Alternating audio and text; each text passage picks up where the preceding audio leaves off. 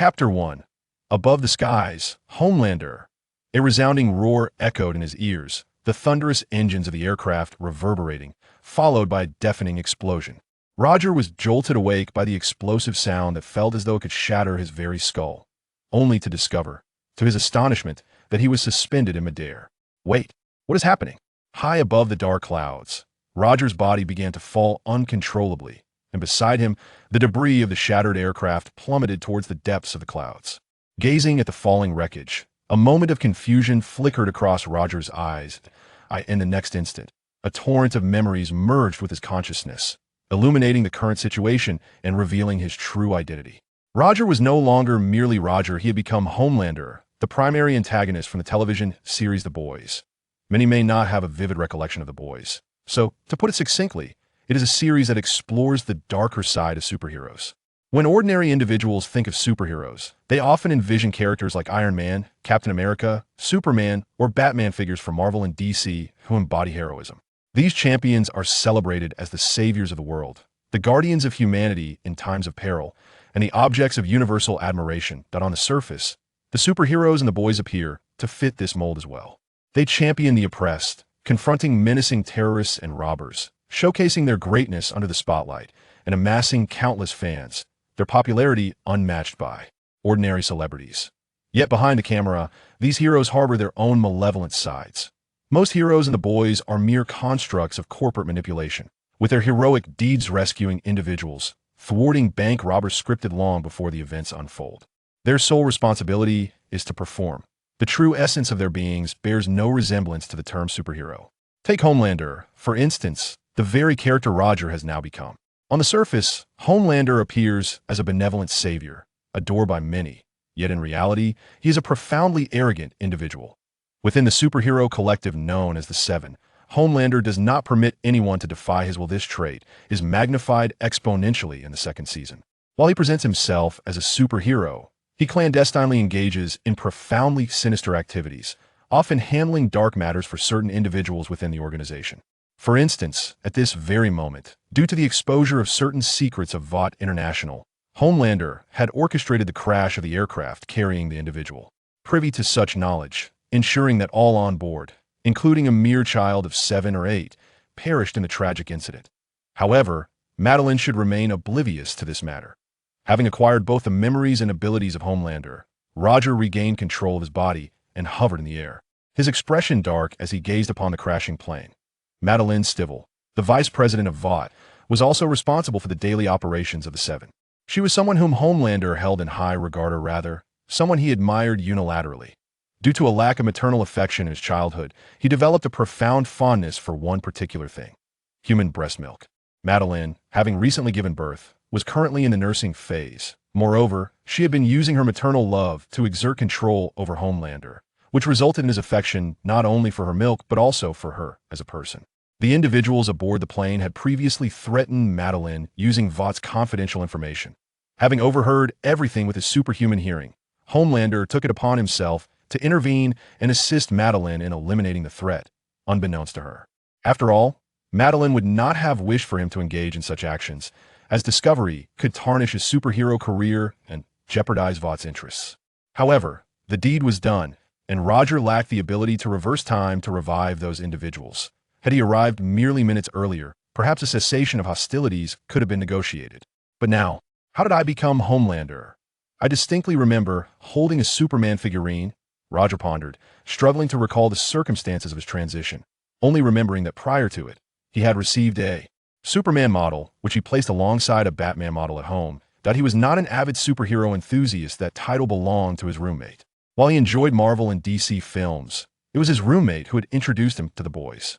The various superhero figurines scattered throughout their home, including the Superman model he received just before his transition, were all purchases made by his roommate. Yet, if he had indeed been holding a Superman model at the time, it would stand to reason that he should have transitioned into Superman himself, not Homelander. Was it merely because their abilities were somewhat similar? That was absurd. Homelander was significantly weaker than Superman, and he was a villain to boot. It wasn't that Roger held any particular disdain for villains, but who wouldn't aspire to be a hero revered and admired by many? My head. It hurts. I should go back and get some rest, he thought, feeling a throbbing in his skull. After a moment's contemplation of the plummeting aircraft, he reorganized Homelander's memories and, following the mental map imprinted within him, turned to fly homeward. Logically, having traversed into the persona of Homelander and acquired his formidable abilities should have filled Roger with exhilaration. Yet, likely due to the merging of memories and the recent mishap, he found himself devoid of such thoughts, only yearning for a good night's sleep to recover. The burdens upon the shoulders of the patriotic man are not limited to just this one, that if Roger truly aspires to become a superhero, he certainly has his work cut out for him in the days to come. The following morning, Roger awoke in the grand bed of the patriotic man's residence. After a night of refreshing slumber, the first thing he did was rush to the bathroom to gaze into the mirror. "It's not a dream," he murmured, staring at the strikingly handsome visage that bore no resemblance to his own. Roger let out a long sigh. This was his first foray into another realm, and he had acquired abilities akin to those of Superman. One would expect him to be elated, however. Thoughts of his friends from before the transition, the unfinished anime and films, and his beloved British short-haired cat back home, dampened his spirits considerably. Suddenly, the tranquility of his contemplation was interrupted by the ringing of his phone, which lay on the bedside table. Upon glancing at the screen, he saw it was Ashley, the agent responsible for coordinating the daily activities and schedules of the Super 7. Hello? Hello, patriotic man. Are you awake? I apologize for disturbing your slumber, but we are nearly late for today's event. If you're feeling unwell, I can arrange for you to take a day off you. The woman's voice on the other end had a tone of servility, seemingly anxious that her call had interrupted the patriotic man's rest. Even without seeing Ashley's face, Roger could imagine her demeanor likely one of subservient humility, accompanied by a forced smile. Rubbing his forehead, Roger endeavored to rouse himself further and replied, "Apologies, I simply overslept. Please tell me the location, and I will be there shortly." The call was quickly ended. Roger donned the patriotic man's star-spangled cloak and departed from the apartment. Meanwhile, Ashley stood there, momentarily stunned, unable to comprehend the situation. Beside her, the somewhat revealingly clad female hero, Queen Maeve, noted Ashley's perplexed expression and inquired, "What's wrong? Is he not coming?" "No," Ashley replied, her expression still dazed. "He just apologized to me." Queen Maeve. Chapter 2. Brother, you're under arrest. Ashley trembled slightly. Perplexed as to how she might have offended the patriotic man, was it the disturbance of his slumber that incited his ire? Her reaction is not unwarranted, although the patriotic man appears calm. He is, in truth, quite self-centered. He does not apologize to others even when he acknowledges a fault. It is merely a scripted apology, crafted by Vought, devoid of genuine sentiment. Private apologies follow the same pattern rather than embodying true contrition. They often come across as veiled sarcasm. Thus, when the patriotic man expressed remorse, Ashley found herself gripped by fear, fearing she had inadvertently angered him. As one of the only two female heroes within the current Super 7, Queen Maeve sought to comfort Ashley, saying, "Do not be overly concerned, perhaps he has merely just awakened. And you have committed no wrongdoing, there is no need to fear that he will bring you trouble. But, enough he approaches," Queen Maeve remarked as she gazed skyward.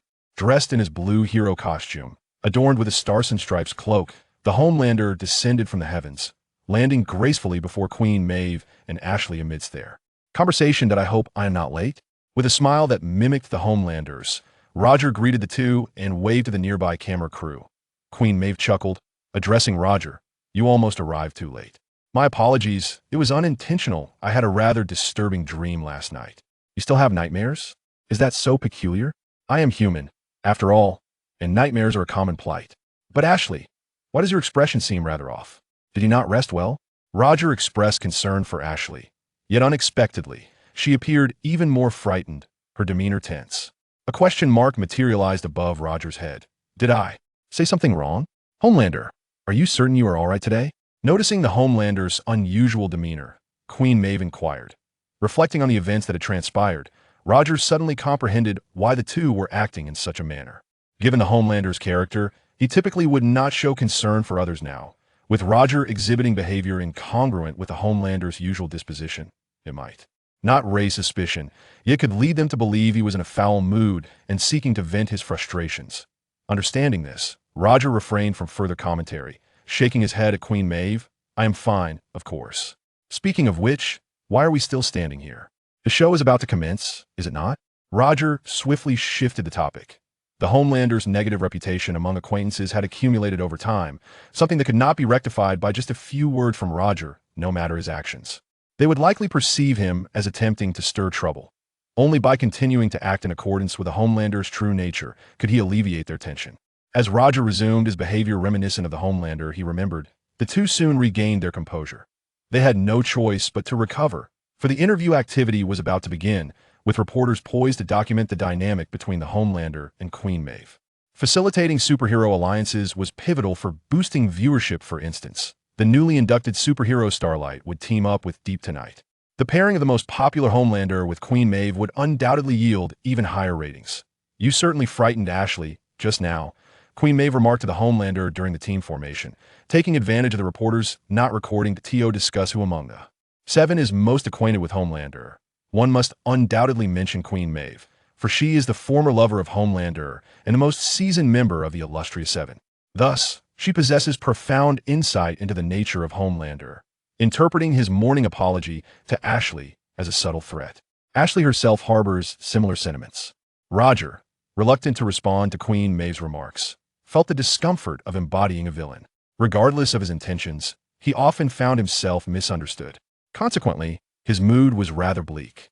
He cast a sidelong glance at Maeve and remarked, "I never intended to frighten her. Who knew my mere apology would elicit such a reaction? You have never before apologized in front of the cameras." Maeve halted her steps to gaze at him. Roger replied, "So, I am forbidden from offering apologies? Or do you perceive me as the sort of person who, despite knowing his faults, obstinately refuses to apologize?" Maeve longed to affirm his statement, yet she acutely sensed the flicker of disappointment in Roger's eyes, rendering her momentarily speechless. It was astonishing to her that this seemingly perpetual egotist could feel disheartened by another's misunderstanding. Had he genuinely been apologizing to Ashley? Maeve understood Homelander all too well, yet this knowledge made her incredulous at his current demeanor. Were it not for his irreplaceable abilities, she might have questioned if this was indeed the true Homelander. Disregarding Maeve, Roger noticed that the reporters had caught up. With microphones hovering above them, as a journalist began broadcasting, it became clear that further conversation was unwarranted. Following the script provided by Vought International, they proceeded into an alley. Not far into their walk, Roger detected a cry for help emanating from the distance. Homelander's abilities mirror those of the DC Universe's Superman, endowed with superhuman hearing, vision, speed, endurance, and strength, not to mention laser vision, an invulnerable physique, and the ability to fly. Aside from lacking Superman's freezing breath, he is essentially a replica of the Man of Steel, devoid of concerns regarding kryptonite. Thus, with his acute hearing, Homelander effortlessly discerned the distant pleas of several children. "Over there, approximately 500 meters away, on the second floor," Roger stated, swiftly entering a professional mindset. Upon finishing his sentence, he and Queen Maeve dashed towards the scene that in truth, had circumstances permitted, Roger could have arrived ahead of Maeve, whose speed was also commendable, allowing them to forego running altogether. However, both were acutely aware of the nature of this incident. This was a staged event orchestrated by Vought, ensuring no one would be harmed and that no accidents would occur. Rather than merely arriving swiftly, they prioritized viewer ratings. However, the two individuals could not afford to appear overly conspicuous. They exhibited a semblance of anxiety while maintaining a reasonable distance from the reporter. This approach enabled them to swiftly reach the scene without leaving the journalists too far behind. Upon arriving at the location indicated by Roger, he witnessed a masked assailant brandishing a firearm, engaged in a brazen daylight robbery.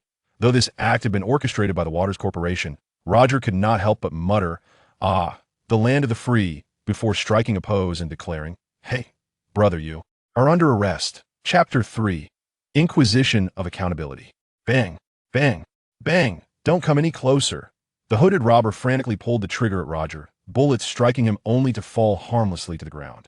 Yet, even amidst this, the assailant did not cease his frantic actions. Fear flickered in his eyes, fear of Roger. Roger understood the reason behind it. Although this was a scheme devised by the Waters Group, those from his homeland had previously executed missions without regard for the lives of such individuals. In a fortunate mood, they might spare a life in a less charitable one. They would pierce through a body with laser vision or simply launch them skyward to meet a free fall. These individuals were all death row inmates, having signed away their lives in contract. Their demise was inconsequential. Yet who truly wishes for death if survival is an option? The robber before him exemplified this, fully aware of his impending fate, yet unable to resist the instinct to fight back. The bullets that struck him caused no pain. Roger observed the terror in the masked man's eyes, and after a prolonged silence, he surged forward with superhuman speed, crushing the weapon in the robber's grip into fragments, before delivering a decisive punch to his head, rendering him unconscious. Had it been the former agents from his homeland, they might have obliterated the man's body, but Roger had no desire for such brutality now. Firstly, it was far too sanguinary. Secondly, there were children nearby. Wow, it's a Homeland hero. Homeland hero. Can a Homeland hero give me an autograph? A group of children gathered around, their cheers drowning out the recent terror of the attempted robbery. Seeing the joy radiating from their faces, Roger couldn't help but smile. He embraced several of the children, grinning at the cameras of the approaching news crew, and encouraged others to capture the moment. This heartwarming scene was recorded, raising the television ratings once more. However, after signing autographs and watching the children escorted away by the police for their protection, the smile on Roger's face abruptly vanished. Queen Maeve, observing the exchange, inquired with surprise, "What's wrong? Were you dissatisfied with the filming?" The eldest of those children was no more than 7 years old. So, they actually arranged for these children to serve as victims? Roger's countenance was grim as he spoke. "Well, have you ever cared about these matters?" Queen Maeve regarded Roger with the gaze of one observing an alien. Desiring not to engage in a dispute, Roger intended to return to what company to inquire with Madeline about the situation, but just as he had taken a few steps, he halted abruptly. "Help! Is there anyone who can save me? Oh my God!" He heard another cry for help. "Has the company arranged for other incidents?" Roger suddenly inquired of Maeve. Queen Maeve shook her head, saying, "No, there was only this one the morning after all. We have other matters to attend to in the afternoon." "What's the issue?" "Please wait for me here. I shall return shortly." "Wait, Z." Just as Queen Maeve was about to ask what was amiss, she witnessed Roger soar through the window, his figure vanishing in an instant. Utilizing his super hearing, Roger sought the source of the cries. Before long, he encountered the one in distress, a woman weeping on the edge of the flames, hesitating whether to leap. The fire raged from the 5th floor at such a height, even a fall could lead to severe injury. Yet with the flames advancing, the woman felt compelled to jump. It was at that moment that Roger arrived. "Patriot! It's a patriot! Oh my God, that girl is saved! God bless! God bless!" The crowd below raised their phones, capturing the scene, while Roger descended like a celestial being before the girl, extending his arm and declaring, "Madam, you are safe." With that, he carried the overjoyed girl away from the 5th floor. Boom! Just as Roger had lifted the girl, an explosion caused by gas engulfed the very spot where she had stood, eliciting gasps from the onlookers. Not far away, Queen Maeve, following Ashley's instructions, arrived at the scene of the unexpected disaster, prepared to rescue individuals before the cameras, only to find that she was too late. Roger had already saved everyone from the inferno that in the absence of cameras. "Maeve, have you arrived?" On the other end of the line, Ashley, unable to hear the sounds from this side, asked in surprise. Queen Maeve stared at Roger, who was smiling amidst the throngs of admirers, momentarily lost in thought before finally responding to Ashley. "I have arrived, but my services are no longer required." "Excuse me? The Patriot has already rescued everyone. Are there any reporters or surveillance cameras nearby?" "The reporters have yet to arrive, and the surveillance cameras in this vicinity are malfunctioning." "So this time, he truly is saving lives?" Queen Maeve murmured to herself, somewhat incredulous. Under the flash of cameras, Roger displayed a genuine and heartfelt smile, suddenly finding himself enamored with the sensation. Standing before the lens, basking in the admiration and adulation of the crowd. However, Roger quickly came to a realization. He understood that while this sensation was indeed pleasurable, he must not become excessively enamored with it. For if he did, he would find himself no different from his compatriots, possessing little more than a modicum of conscience. Moreover, with the passage of time, it was uncertain whether his remaining shred of morality would not be devoured by vanity. Thus, Roger promptly recalibrated his mindset until he was summoned by Madeline, the vice president of the Walter Group. Waving to the incessantly snapping journalists, Roger turned and soared towards the headquarters of the Walter Group. According to the original narrative, having obliterated the aircraft and eliminated his adversaries, he should now approach Madeline to seek commendation. Of course, he would not be foolish enough to articulate his actions, yet it would not hinder him from flaunting his achievements before Madeline, akin to a child who believes they have performed a noble deed awaiting parental praise. I have done a good deed. I shall remain silent, waiting for discovery and accolades. This is the mindset prevalent among his compatriots. Yet, sometimes, a child may inadvertently commit a misdeed while intending to do good. Upon arriving at Madeleine's office, Roger knocked lightly before entering, finding her seated in her office chair. Madeleine, in her late 30s, approaching 40, appeared remarkably youthful due to her meticulous self-care, exuding the charm of a mature woman with a hint of maternal warmth. This allure was one of the reasons his compatriots admired her. However, it was his compatriots who were enamored, not Roger himself. "I hear you were looking for me?" he inquired casually as he settled onto the sofa, feigning nonchalance. Perceptively sensing something amiss in Roger's demeanor, Madeleine refrained from suspecting the alteration beneath his facade, and after gathering her thoughts, she replied, "Indeed, it is I who sought you out. Have you heard about the mayor of Baltimore?" Upon hearing her words, Roger inwardly acknowledged the truth of her statement.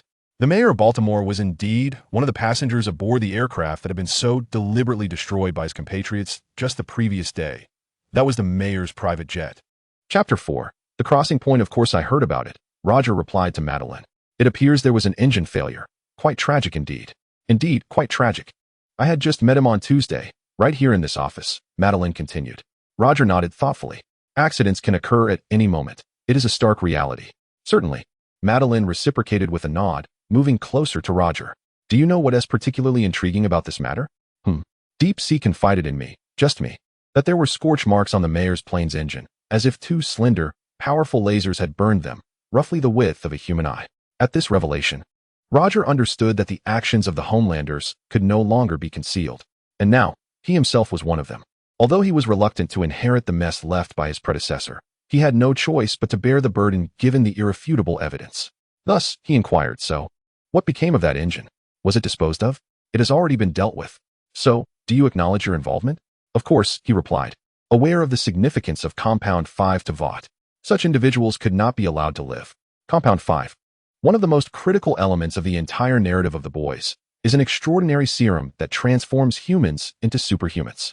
The younger the age at which it is administered, the greater the likelihood of awakening powers. Conversely, as one ages, even with the injection of Compound 5, the chances of awakening diminish, and there exists the risk of death. Thus, Vought only administers Compound 5 to newborns, aiming to create superhumans and craft their own superheroes. The Homelanders, Queen Maeve, and all individuals endowed with extraordinary abilities are products of Compound 5, with the Homelanders being the epitome of perfection. Knowing the existence of Compound 5, Vought's most closely guarded secret, the company could not permit such individuals to survive. Even if the Homelanders chose not to act, others would undoubtedly step in. However, the motivation behind the Homelanders' actions was not solely the Compound 5. It stemmed from the mayor's threat to Madeleine. "Ah, the ever-adoring sycophant," Roger mused internally, offering Madeleine a smile. "Eliminating obstacles for the company is indeed my duty, is it not?"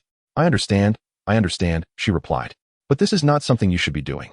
You represent hope and brightness. You should embody the light, not seek vengeance against someone," Madeleine urged gently. Before Roger could respond, she continued, "Moreover, you were never meant to partake in such deeds. Today, I have invited nearly a dozen members of the Senate Appropriations Committee. Do you realize the repercussions if this were to come to light?" "So have I erred?" Roger countered, questioning Madeleine. Madeleine gazed at him, as if assessing something, before she settled beside Roger and softly remarked, "No, in truth, you have performed admirably. It is merely a matter of timing. Let us put aside the unfortunate mayor for now. This evening, I require your presence to captivate those senators, paving the way for our endeavors. Can you manage that?" "Very well, it is indeed my forte." What Madeleine aimed to achieve was the integration of the superhumans from the Walter Group into the military, and Roger, as the embodiment of the nation, was to be their representative. Besides Roger, Queen Maeve and Shinsei were also to attend the evening's gala, while Deep Sea and Starlight were tasked with executing a mission that night. After conversing with Madeleine for a while, successfully diverting the conversation, Roger began to contemplate his next course of action. Becoming the embodiment of the nation, the most powerful being in this world, granted Roger the liberty to pursue any desire. Just like the embodiment of the nation. Yet, he did not wish to become like them. The education he had received throughout his life forbade him from abusing his superpowers. He aspired to be a true hero, not a mere imitation like the embodiment of the nation. However, he was at a loss as to how to proceed. Departing from the Walter Group, and with time still on his side, Roger soared back into the sky, retracing his steps to the very expanse he had traversed the previous day, gliding back and forth in search of something. He firmly believed that his crossing held significance. Others usually transitioned after death or at the very least during slumber, yet for Roger, it had merely been a matter of grasping a superhuman model to cross over. This struck him as peculiar, prompting his return to the skies in pursuit of answers. As he passed by the vicinity where he had floated yesterday, Roger abruptly halted, activating his supervision to detect any anomalies in the sky. Just moments ago, he had keenly sensed a subtle disparity between the distant sky and the adjacent expanse. It resembled a distorted pane of glass positioned in the air, evoking a sense of dissonance. Through his enhanced vision, Roger swiftly identified the location of this peculiar glass. This must be the very spot where I crossed over yesterday. Gazing at the transparent distortion before him, Roger pondered deeply, then cautiously extended his left pinky finger towards the enigmatic space in the sky. He chose to probe with his pinky due to concerns that this warped, transparent realm might inflict harm upon him. Although Roger possessed a physique akin to that of a superhero, he understood that one should always be wary. Even heroes could fall prey to unforeseen circumstances, let alone someone like him. Fortunately, the distorted space posed no threat. When he touched it with his pinky, he felt as if he had encountered the delicate membrane of a plastic bag, and with a gentle prod, he penetrated through. However, that single poke triggered an abrupt and intense transformation in the distorted space before him. The distorted space was expanding, and something was creeping towards Roger along the little finger of his left hand. Startled, Roger attempted to withdraw his finger, but the gravitational pull of the distorted space rendered even his superhuman strength ineffective. Damn it, he cursed inwardly, feeling a surge of panic as he helplessly watched the distorted space transform into warm currents that flowed upwards along his left arm. Of course, he could see nothing, yet he could distinctly sense the warm streams emanating from the distorted space. After several seconds, Roger's eyes transformed into a brilliant blue, as the distorted space imparted messages into his mind. Through these revelations, Roger discerned that his traversal was merely a fortuitous event. He had unwittingly stumbled upon this distorted space, and was subsequently transported to the world of the Black Cloak Enforcers. He tentatively dubbed this distorted space the traversal point, for it had the capability to traverse according to the spatial nodes of varying timelines. Prior to the traversal, these spatial nodes would undergo a charging process, linking to worlds similar to the one preceding the traversal. Once charged, one could traverse to another realm through these nodes. However, traversing through space could inflict harm upon the human body. Thus, one either needed to don formidable protective gear or possess superhuman physical attributes. Regrettably, Roger had nothing at his disposal prior to his traversal, resulting in his body being torn apart by the space. Yet, due to his connection with the traversal point, which he could be considered the master of, the point selected a world and character most akin to his figurine, granting him the opportunity for rebirth. Thus, he became a citizen of his homeland. And this was the truth behind Roger's arrival in this world. Chapter 5. Starlight and the Deep Sea. The ability of the traversal point to connect worlds with similar worldviews suggested to Roger that he might still have a pathway back. Suddenly, the thought struck him. Now that the traversal point had acknowledged Roger as its master, all he needed to do was locate the spatial nodes of a similar world. Provided they were fully charged, and he could traverse at any time and in any place through the traversal point. Should he find the spatial node of his original world, he might be able to return, endowed with all the abilities of his homeland's citizens. Unfortunately, Roger currently had no means to locate the spatial node of his original world. To return to a previously visited realm, he needed to leave a coordinate within this world using the traversal point, a feature that had only been unlocked after it became Roger's possession. Thus, he presently possessed only the coordinates of the current world, namely, the Black Cloak Enforcers. Nevertheless, the prospect of traversing to other worlds was not without merit. Roger quickly reassured himself. Although he could not return to his former world, the opportunity to embark on adventures in other realms was not a loss for him. Understanding the reason behind his traversal, Roger ceased his search in this void and turned back towards the Watt group. Returning to the Vortex group, Roger prepared to visit the office of the Seven, intending to discuss matters regarding the aircraft engines with Deep Sea. However, upon his arrival, he encountered Starlight, who was just about to head out for an event. Starlight and Janeway had recently joined the Seven as a superhero, endowed with the extraordinary ability to absorb electrical energy and emit blinding light, coupled with remarkable endurance and physical prowess. In the original narrative, when the protagonist's team shot her with a sniper rifle, she merely experienced a brief moment of discomfort before rising again. Although her defensive capabilities did not rival those of Patriot or Queen Maeve, they far surpassed those of the average metahuman. Seeing Starlight lifted Roger's spirits somewhat, for she might be the only remaining dreamer of heroism within the Seven, a naive girl unaware of the former deeds of Patriot. Thus, when he approached her, it felt entirely natural to greet her with, "Starlight, good afternoon." Starlight, taken aback by the presence of Patriot, felt a flicker of surprise. In the past, meeting Patriot would have thrilled her to the point of leaping with joy. Yet, her current mood was far from cheerful, and she managed only a strained smile in response. "Good afternoon, Patriot. Wow, you seem a bit down. Is it the pressure of tonight's team event?" As soon as Roger uttered the words, Starlight's expression darkened further. He was aware of the reason behind her gloom. This evening, Starlight was to team up with Deep Sea, whose abilities ranked lower within the Seven, allowing him to breathe underwater and communicate with marine life. Although he meant no harm, Deep Sea often exhibited a rather sleazy demeanor. On Starlight's first day in the team, he had taken advantage of her unfamiliarity with the group, pretending to be the strongest member after Patriot, and coerced her into performing inappropriate tasks. While Deep Sea may have dismissed this as harmless, having endured similar treatment during his initiation, this incident left Starlight with profound psychological scars, fostering a deep-seated animosity towards him. Tonight's assignment, marking Starlight's inaugural mission with the Seven, was overshadowed by the fact that she would be paired with someone she detested. It was no wonder her spirits were low. Observing her distress, Roger contemplated for a moment, and after ensuring their surroundings were clear with his superhuman hearing, he gently asked, "I can see that you're feeling quite troubled. Would you care to share the reason?" "It's nothing. Perhaps I'm just overly anxious," Starlight replied, yearning to confide in Roger about Deep Sea's actions. However, recent experiences rendered her unable to voice her concerns. Deep Sea's coercive behavior, along with the unsettling experience of a voyeuristic figure in the women's restroom, had shattered all her former hopes regarding the Seven. She even began to question whether all members of the Super Seven were like this, including the individual before her, who resembled a messianic figure. Really? Indeed. Observing Starlight's reluctance to speak, Roger did not press her. Instead, before departing, he remarked, "Though you are a newcomer, you are now part of the Super Seven. We are a collective, a family, and I serve as the leader of this household. You may regard me as a father or brother figure." Roger then earnestly added, "If you ever feel wronged, do not hesitate to confide in me. I can resolve any issue." Starlight gazed at Roger's earnest demeanor, her eyes flickering slightly. Yet in the end, she chose silence, simply nodding and responding, "All right, thank you. I will speak up in the future." Acknowledging her unwillingness to disclose anything further, Roger decided not to press her any longer. "You may attend to your tasks. I shall not intrude," he said. After parting ways with Starlight, Roger returned to the Super Seven's office, letting out a resigned sigh. It seemed that being the good guy was no easy feat, even with Starlight, who had just joined the team. Attempting to use her as a means to alter his image was not a straightforward endeavor. However, Roger was not in a rush.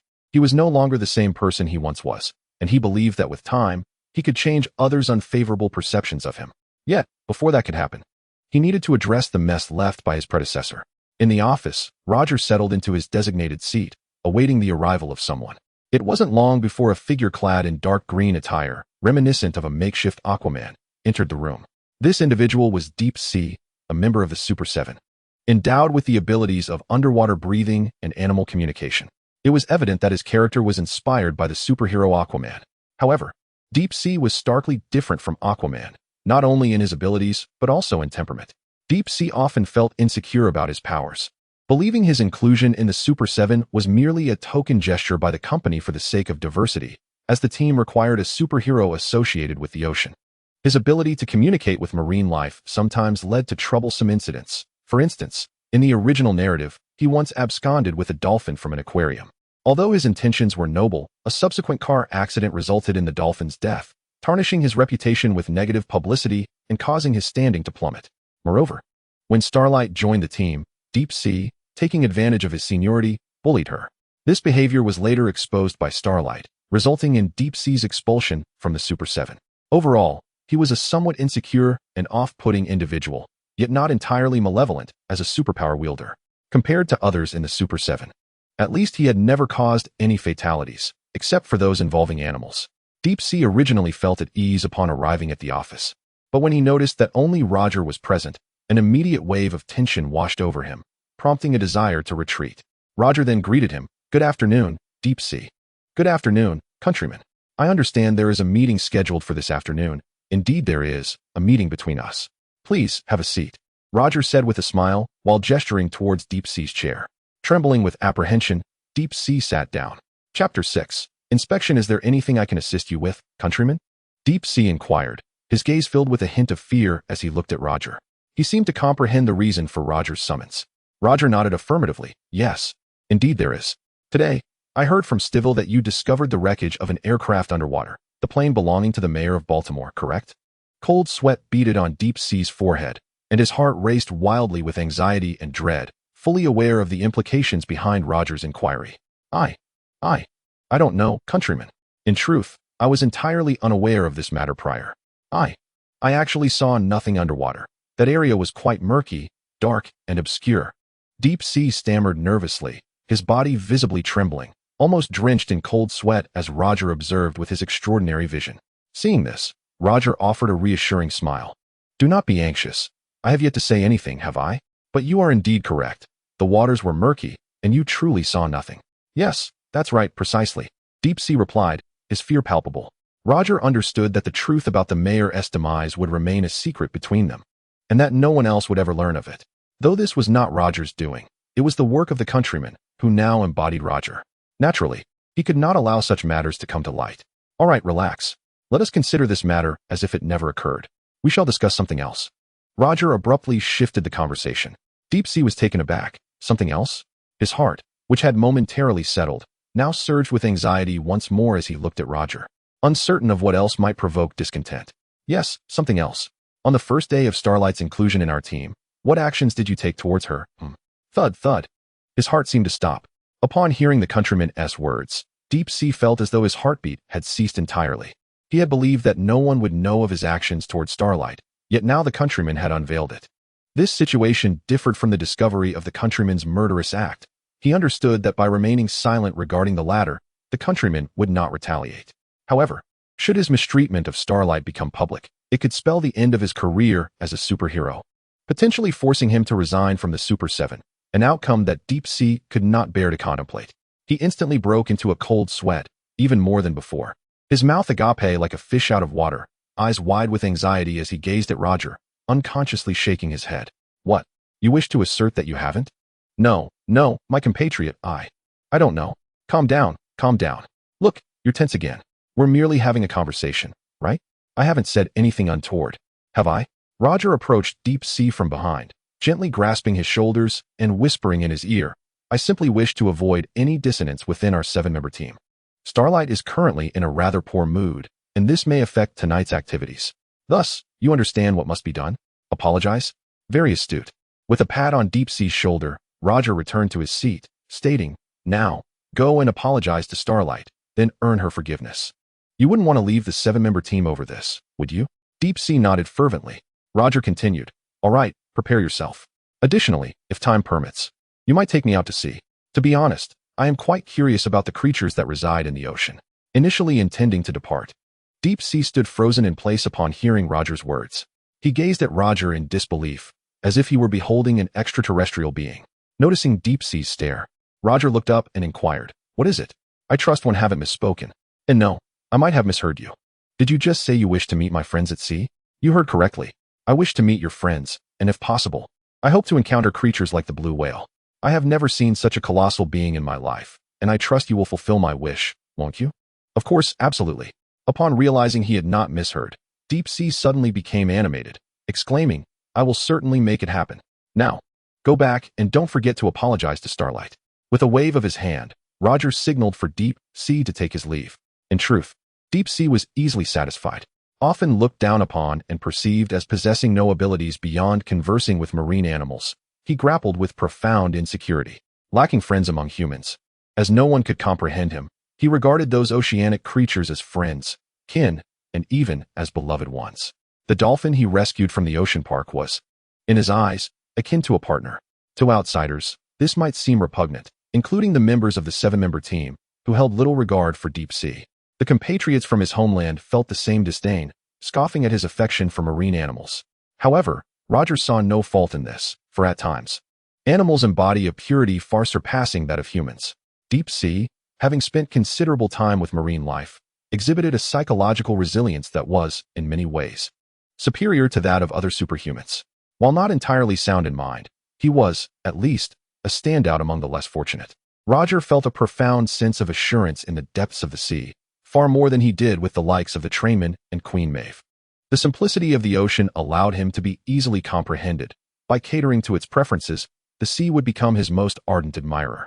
This marked Roger's initial stride towards transforming the image of his homeland, which had long been marred by a sense of superiority. Standing before the expansive windows of the Super 7's office, he gazed out at the panorama, employing his superhuman vision to survey the world below. With an evening gala on the horizon, both Roger and Queen Maeve found themselves with a lull in their afternoon activities. They needed to memorize the lines prepared by their company, readying themselves to lobby the politicians in favor of a bill that would usher superheroes into the realm of national defense. Previously, the citizens of his homeland were quite invested in such matters, as it would garner him greater attention and perhaps earn him a fleeting glance from Madeline. However, the Roger of now was no longer the original patriot.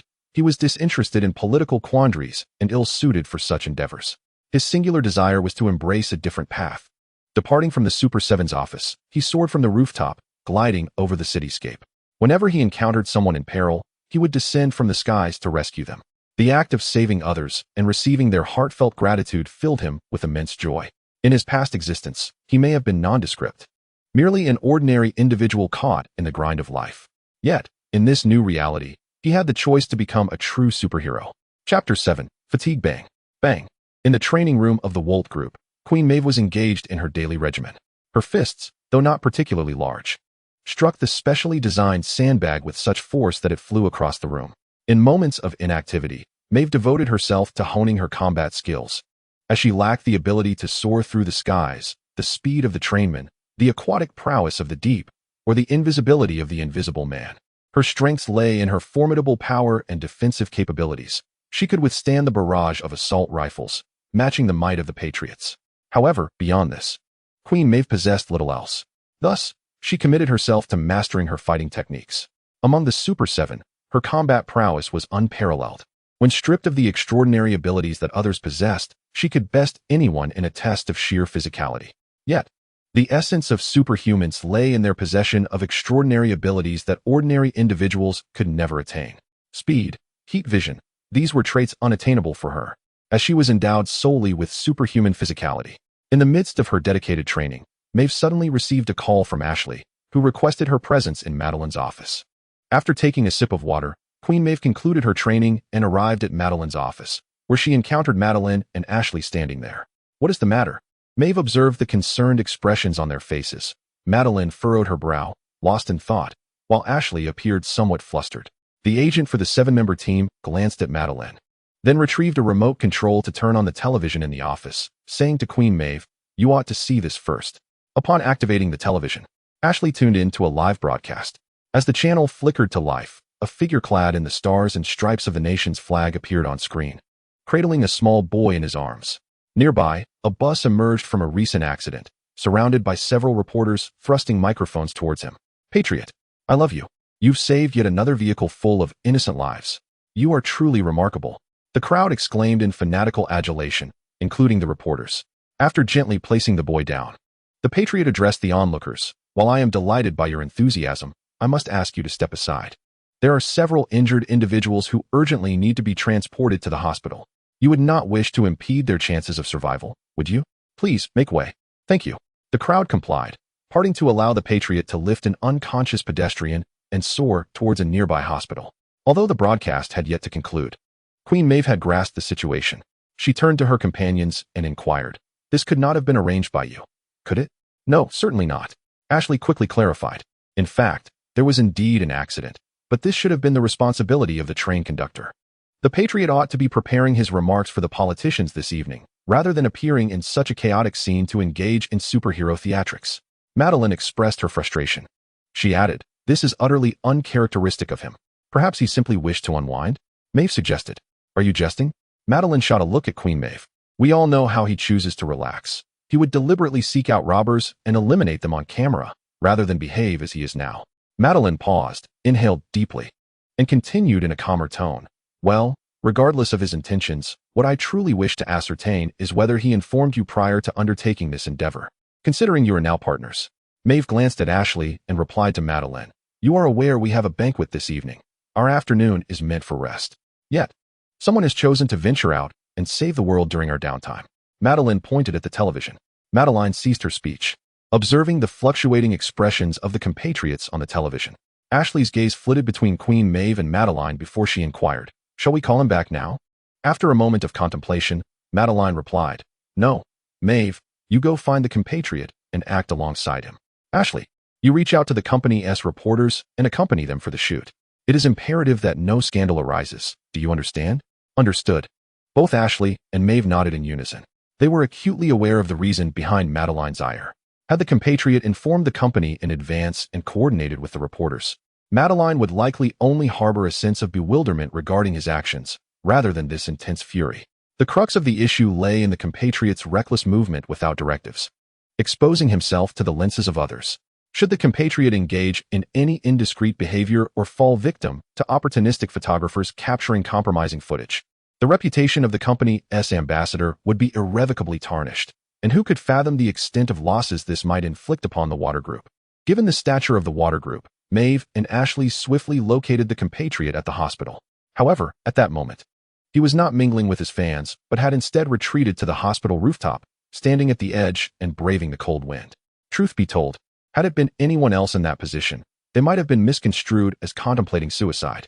Roger stood on the rooftop, feeling the chill, ignoring the approach of Queen Maeve behind him. His superhuman hearing alerted him to her presence, yet he was not in the mood for conversation. Maeve observed his silhouette, glanced back at Ashley standing behind her, sighed, and stepped outside to address Roger. "I hope I'm not disturbing you? Would you leave if I said you were?" Roger queried without turning. Maeve spread her hands in response. "Certainly not. Madeline has instructed me to bring you back. Your unexpected appearance has incensed her." Only then did Roger turn to face Maeve, asking, "What do you mean by unexpected? Are you implying that saving lives was not part of the plan? Come now. It is our duty as superheroes to save lives." Sensing a hint of dissatisfaction in his tone, Maeve inquired, "Who has upset you?" Roger regarded Queen Maeve for a moment before shifting his gaze to the horizon, stating, "It's nothing, just feeling a bit weary." Chapter 8. A Great Trouble. What does one do upon becoming a superhero? Do they emulate Superman, racing to save others, becoming a deity among mortals? Logically, one would think not.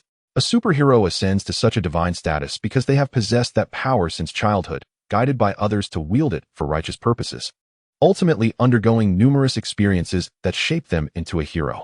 When an individual suddenly acquires superhuman powers, the initial impulse is rarely to emulate a superhero by saving others.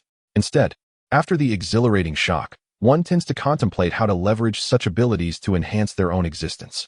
With the world's weapons rendered ineffective against him, even a nuclear bomb could be swiftly evaded with prior awareness of its launch. The thought that virtually nothing could impede one's progress can indeed incite a thrill. Initially, Roger felt this excitement. However, his moral compass forbade him from misusing his extraordinary abilities for selfish pursuits. He began to ponder how to utilize these powers for meaningful endeavors, such as aiding others and rescuing ordinary individuals from life-threatening situations. Yet, upon completing these acts, Roger was suddenly struck by a sense of futility. He was not a hero. Before his transformation, he was an ordinary person, and after his transition, he found himself as an exceptionally self-centered individual influenced by his homeland. The mere fact that he refrained from malevolence was testament to his formidable willpower, let alone consistently performing good deeds. As he grasped the implications of his formidable strength and contemplated his current identity and possessions, a profound emptiness enveloped him. He found himself at a loss for life's purpose. Prior to his transformation, Roger's ambition had been to save enough money to purchase a house outright, or if circumstances dictated, to finance it through a loan. However, after his metamorphosis, even this modest goal was effortlessly achievable. He could afford not just one house, but 10. What, then, should his subsequent ambition be? To gain the reverence akin to that of a superhero? Roger had already attained that, or rather, his homeland had, and he excelled in this regard. Now, wherever Roger ventured, he was met with adoring fans clamoring for photographs and autographs. He could bask in the limelight, emerging as a globally recognized star. He aspired to be a superhero, endowed with extraordinary hearing and vision, capable of perceiving dangers before they unfolded, thus saving others in the nick of time. He could pursue any endeavor his heart desired. Yet, This all felt devoid of significance. Possessing immense power, unparalleled wealth, and having exceeded his life's ambitions, Roger found himself bewildered, unsure of the path forward. He contemplated vindicating his homeland's reputation, but it required no such validation. In the eyes of the world, he already epitomized perfection. As for those who misunderstood him, time would eventually foster understanding. Thus, Roger found himself engulfed in confusion. Maeve observed the undeniably fatigued figure of Roger, rendered momentarily speechless. Initially, she found it somewhat absurd that he, of all people, could feel wearied. Yet, gazing at him, the humor evaporated, for she recognized the sincerity in his demeanor. "If you are tired, you should return to rest, or perhaps you could join me in my work," she suggested. Maeve gestured towards Ashley, behind whom a photographer from Vought Group was closely following, though his camera remained unactivated. Roger glanced back at Ashley and her accompanying cameraman, feeling somewhat disenchanted as he remarked, "Let us just forget it. I recall there's an event later tonight. We should return." Although they had come out for an occasion, merely finding someone only to turn back would surely infuriate others if it were anyone else's whim. Yet, no one, including Maeve, uttered a word.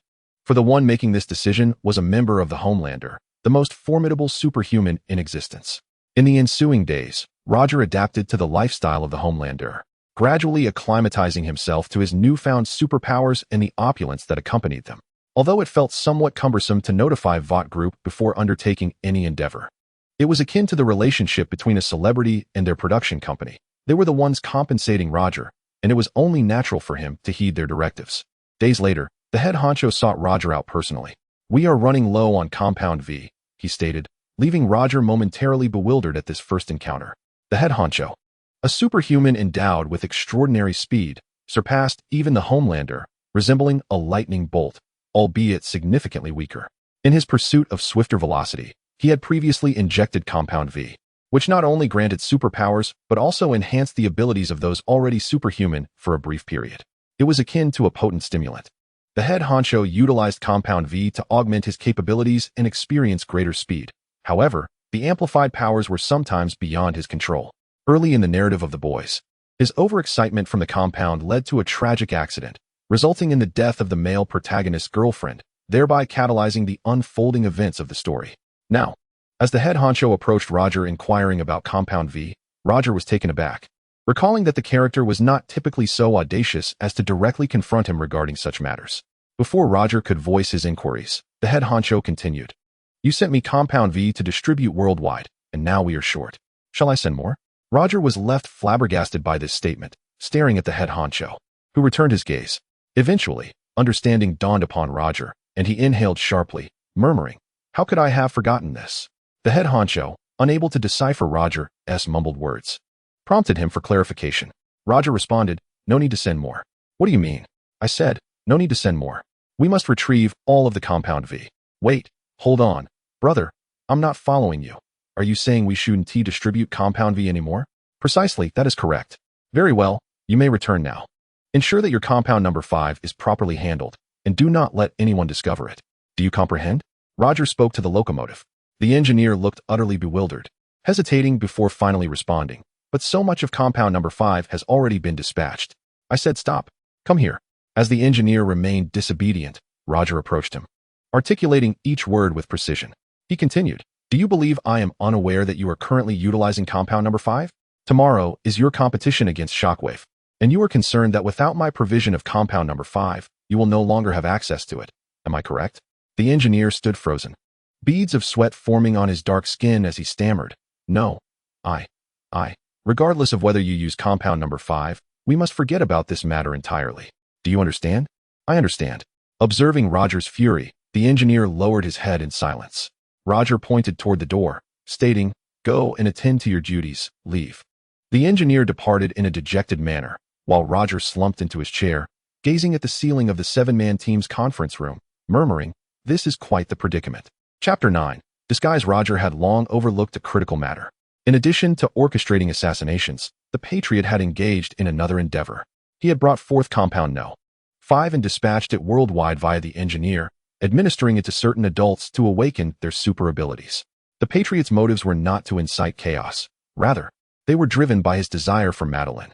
He understood that Madeline wished to integrate superheroes into the defense sector. Yet the Department of Defense was reluctant to allow superhumans into the military. Typically, this process would involve prolonged negotiations, potentially culminating without resolution. However, what if superhumans began to emerge elsewhere in the world? The existence of superheroes would naturally invite the emergence of supervillains as well. If supervillains appeared globally, ones that the Department of Defense could not contend with, it would be compelled to permit superheroes into the defense sector to combat these threats. Thus, the Patriot had directed the engineer to disseminate Compound Number 5 to facilitate the rise of supervillains. Presently, this scheme remained in its experimental phase, with the only relatively successful subject being a woman named Shimazi, who had been captured by mercenaries dispatched by the Patriot and was currently held in an underground facility within the United States under the watch of gangsters. In addition to Shimazi, the Walter Company had constructed a facility akin to a mental institution to conduct experiments aimed at transforming humans into superhumans. One of the former members of the seven-man team, the Lantern, was tasked with overseeing this laboratory. However, as this matter bore no relevance to Roger, he had no intention of addressing it at present. The situation with Shimazi required more immediate attention. Due to an overdose of Compound Number 5, Shime's memory has faltered, rendering her unable to recall her identity. Yet, once clarity returns, all clues will inevitably lead to the Watt Company and the people of her homeland. Roger, who is reluctant to bear the blame for the actions of his compatriots, understands that despite his current allegiance, he can still extricate himself from the situation with careful maneuvering. Essentially, he has become a different entity from the people of his homeland, whether viewed as a mere substitute or as someone transformed into a compatriot. Roger possesses ample justification to absolve himself of any wrongdoing. This wretched existence, where he must clean up the mess created by others, ignites a simmering rage within him. In an unusual move, he donned civilian attire, casual clothing paired with spectacles, allowing his hair to fall freely instead of styling it with gel. Much like Superman concealing his identity behind glasses, Roger believed that unless someone scrutinized his features up close, he would remain unrecognizable. However, just as he entertained this thought, he was abruptly confronted by a familiar face. As he prepared to descend in the elevator, he encountered Starlight, who was also headed down. She regarded him with a discerning gaze, her surprise evident as she exclaimed. Roger felt a twitch at the corners of his mouth, locking eyes with Starlight as he inquired, "You can recognize me?" Initially, she admitted that she had not, but upon realizing the location, the floor of the seven-man team dormitory, she mentioned his name, Wang Defa. Roger mentally chastised himself for forgetting such a simple detail. Fortunately, aside from Starlight, they were alone. Taking a deep breath, he said, "All right, Starlight. No, any. I hope you can pretend you haven't seen anything and regard me as an ordinary person, if you would." However, Starlight seemed poised to say more. Yet, upon observing Roger's appearance, she quickly amended her statement. "All right, compatriot John, you may simply call me John, or Roger. I prefer the latter." Roger replied. As she pressed the button for the first floor, she inquired, "John Roger? I don't understand why you have two names." "Because the former was not chosen by me." "I apologize, but I would rather not discuss it," Roger sighed. John is the true name of a compatriot. Yet, aside from the upper echelons of the Watt Group, no one knew the true name of the compatriots, and even those at the top were unaware that the compatriots despised this name. The name John, derived from the first half of nameless, is not something a rational person would typically choose. After all, having been a test subject of the Watt Company throughout his life, one cannot expect the inhumane capitalist to bestow a commendable name upon him. Thus, it is not just the compatriots who dislike this name. Roger himself harbors a preference for the name he held in his past life. Very well, Roger observed keenly that Starshine was reluctant to mention John's name, thus wisely opting to address her as Roger when referring to their homeland. As the elevator ascended, Starshine suddenly remarked, "By the way, I haven't yet expressed my gratitude regarding the deep-sea incident." "What? Oh, that matter." Roger, momentarily lost in thought, paused before recalling what Starshine was referencing. He replied, "It is of no consequence. Deep Sea must apologize for his misdeeds. In truth, if you were to harness the power of public opinion, you might even manage to extricate Deep Sea from the seven." Public sentiment, you say? Indeed, fans are a straightforward yet remarkably formidable collective. They will go to great lengths for their idol, often attacking rivals whom their beloved despises, which they excel at, akin to a fervent religion, Roger lamented. Whether in the world before my traversal or in the realm of the Black Cloak, fans, more accurately described as frenzied zealots, are easily incited beings. They may remain oblivious to the misdeeds of their idols, unaware of the sordid truths hidden behind the scenes. Yet, when their idol encounters trouble, They unleashed their fury like uncontrollable beasts. Even now, despite having garnered a legion of fans, Roger felt a tinge of trepidation towards this wild horde. Listening intently, Starshine inquired, "From what you say, it seems you harbor a certain disdain for these fans." "What? How could that be?" "Absolutely not."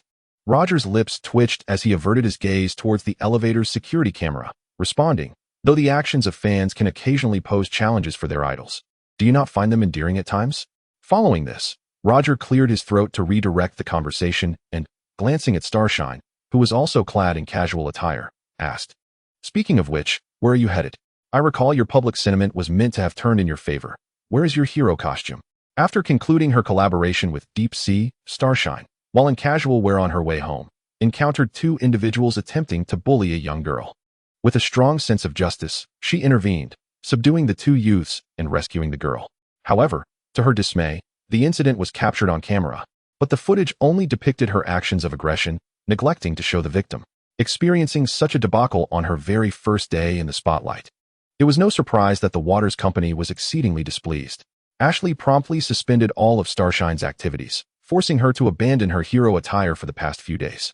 Yet, Roger recalled that just yesterday, the victim had publicly shared the truth online. Starshine should have resumed her activities by now. Why, then, was she still in casual clothes? Chapter 10.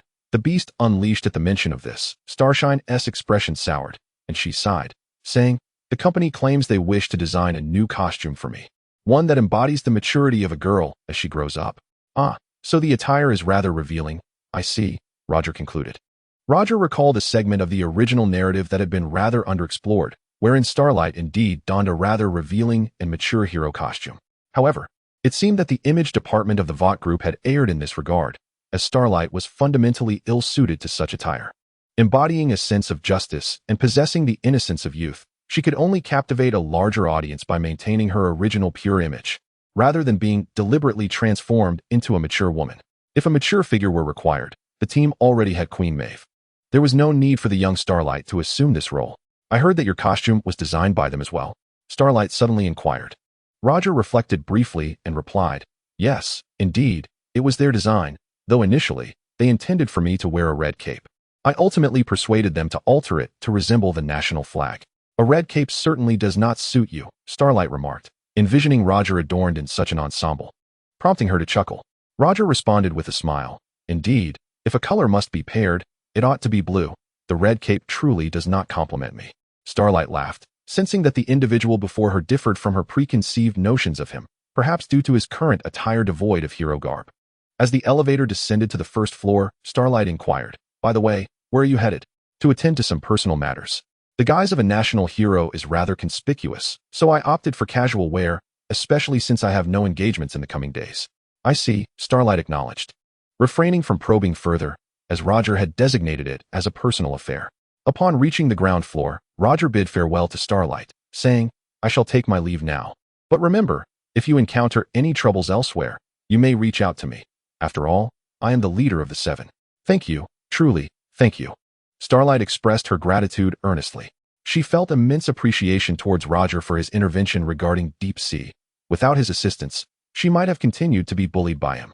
Now, Deep Sea seemed to cower before her, akin to a mouse before a cat, which brought her great satisfaction. Waving goodbye, Roger swiftly exited the Vought group.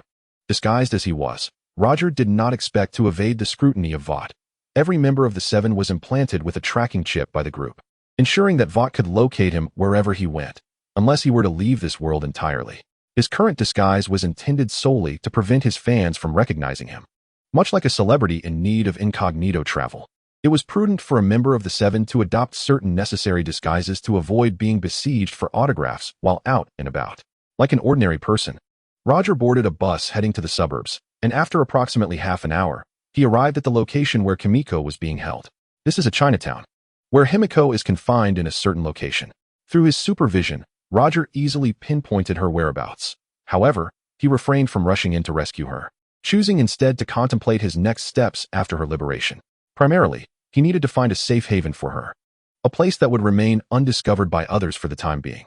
Furthermore, the group responsible for guarding Himiko could not be allowed to remain. Yet, Roger preferred not to take matters into his own hands. This was not due to a reluctance to kill, merging with the memories of his homeland. He found himself less averse to the act of murder, even feeling a savage desire for destruction when angered. The dilemma lay in the fact that if he were to kill in the manner characteristic of his homeland, it would likely raise suspicions within the Walter group. And Roger was not yet inclined to sever ties with them. He required their strength. Thus, he resolved to employ a more indirect approach. Recalling the original plot, Roger remembered that upon her release, Himiko's first act was to eliminate all her captors, behaving like a wild beast. While he was uncertain of the exact treatment she had endured at their hands, he believed he could utilize her to eradicate them all, given that they were hardly virtuous individuals. With this thought in mind, Roger casually purchased a flat-brim cap to don atop his head, then made his way through the back entrance of a supermarket into the concealed underground tunnel, activating both his super hearing and supervision. He effortlessly evaded the guards and located the chamber at the tunnel's deepest point where Himiko was imprisoned. The room had been transformed into a makeshift prison, containing a bed, a toilet, and a television mounted high on the wall. At that moment, the television was displaying a series of advertisements, and despite their nature, a disheveled woman within the cell watched intently. This disheveled Asian woman was Himiko, one of the two female characters in the main cast of The Boys who possessed superpowers, the other being Starlight. Although Starlight could barely be considered a member of the main ensemble, if one were to categorize her within the group of 7, then Himiko stood as the sole combatant on the side of the protagonists. In the second season, she even joined forces with Starlight and Queen Maeve to thrash a group of racists. However, that was a matter for another time. At present, Himiko was merely a girl whose mind was clouded, having been abducted, and she exhibited resistance towards everyone. If Roger wished for her to comply, he would need to ensure that after she dealt with the gang members, someone would be available to provide her with psychological support. Approaching the prison door, Roger gently rapped on it to capture Himiko's attention. He then softly called out, "Hey, do you want to come out?" Himiko, with her hair cascading around her, turned to face him, her gaze fierce and intent, as if she were poised to tear Roger apart. One cannot deny the terrifying intensity of Kyoko's gaze. However, Roger's formidable strength afforded him the confidence to disregard her piercing stare. He continued, "I shall release you now, and if you are amenable, I hope you will accompany me. Do you comprehend?" The ferocity in Kyoko's eyes waned slightly, replaced by a flicker of confusion and detachment. With his superhuman hearing, Roger sensed her heart racing, a manifestation of her tension and fear. Simultaneously, he detected the approaching footsteps of the gang members tasked with guarding this place. Their awareness piqued by the commotion. Estimating their proximity, Roger gently unlatched the heavy door of her cell. In the next instant, the gang members stormed in, exclaiming, "Hey, what are you doing? You cannot release her." They bellowed, raising their rifles and firing at Roger. He did not flinch, allowing the bullets to strike him and ricochet off. His gaze fixed upon Kyoko within the confines. As the cell door swung open, Kyoko erupted from her cage like a ferocious beast unleashed. Chapter 11. The Reckoning. The basement echoed with the agonized cries of the gang members. Released from her prison, Kyoko unleashed her ruthless fury upon those who had guarded and even tormented her. The bullets that struck her body did little to hinder her movements. They soon fell to the ground, as if expelled from her very flesh.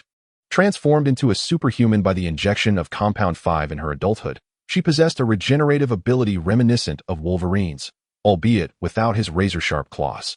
Her speed and strength far surpassed that of ordinary humans, and her past affiliations with the terror organization endowed her with a degree of combat prowess.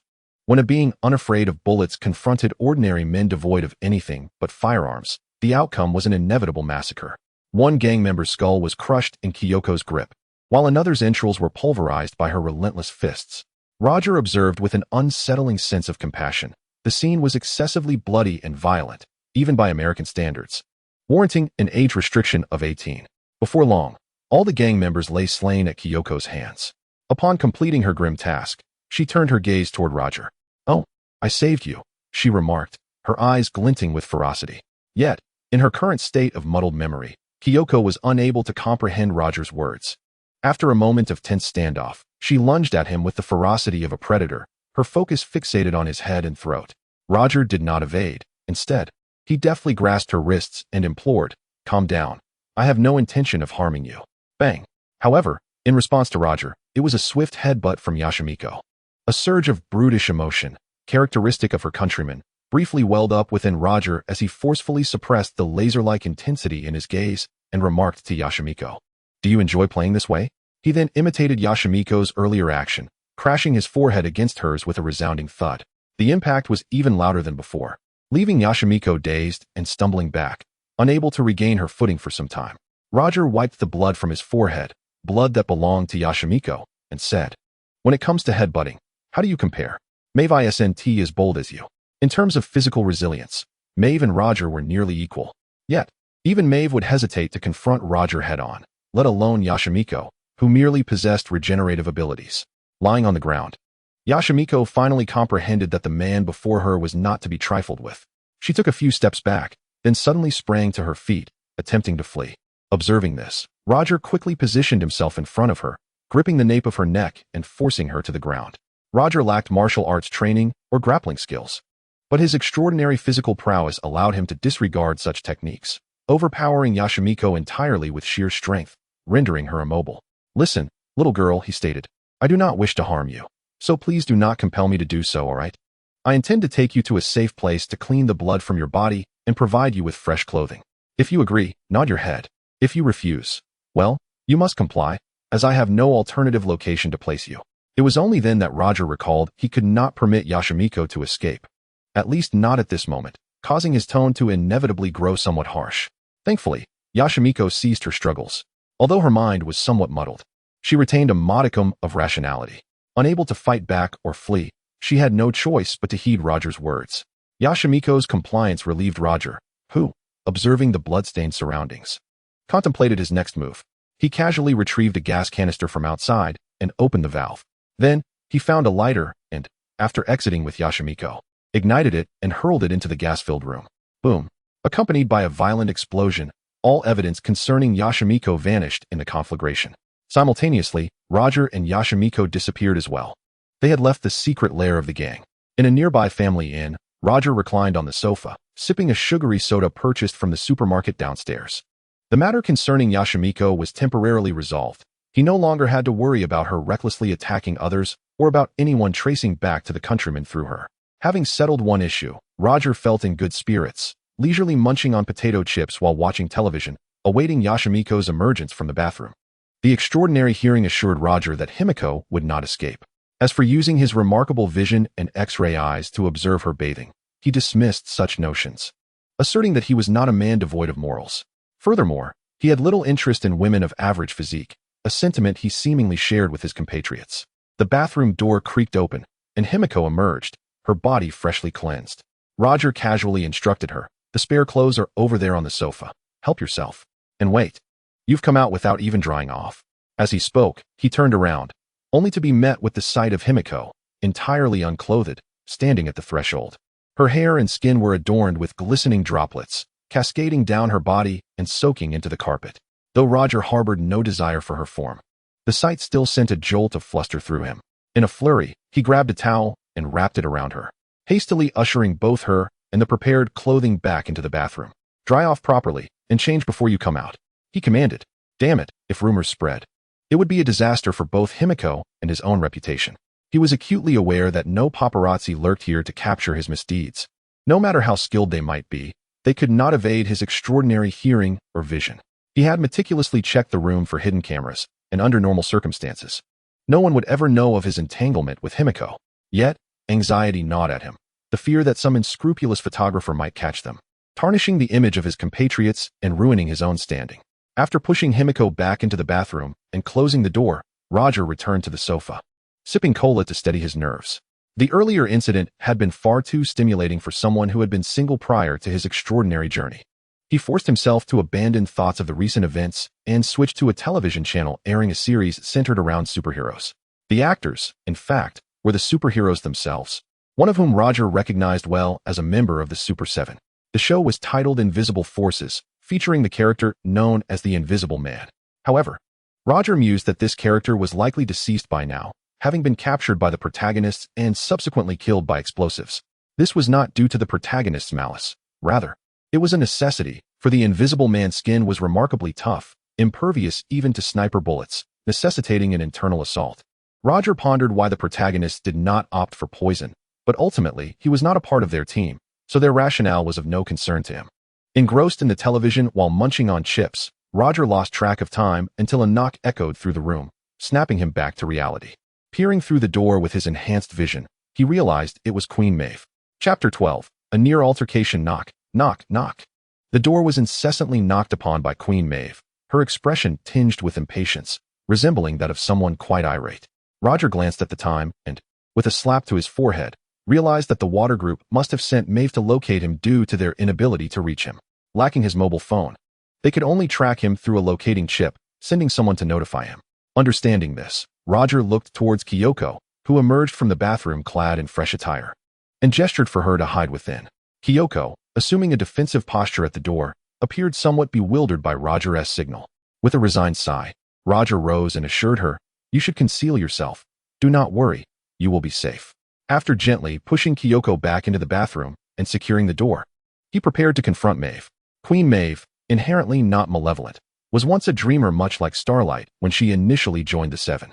However, as time passed, having faced threats from her homeland and witnessed too much, she relinquished her dreams and became a rather effective tool for the water group. Roger's recollections of certain details from the original narrative were somewhat hazy. He was uncertain whether she was aware of the Compound V matter. Regardless of her knowledge, it was imperative that she remained oblivious to Kyoko's presence, as Roger could not guarantee that she wouldn't disclose this information to the water group. At this moment, Maeve was not yet the one who would reclaim her ideals and stand against her homeland. She was merely a tool. Having tidied up the remnants of his snack, Roger finally opened the door to face Queen Maeve. "Good afternoon, Maeve," he greeted. "Afternoon? Not so much," Maeve retorted, her face clouded with displeasure. "You've mysteriously gone missing again, and you are dressed casually. Are you serious? Even superheroes need a break, don't they? Come in. It wouldn't be prudent for you to be spotted in your hero attire here. Whom do you think is to blame?" Maeve glared at Roger, but did not linger at the door. Roger glanced around to ensure no one was filming before closing the door behind her. "Did you come alone?" he inquired. "Ashley initially intended to bring the filming crew, but we observed through the surveillance that you were dressed casually. That's a relief. At least I needn't perform for the cameras at the moment." Upon entering the room and surveying her surroundings, Maeve suddenly turned her head, astonished by Roger's comment. Noting her reaction, Roger asked, "What? Did I say something wrong?" Maeve regarded him intently, as if seeing him for the first time, and after a moment of shared gaze, she averted her eyes and settled onto the couch. Changing the subject, she asked, "What is it that you truly wish to achieve?" "What do you mean?" "In recent days, your demeanor has been quite peculiar. Beneath the gaze of the camera, you appear despondent, lacking the desire to perform before it. Now, you have seemingly vanished without a trace. You are aware that the Invisible Man has indeed gone missing, and within our 7-member team, we cannot afford to lose another compatriot." The disappearance of the Invisible Man, coupled with Roger's sudden absence without any forewarning, has understandably caused concern at Walter Corporation. Were it not for the bond between our compatriots and Walter Group, and the significant contributions made to the corporation, it is unlikely that Queen Maeve would be the one seeking Roger. It could very well be the company's therapist, or perhaps a high-ranking official connected to our compatriots. It is evident that you have transformed into the very image that Walter Group desires. Seated on the left side of Maeve's sofa, Roger suddenly remarked, "All you seem to think about is the camera, your mind consumed by the affairs of Walter Group. Queen Maeve has evolved from the dream-filled girl she once was into a bona fide star. She is no longer a superhero, merely a figure crafted by Walter Group." Upon hearing Roger's words, Maeve's expression reflected disbelief. She felt compelled to check Roger's forehead, questioning whether he had lost his senses to utter such claims. Maeve is acutely aware of who genuinely harbors a commitment to Walter Group. Anyone can cast aspersions upon Maeve, yet our compatriots are the exception. Just as Maeve was about to respond to Roger, an unexpected noise emanated from the bathroom. A loud thud echoed. Something had fallen to the floor, likely a disposable cup or a toothbrush. Instantly, Maeve's attention shifted to the bathroom, while Roger averted his gaze, unable to bear the sight. He remained oblivious to the events transpiring within the bathroom, but it was clear that the situation concerning Kimmy could no longer be concealed. "Compatriot," Maeve began, rising to approach the bathroom, inquiring of Roger about the unfolding incident. But at that very moment, bang, the bathroom door was violently flung open, and Kimmy burst forth, lunging toward Queen Maeve. Her hands were clawed, aiming directly at Maeve's neck. Unlike the thugs in the basement, Queen Maeve is not only superhuman, but also well-versed in martial arts. Though Kimmy's assault was unexpected, Maeve's reflexes were swifter. She swiftly seized Kimmy's arm and, without hesitation, hurled her against the adjacent wall. Crash! Kimmy's body shattered the wall, tumbling amidst the debris into another room. Fortunately, that room was unoccupied, had anyone been present. A collision with Kimmy would surely have resulted in severe injury, if not death. As the wall crumbled, Kimmy rose from the scattered bricks. Maeve's attack had not deterred her. She glared at Maeve, her expression fierce, preparing to charge once more. Maeve clenched her fists, stepping over the ruins of the wall, ready to confront Kimmy's impending onslaught. As the two individuals were on the verge of engaging in yet another scuffle, Roger intervened, stepping between them and exclaiming, "Enough! Are you intent on demolishing this house?" "She struck me first," Queen Maeve retorted. Kaori remained silent, glaring at Maeve with a fierce intensity, signaling that Maeve was her adversary. Roger quickly interjected. "This girl has endured considerable abuse, which has rendered her emotionally unstable. She did not act with intent." Turning his gaze towards Kaori, he reassured her. "She is not your enemy. She is Queen Maeve. If you watch television often, you should recognize her. Queen Maeve, a superhero, is a force for good. Do you understand?" Roger stood resolutely between them, firmly holding their shoulders to prevent any further conflict. Through Roger's persuasion, they indeed refrained from fighting, although Kaori remained watchful of Queen Maeve.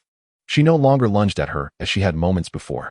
Queen Maeve regarded Roger earnestly, then glanced at Kaori, addressing Roger. "You must tell me what is going on here. Rest assured, I will inform you, but not in this place. This is not suitable for discussion. We shall relocate to another venue. Also, Maeve, you are responsible for the damage to the wall. You know what must be done." Chapter 13. The excuse of a dual personality in a nearby alleyway by the inn. Queen Maeve paced restlessly.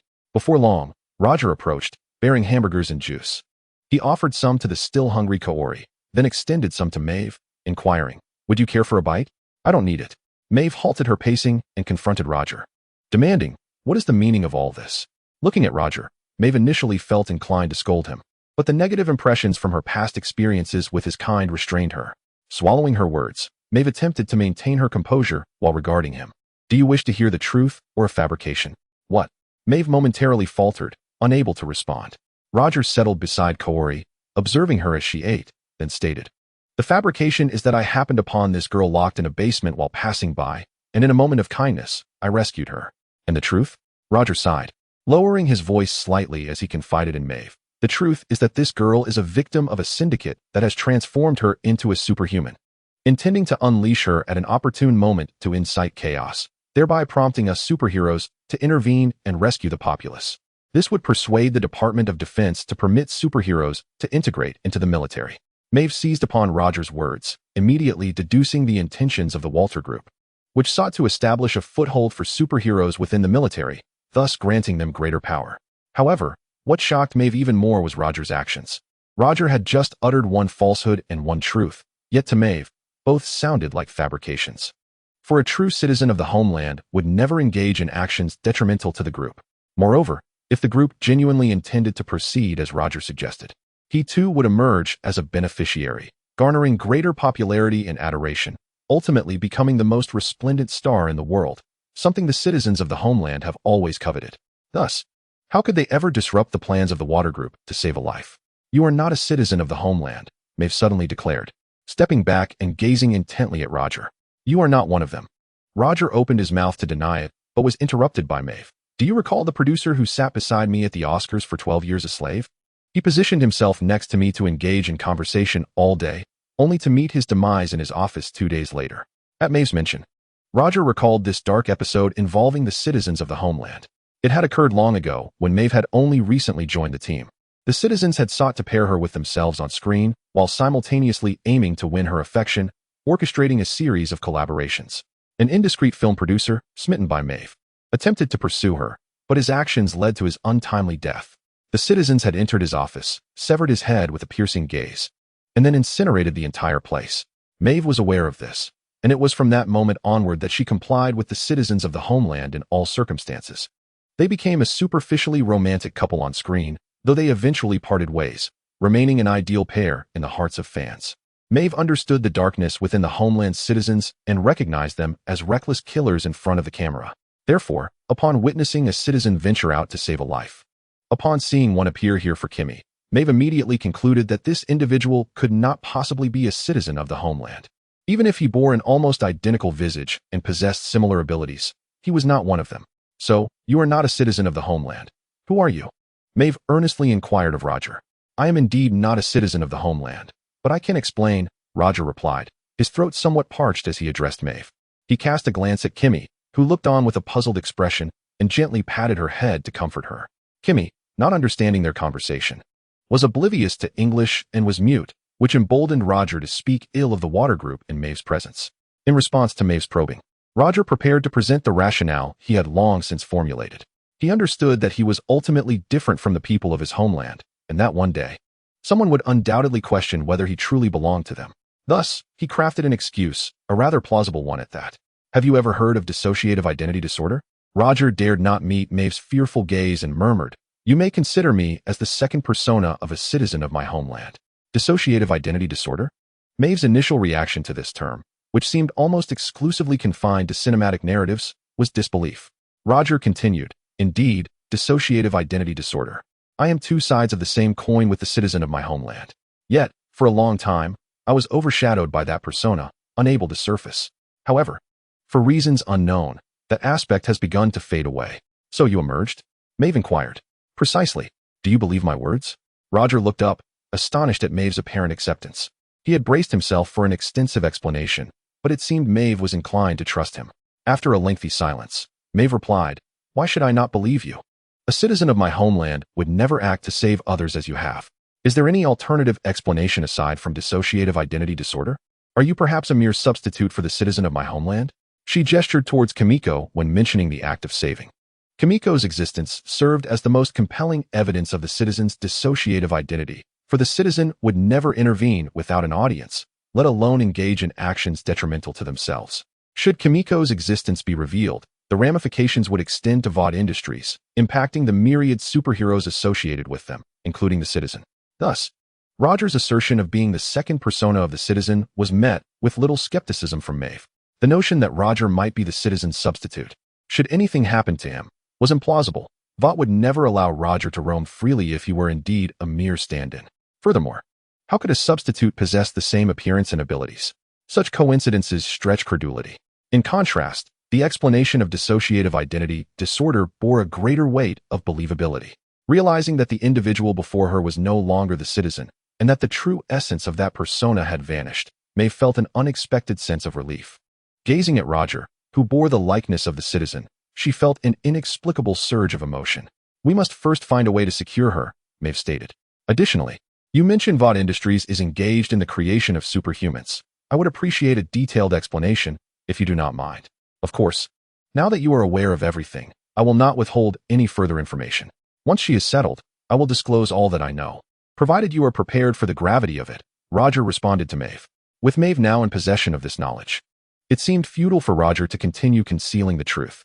Moreover, Roger finds himself in need of a genuine companion in this world, one that truly belongs to him. Chapter 14. Maeve's ex-girlfriend knock, knock, knock. Maeve rapped firmly yet cautiously on the door before her. Roger and Kimiko stood nearby, with Kimiko closely adhering to Roger's side. "Is this truly the safe haven you spoke of?" Roger inquired, surveying the apartment that seemed accessible to anyone. Maeve explained, "I haven't seen Irina in many years. The organization would not trace her here, regardless." "Is that so?"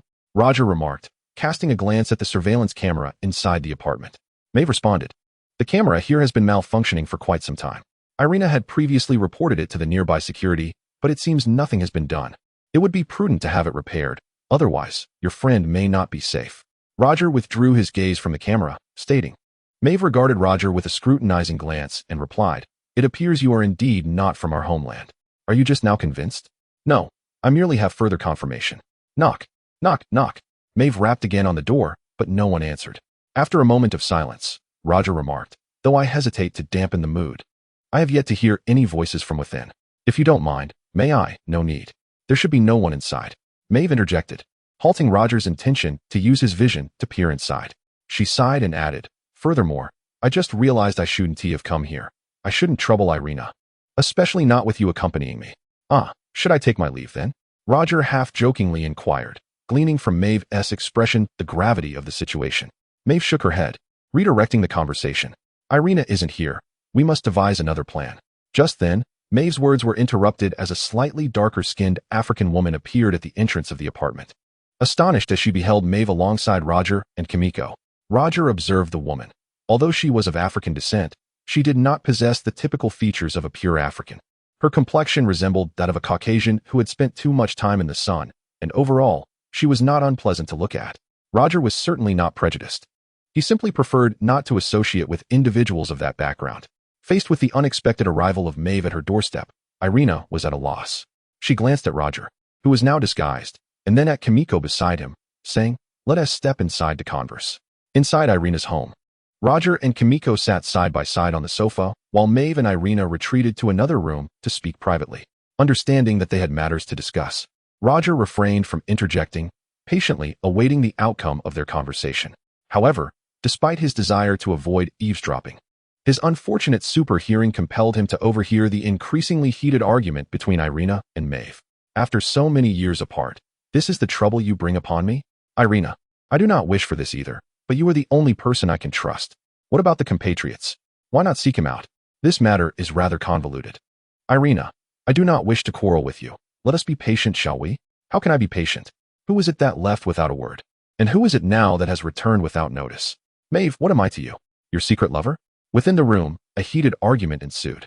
Roger and Kimiko exchanged glances, and feeling somewhat guilty, Roger turned on the television, saying, "Ahem, let us watch television. It appears they will take some time to finish their argument." Although Kimiko could not comprehend Roger's words, she understood the term television, nodded in acknowledgement, and redirected her focus to the screen. After an indeterminate amount of time, Maeve and Irina emerged from the room. Irina's anger had not completely dissipated. Yet upon seeing Roger and Kimiko watching television in the living room, her fury lessened significantly. She turned to Kimiko and inquired, "Is this the girl you mentioned?" Maeve replied, "Indeed. She is a foreign girl who was trafficked here and currently has no suitable place to stay, so I must trouble you to care for her for a while. Why not hand her over to the police? If we do that, she will lose her life." "What?" Irina's eyes widened in disbelief as she stared at Maeve. Maeve pressed her lips together and explained, "Her identity is linked to the water group, so she cannot be exposed to the public for the time being." "What trouble have I been pulled into?" Maeve gazed at Irina and suddenly said, "I should not have involved you. I apologize, Irina. I should not have disturbed you." "Roger, we ought to leave." However, Maeve suddenly changed her mind. Roger also felt that placing Kimiko in such an ordinary household was indeed quite unsafe, but chose not to voice his concerns. At that moment, Irina interjected, "Stop, Maeve. You have already involved me, whether you desire it or not. I am now aware of this girl's existence, and you likely have no one else to rely on, correct? Otherwise, you would not have sought me out." Irina sighed. Her anger towards Maeve gradually waned as she gazed softly at Kimiko and continued, "She may stay at my home, but not for too long. During this time, you both should find a place where she can reside long-term. Come now, Maeve, do not look at me like that. It is not for your sake, understand? It is for my own," Irina stated bluntly. Maeve nodded, acknowledging her understanding of Irina's intentions. Roger understood that the matter was settled. Gently stroking Kimmy's head, he communicated with her through gestures, saying, "You will stay here for a few days. During this time, be obedient and do not harm her, understood?" Although Kimmy did not fully comprehend Roger's words, she sensed the kindness emanating from him and his companions, and nodded to indicate her willingness to comply. Roger gave Kimmy a thumbs up and turned to Irina, saying, "Ms. Irina, this child does not speak English. I would appreciate it if you could teach her some daily phrases during this time. Additionally, thank you for your help. You are a hero, Ms. Irina." "I am not a hero," Irina promptly denied, casting a glance at Maeve, "and neither is she." Thus, Kimmy was temporarily left in Irina's home, while Maeve and Roger opted to walk back to the water group. Initially, Roger had intended to fly back with Maeve, but she declined, wishing for some solitude at that moment. Grateful for Maeve's significant assistance, Roger obliged her modest request, choosing a less traveled path to walk with her towards the water group. "Irina is my ex-girlfriend," Maeve suddenly remarked during their walk. Roger, unperturbed, replied, "Ahem, I heard that. I apologize, it was not my intention to eavesdrop. But your voices were somewhat audible. It's all right. Since I brought you here, I had no intention of concealing it from you," Maeve said, though her smile was less than pleasant. Noticing her demeanor, Roger inquired, "So, how did you two part ways?" "Because of you," Maeve replied, more specifically attributing the cause to the Nationals. "You know how it is." Upon hearing Maeve's explanation, Roger realized he was once again grappling with the remnants of his predecessor's mess. The Nationals are selfish and possess an insatiable desire for exclusivity. They once held affection for Maeve, or rather, fixated on her, seeking to leverage her for greater visibility, thus regarding her as their possession. Anyone who pursued Maeve, including the producer mentioned earlier, would meet a cruel fate at the hands of the Nationals. Consequently, Maeve dared not reveal to them that she had another girlfriend outside, fearing that they would treat Irina as they had the producer. As a result, Maeve distanced herself from Irina without a word, vanishing from her life as if suddenly erased. This was to protect Irina, for Maeve was acutely aware of the lengths the Nationals would go should they discover Irina's existence. They would show no mercy based on gender. Maeve knew that anyone who laid a hand on her would face dire consequences. The separation between Maeve and Irina stretched over many years, during which not a single call was exchanged. However, today, upon realizing that the compatriots are no longer compatriots, Maeve was instantly reminded of Irina. Coupled with Roger's desire to find a safe haven for Kimiko, Maeve became increasingly eager to meet Irina. The anticipation of reuniting with her former lover caused Maeve to overlook the potential dangers that might befall Irina. It was only when she arrived at Irina's home and beheld her once again that Maeve truly recognized that the risks associated with this encounter were no less perilous than revealing Irina's existence to the compatriots. At that moment, Maeve was reluctant to burden Irina further. However, to her surprise, Irina voluntarily decided to keep Kimiko with her. The die was cast, and since Kimiko had no other refuge, she had no choice but to stay at Irina's residence. Before departing, Maeve had already instructed Irina to call either her or Roger if anything seemed amiss, assuring her not to fear causing trouble. Although prior to that, it was necessary to fashion a pocket on Roger's heroic attire for her phone. Now that the compatriots are no longer present, why not attempt to reconcile with her? Roger inquired of Maeve. He was neither a compatriot nor particularly enamored with Maeve. Her choice of partner was of little consequence to him, and she need not worry about him acting out of possessiveness towards Irina. Yet, after hearing Roger's words, Maeve replied, "It's futile, it is already too late. How can you know without trying?" Roger recalled that in the second season of The Cloak, Maeve and Irina rekindled their relationship while the compatriots were still in existence, their personalities having undergone little change. Now that the compatriots had vanished entirely, surely their circumstances could not be worse than those depicted in the original narrative. Maeve countered, "No need to try. I understand, Irina. Unless we encounter something extraordinary, we shall not have another opportunity." Upon hearing Maeve's assertion, Roger recalled the catalyst for their reunion in the original tale. At that time, Maeve had ventured with the compatriots to rescue a plane hijacked by criminals, only to face an unforeseen calamity that sent the aircraft spiraling into the ocean. The compatriots, recognizing the futility of the situation, intended to abandon all passengers aboard. Queen Maeve, unwilling to forsake them, was compelled by the compatriots to relinquish her resolve. Thereafter, Maeve was engulfed by profound guilt, a burden she could not share with anyone, which ultimately led her back to Irina, who later accepted her once more. Presently, it seemed Maeve would not have to endure such an ordeal again. As Roger reminisced about the intricacies of the original narrative, Maeve's phone abruptly chimed. The buzzing sound snapped Roger back to reality as Maeve glanced at her device and remarked, "It's Ashley. Perhaps she is urging us to return?" "That seems likely," Maeve replied, answering Ashley's call. Soon, Ashley's voice echoed from the other end. "Maeve, have you found the compatriots?" "He has been found. He is right beside me." Maeve glanced at Roger. Ashley continued, "That's wonderful. Hurry back. President Madeline wants to see you." "It seems something has happened." "What has happened?" "I'm not sure. Just come back." Ashley and Maeve ended the call. Maeve exchanged a look with Roger and said, "Ashley mentioned something has occurred." "Something has happened?" Roger furrowed his brow, calculating the time in his mind before suddenly asking, "Could it be the Invisible Man?" At this hour, if something had gone awry, it could only pertain to the long-missing Invisible Man. Perhaps the group has discovered his body. Maeve responded, "I don't know either. We should return swiftly, though." "All right, I will escort you back. By the way, I need to change back into my hero costume. Speaking of which, can I exchange that hideous cape? The tastes of our compatriots are simply not to my liking. That cape is atrocious. You will need to discuss that with the image department. It is of no use bringing it up with me." As they conversed, Roger held Maeve and soared towards the water group. At the water tower, headquarters of the water group, in the meeting room of the Super 7 team on the 99th floor, Madeline stood beside a screen, irritably switching channels. Deep Sea stood awkwardly beside her, a box wrapped in zinc resting at his feet. To be honest, Deep Sea felt somewhat anxious. The atmosphere felt rather off. With Madeline present, he dared not indulge in the snacks he had hidden away. Of course, under the current circumstances, he could not eat anything, merely waiting alongside Madeline for their compatriots and Maeve to arrive. Before long, Roger and Maeve, now donned in their hero costumes, entered side by side. Attempting to appear at ease, Roger asked Madeline, "What is the matter? Why the sudden summons? Has something occurred? Where have you been?" Madeline inquired first. Roger glanced at Maeve, about to explain, when Maeve interjected, "We were just discussing our reconciliation, which took a bit of time." Madeline remained silent, but Deep Sea, astonished, exclaimed, "Wow.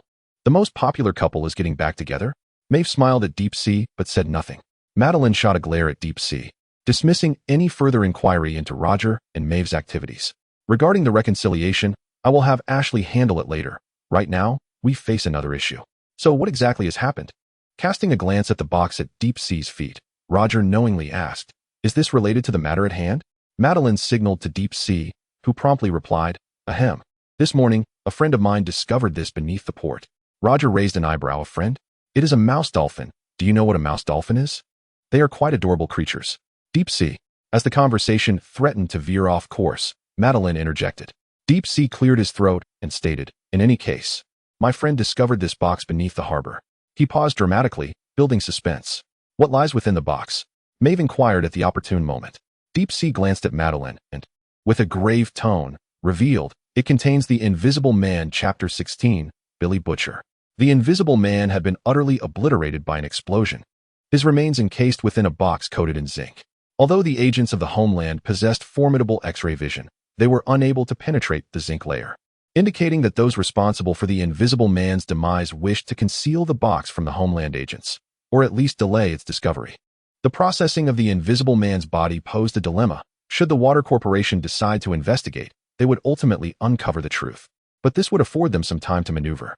The death of the Invisible Man enraged the Water Group, particularly incited by the ominous message. "I have come to find you," spray-painted in black inside the box. Someone was openly challenging the Water Group, provoking the Super 7. Although the identity of the instigator remained unknown, their success was undeniable. The death of the Invisible Man compelled the Water Group to hunt down this lawless band of criminals. Furthermore, all members of the Super 7, including Roger, were required to communicate daily with the Water Group to report their locations, a precaution against the perpetrators of the Invisible Man's murder.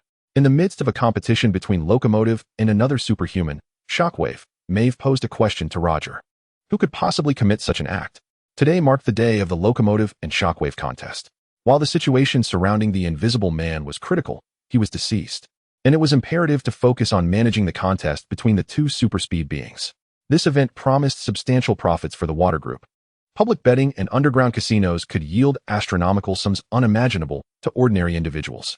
The other members of the Super 7 attended the event as teammates of Locomotive, serving as guests to witness the spectacle. Presently, Roger and Maeve were positioned at a distance, feigning smiles for the cameras while discreetly discussing the matter of the Invisible Man. Upon hearing Maeve's question, Roger waved to the camera across from him, acknowledged the audience's cheers below, and then quietly responded to Maeve, "I'm not quite sure, but it certainly seems directed at the Homeland agents." "Why?" Maeve pressed. "For no particular reason. You know the extent of the Homeland agents' operations.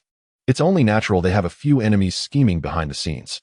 Roger was well aware of the identity of those who had killed the Invisible Man, yet he could not divulge this information to Maeve, not until evidence was secured. After all, he deceived Maeve under the pretext of possessing a dual personality. He knows what the compatriots know, yet he remains oblivious to that which they do not. As for the matters concerning the protagonist's group, Roger is currently uninformed and cannot elucidate them to Maeve. "Do you think they are coming for you?" Maeve inquired. Roger scanned the audience for members of the protagonist group and replied, "There's a significant possibility, though it may also be directed at the Water Group." "What exactly has the Water Group done? And what you mentioned previously about them creating superhumans, how could that be? Aren't our abilities innate? Do you truly believe that?" Roger regarded Maeve with an expression that conveyed her naivety, then whispered, "It is not the time for detailed explanations. I can only state that we are not inherently superhumans. Our existence is intrinsically linked to the Water Group." Maeve's smile faltered, and even with the distant cameras trained upon her, she could not suppress her astonishment, her face seemingly asking, "What are you saying?" However, Maeve's reaction led to misunderstandings among others. Some enthusiastic audience members, spotting the gaze exchanged between Maeve and Roger, suddenly erupted with cheers. Kiss her, Queen Maeve, fellow compatriots, kiss her." The spectators awaiting the competition began to cheer, and the distant cameras shifted to Roger and Maeve. Roger's lips twitched. The fans of the Super 7 were quite the troublemakers. Was this truly the moment for a kiss?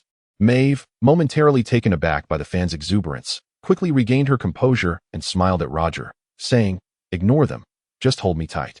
Is that all right?" "Of course, hurry. The camera has been on us for a while now," Maeve urged. Roger glanced at the nearby camera, then, following Maeve's instructions, embraced her. "Wow. Oh, Although it was merely a simple hug and not a kiss, for the compatriots and Maeve's fans, it was akin to a festive celebration. They cheered wildly, some even producing small gifts meant for celebrating the competition, making a raucous sound. It was as if it was not Roger and Maeve embracing, but rather themselves. The fervor was overwhelming. Experiencing such passionate enthusiasm from fans for the first time, Roger felt somewhat out of his depth. Maeve smiled at him and said, "You will gradually get used to it." "I hope so." As Roger and Maeve, acting as warm-up idols, elevated the atmosphere to a fever pitch. The locomotive and Shockwave soon took their respective positions on the racetrack. The competition was about to commence, and all eyes were drawn to the two on the field. Just then, Roger locked eyes with an individual in the audience, an imposing figure adorned with sunglasses and a bushy beard, exuding an air of intimidation. He gazed at Roger through his sunglasses, and Roger returned the look. After a brief moment of shared silence, he suddenly turned to Maeve and said, "Stay here. I just remembered some matters I must attend to." "What?" Maeve was still processing his words when Roger departed from the audience area, heading towards the backstage. The man who had just locked eyes with Roger was no minor character. He was a member of the protagonist group from The Boys and, in fact, the de facto leader of the ensemble. His name was Billy Butcher, although referring to him by his moniker, the Butcher, would be more fitting. The Butcher was a rather tragic figure. He had once been part of a team, invited by his superior to form a unit dedicated to investigating superhumans. The subjects of his inquiry were none other than the Homelander and his ilk. To gain proximity to the Homelander, he attended a gala with his wife. Unbeknownst to the Homelander, Butcher was conducting an investigation, and had he not brought his wife along, the Homelander would likely have never known of his existence. It was precisely because Butcher brought his wife that the Homelander became infatuated with her.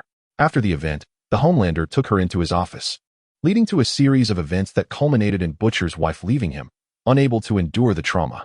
The reason for her departure was straightforward. She did not perceive herself as a traitor to Butcher, for she too was a victim. The true cause was that she was carrying the child of the Homelander. Given the accelerated growth of superhuman offspring, she was nearing her time of delivery within mere months. In desperation, she sought assistance from Vought International, hoping they would manage the situation, as any misstep could unveil damaging secrets about the Homelander. Vought, intent on safeguarding the mother and child, ensured their safety. Consequently, Butcher's wife vanished completely, leaving no trace behind. Through his investigations, Butcher uncovered the truth about the Homelander's coercion of his wife, and mistakenly believed that the Homelander had killed her, leading him to harbor a deep-seated hatred for the Homelander and all superhumans. However, after certain events unfolded, he left the investigation, and the unit dedicated to exploring superhuman activities was disbanded. Stripped of his identity and status, Butcher could no longer pursue investigations against superhumans openly. Yet, he was unwilling to let it end there. He covertly delved into the sordid dealings surrounding superhumans and Vought. A few days prior, through the protagonist Huey Campbell, he reignited his struggle against Vought. The translucent man was likely killed by his hand or by Huey's, but regardless of the circumstances, the current protagonists were enemies of Roger. Now, Roger needed to devise a strategy to turn adversaries into allies, necessitating a meeting with this group. Chapter 17, Waiting to Find You. "Damn it, the Homelander is gone. Frankie, you must leave quickly." Butcher, who had been fixated on Roger, saw him leave his position and head towards the backstage. He promptly communicated via radio to his team member, Frenchie. Their team was present at the venue of the locomotive match not to witness the clash of two damned superhumans, but rather because they had uncovered that the locomotive was injecting a substance known as Compound 5. While the specifics of Compound 5 remained elusive to them, its effects were reminiscent of a potent toxin, exhilarating yet addictive. It was this very substance that had led the locomotive to fatally collide with Huey's girlfriend. Now, with a significant supply of Compound 5 in his possession, they hoped to discover the hidden caches of this substance in the backstage locker room. Frenchie, a jack of all trades hailing from France, was currently scouring the empty locker room for Compound 5. However, time was of the essence as he had yet to locate the substance, and the arrival of Homelander was imminent. Previously, Starlight, donned in a costume that resembled a garish heroine, had intended to enter the locker room, but fortunately, Huey had called her away, sparing Frenchie from discovery. Now, with Homelander approaching, who could possibly intervene? Not now. Damn it. Frenchie cursed into the radio. He had found nothing and was on the verge of being discovered. His heart raced in his chest, threatening to leap into his throat. With no time to spare in search of Compound 5, he decided to escape through the ventilation shaft. Just as he began to climb the rope, the locker room door swung open, and Homelander, clad in the stars and stripes, stepped inside, locking eyes with Frenchie.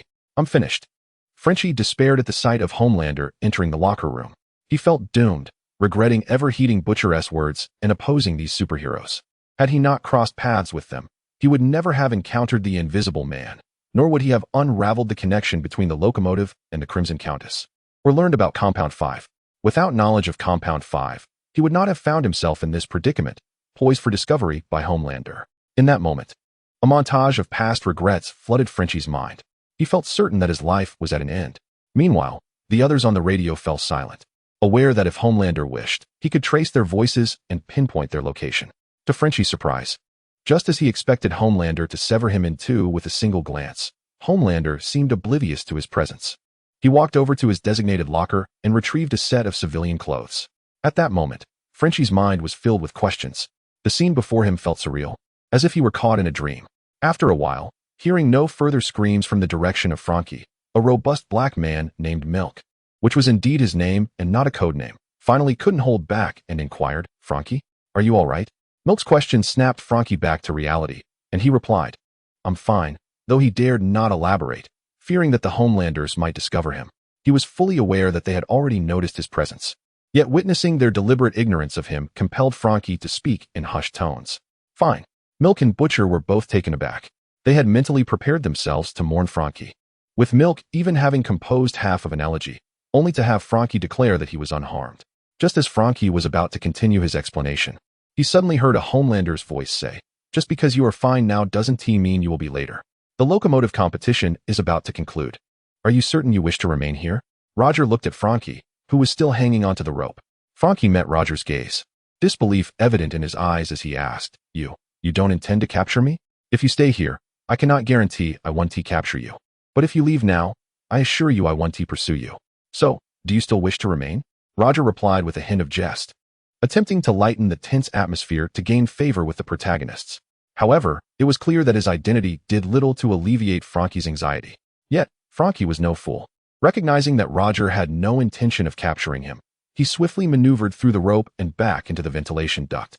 Before he departed, Roger called after him, "I will come find you later. Rest assured, I mean you no harm." Frankie did not respond. He was solely focused on his escape. But Roger's words were heard clearly by the protagonist group, and they all understood that the Homelanders had set their sights on them. As Frankie disappeared from view, Roger opened his storage compartment and gazed at himself in the mirror. He mused aloud, "Am I truly that terrifying?" Both Ashley and Frankie had looked at him with trepidation. Roger understood this was due to his status as a Homelander, yet he had never harmed Ashley, and he had never even encountered Frankie. Their fear of him seemed unwarranted. Or perhaps they were merely afraid of the formidable superhumans. Just then, the door to the lounge swung open once more, and in walked Starlight, clad in revealing attire, her expression weary. Upon noticing the presence of others in the lounge, Starlight momentarily froze, glancing back at the door before directing her gaze towards Roger within. She remarked, "I apologize. I was unaware you were in there." "It's quite all right.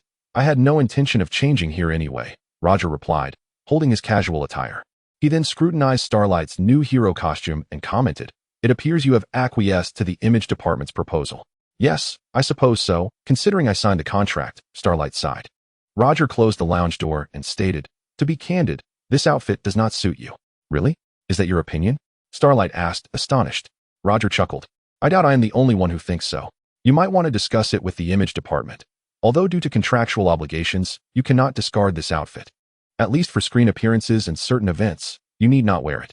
Frankly, this ensemble gives me an unpleasant impression." Starlight's new battle attire was essentially a modified swimsuit, merely enhanced with boots and gauntlets. While it may appeal to some viewers, Roger felt compelled to express that it did not befit Starlight. After conversing with Starlight for a while, Roger departed the dressing room in his casual clothes, only to encounter Maeve, who had come looking for him. "Where are you headed?" Maeve inquired, eyeing the attire in Roger's hands. After ensuring no one was watching, Roger replied, "I have some personal matters to attend to, related to Vought." "You intend to confront Vought?" Maeve quickly grasped Roger's implication, regarding him with a look of incredulity, although she understood that the man before her was no longer the same person he once was. The transition from a staunch Vought supporter to an adversary seemed rather drastic for her to accept. "I am not seeking to confront Vought. However, the matters I need to address may involve them. Maeve, you are aware that I am not a genuine member of the Seven. Consider how Vought would react if they became aware of this. I am merely attempting to safeguard myself." Listening to Roger's words, Maeve fell momentarily silent.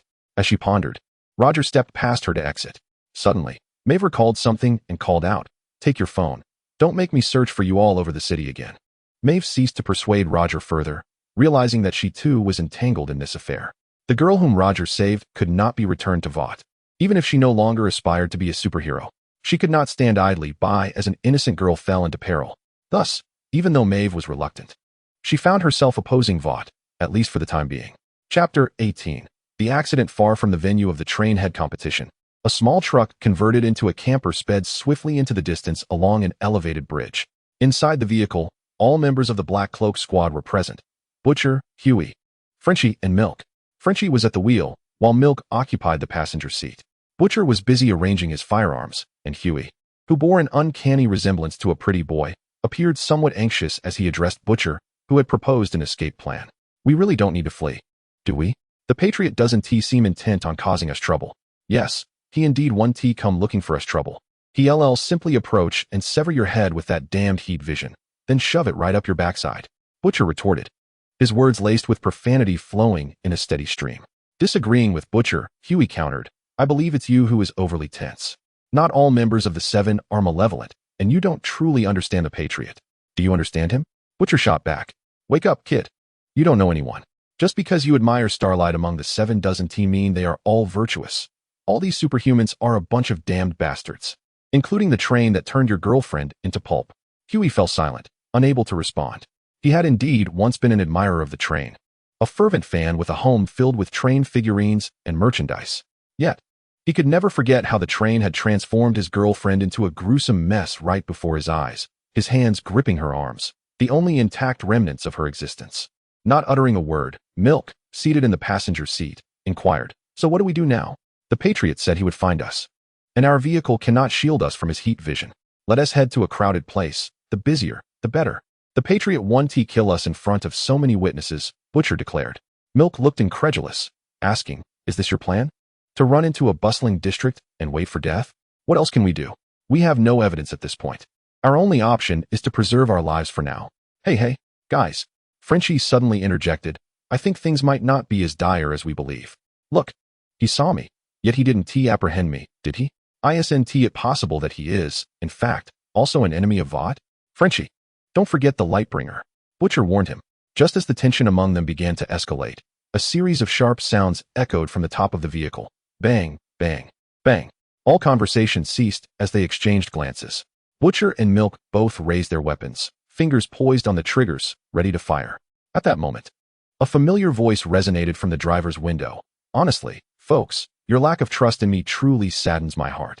After all, I did let one of your members go, didn't I?" The Butcher and the mother both uttered a curse simultaneously.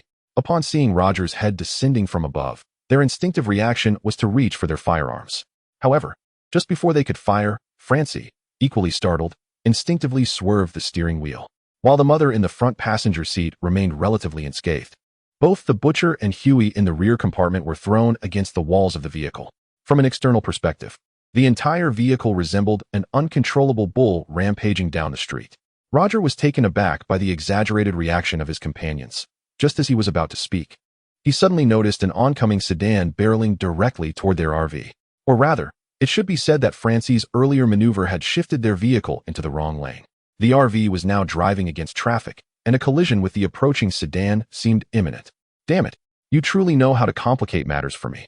Ignoring the members of the Black Robe Patrol, Roger swiftly exited the vehicle and sprinted towards the approaching sedan. "Francie, turn. The mother shouted urgently. "I am turning," Francie yelled back, jerking the steering wheel with fervor. The RV, careening wildly, began to return to the correct lane, but the speeding sedan was already beyond the point of evasion. The two vehicles collided at their left side headlights. The robust, modified RV sustained merely a broken left headlight and a dented hood. However, the seemingly frail sedan could not withstand such a forceful impact. Its left side lifted, and in the next instant, the entire vehicle was overturned, spiraling through the air like a supercharged tornado. "Ah!" The occupants of the car screamed. It was a father and daughter, with the girl's voice piercing through the chaos. Just as the sedan was about to crash into a nearby overpass and plummet from the elevated bridge, Roger made a timely appearance. He tore off his outer clothing, revealing the heroic garb beneath, and soared toward the spinning sedan like a superhero, aligning himself with it to absorb the force of the impact. In mere seconds, the car halted mid-air, with Roger suspended, cradling it gently before placing it back onto the roadway. Oh my God! The father and daughter emerged from the vehicle. The father first checked on his daughter before gazing at the wrecked sedan with shattered headlights, exclaiming praises to the divine. Upon noticing Roger standing nearby, tears welled in his eyes as he exclaimed, "Citizen, you are incredible. Thank you for saving us. Without you, we," the red-nosed father, overwhelmed with emotion, flailed his arms in gratitude. Roger placed a reassuring hand on his shoulder and said, "Hey, buddy, I understand you're exhilarated from this near escape, but you need to remain calm, all right? We remain atop the elevated bridge, thus. I urge you to place the tripod intended as a signal at a distance of 50 meters from the rear of your vehicle, and subsequently contact the fire department to address the situation. Moreover, it is imperative to offer solace to your daughter, who appears to be merely 8 or 9 years old and is undoubtedly frightened." Yes, thank you. Thank you so much. Thank you, Patriot." The father expressed his heartfelt gratitude to Roger. Roger nodded in acknowledgement and then turned his attention toward the direction of the cloaked figures. The culprits behind this incident had already made their escape. Utilizing his enhanced vision, Roger discerned that they had fled a considerable distance and descended the elevated bridge towards the bustling downtown area. Witnessing this, Roger's expression darkened. His ire was not directed at the cloaked patrol for their escape, but rather at their utter lack of remorse. They had caused harm without even a single word of apology. Though the loss of control of their vehicle was indirectly linked to Roger, he had nonetheless saved lives and intended to arrange compensation for the 2 victims through his organization. Yet, what of the cloaked figures? Their foremost instinct had been to flee. "Very well, I acknowledge my fearsome nature. I shall not succumb to anger," Roger consoled himself, swiftly taking to the skies in pursuit of the cloaked patrol's whereabouts. He resolved that upon encountering these protagonists, he would deliver a sound reprimand before proceeding. Their behavior, causing distress to others while remaining indifferent, was undeniably vexing. Chapter 19. A lesson learned. Are you certain we are safe here? The cloaked figures, having narrowly escaped the Patriot, conversed as they navigated the bustling urban landscape. The butcher, with one hand tucked into his trench coat pocket and the other clutching a freshly purchased ice cream, pointed toward the ubiquitous surveillance cameras lining the streets. "Of course we're safe. Firstly, we are currently abiding by the law, at least on the surface. Secondly, observe the cameras around us. The Patriot would never engage in actions detrimental to his image in such a public space. I still believe fleeing is not the wisest course of action," Huey interjected. I sensed that the Patriot meant no harm. After all, he sacrificed his chance to save us to rescue those individuals in the vehicle, did he not? Listen closely, lad. All the feats accomplished by those superhumans are nothing more than orchestrated performances by the Vought group. Even if that were not the case, the only reason these superheroes engage in good deeds is that it ultimately serves their greater interests. But there were no cameras in that location, Huey protested, eager to counter the butcher's assertion. If all superheroes' actions are mere aids for the camera, how then does one explain the Patriot's choice to abandon them to save those individuals in the car? There had been no one to capture the moment. The nearest surveillance camera was at least 300 meters away. There may be someone nearby capturing the scene with a pinhole camera. Or perhaps an unsuspecting passerby with a handheld camcorder happened to walk by. Or it could very well be the dash cam of a passing vehicle. Who can tell? The butcher savored a bite of ice cream and enumerated numerous possibilities. Huey, with slightly parched lips, remarked, "I still believe that the people of our homeland may differ from our preconceived notions." "Butcher, I sense this young man's intuition is indeed correct," Frankie suddenly interjected, listing his reasoning. "You see, the person from our homeland first spotted me in the lounge, right? Yet he did nothing. Then, just moments ago, when the accident occurred, his first thought was to save lives, not to pursue us further.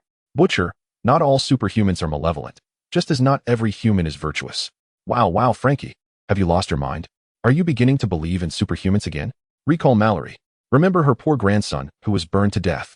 This is the fate that befell us when we once placed our faith in superhumans. Do you wish to endure that again? The butcher said, somewhat angrily.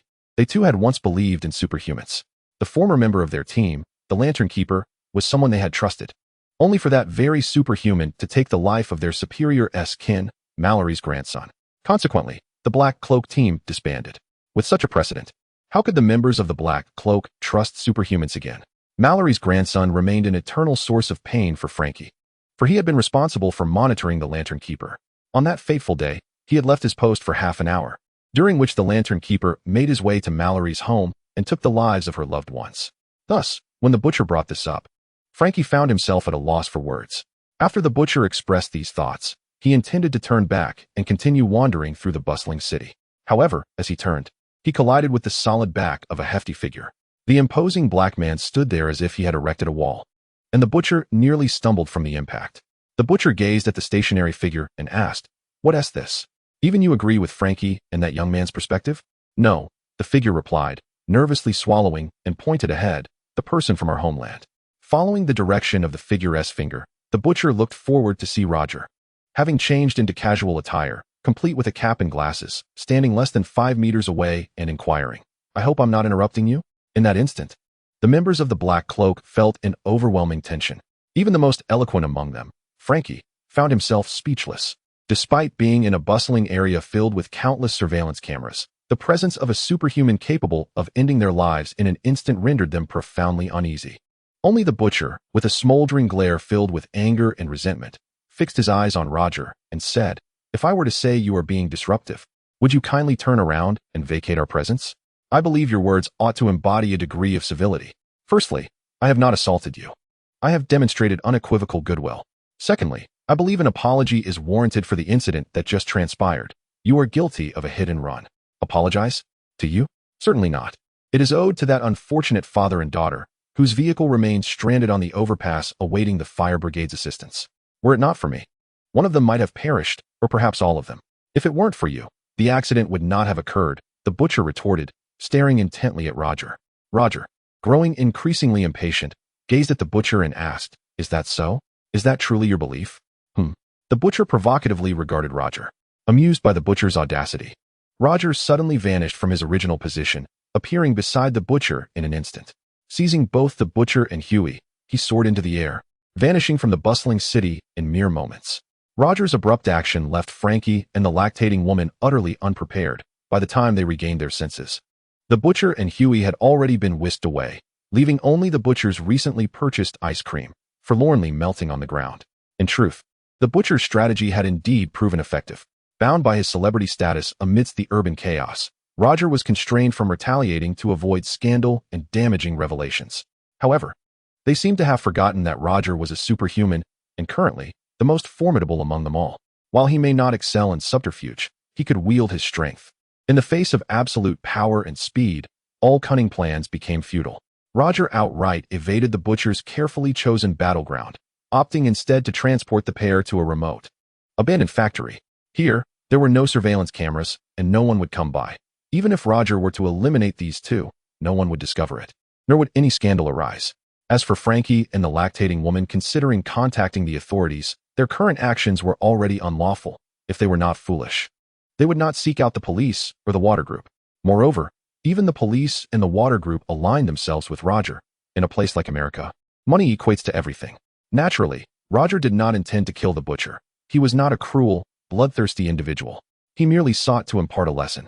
With a thud, Roger gently tossed the butcher to the ground, exerting minimal force. Possessing superhuman strength, he was now cautious in his strikes, fearing that a careless blow could reduce his opponent to pulp. Thus, while the butcher appeared to suffer greatly from the fall, Roger had truly held back.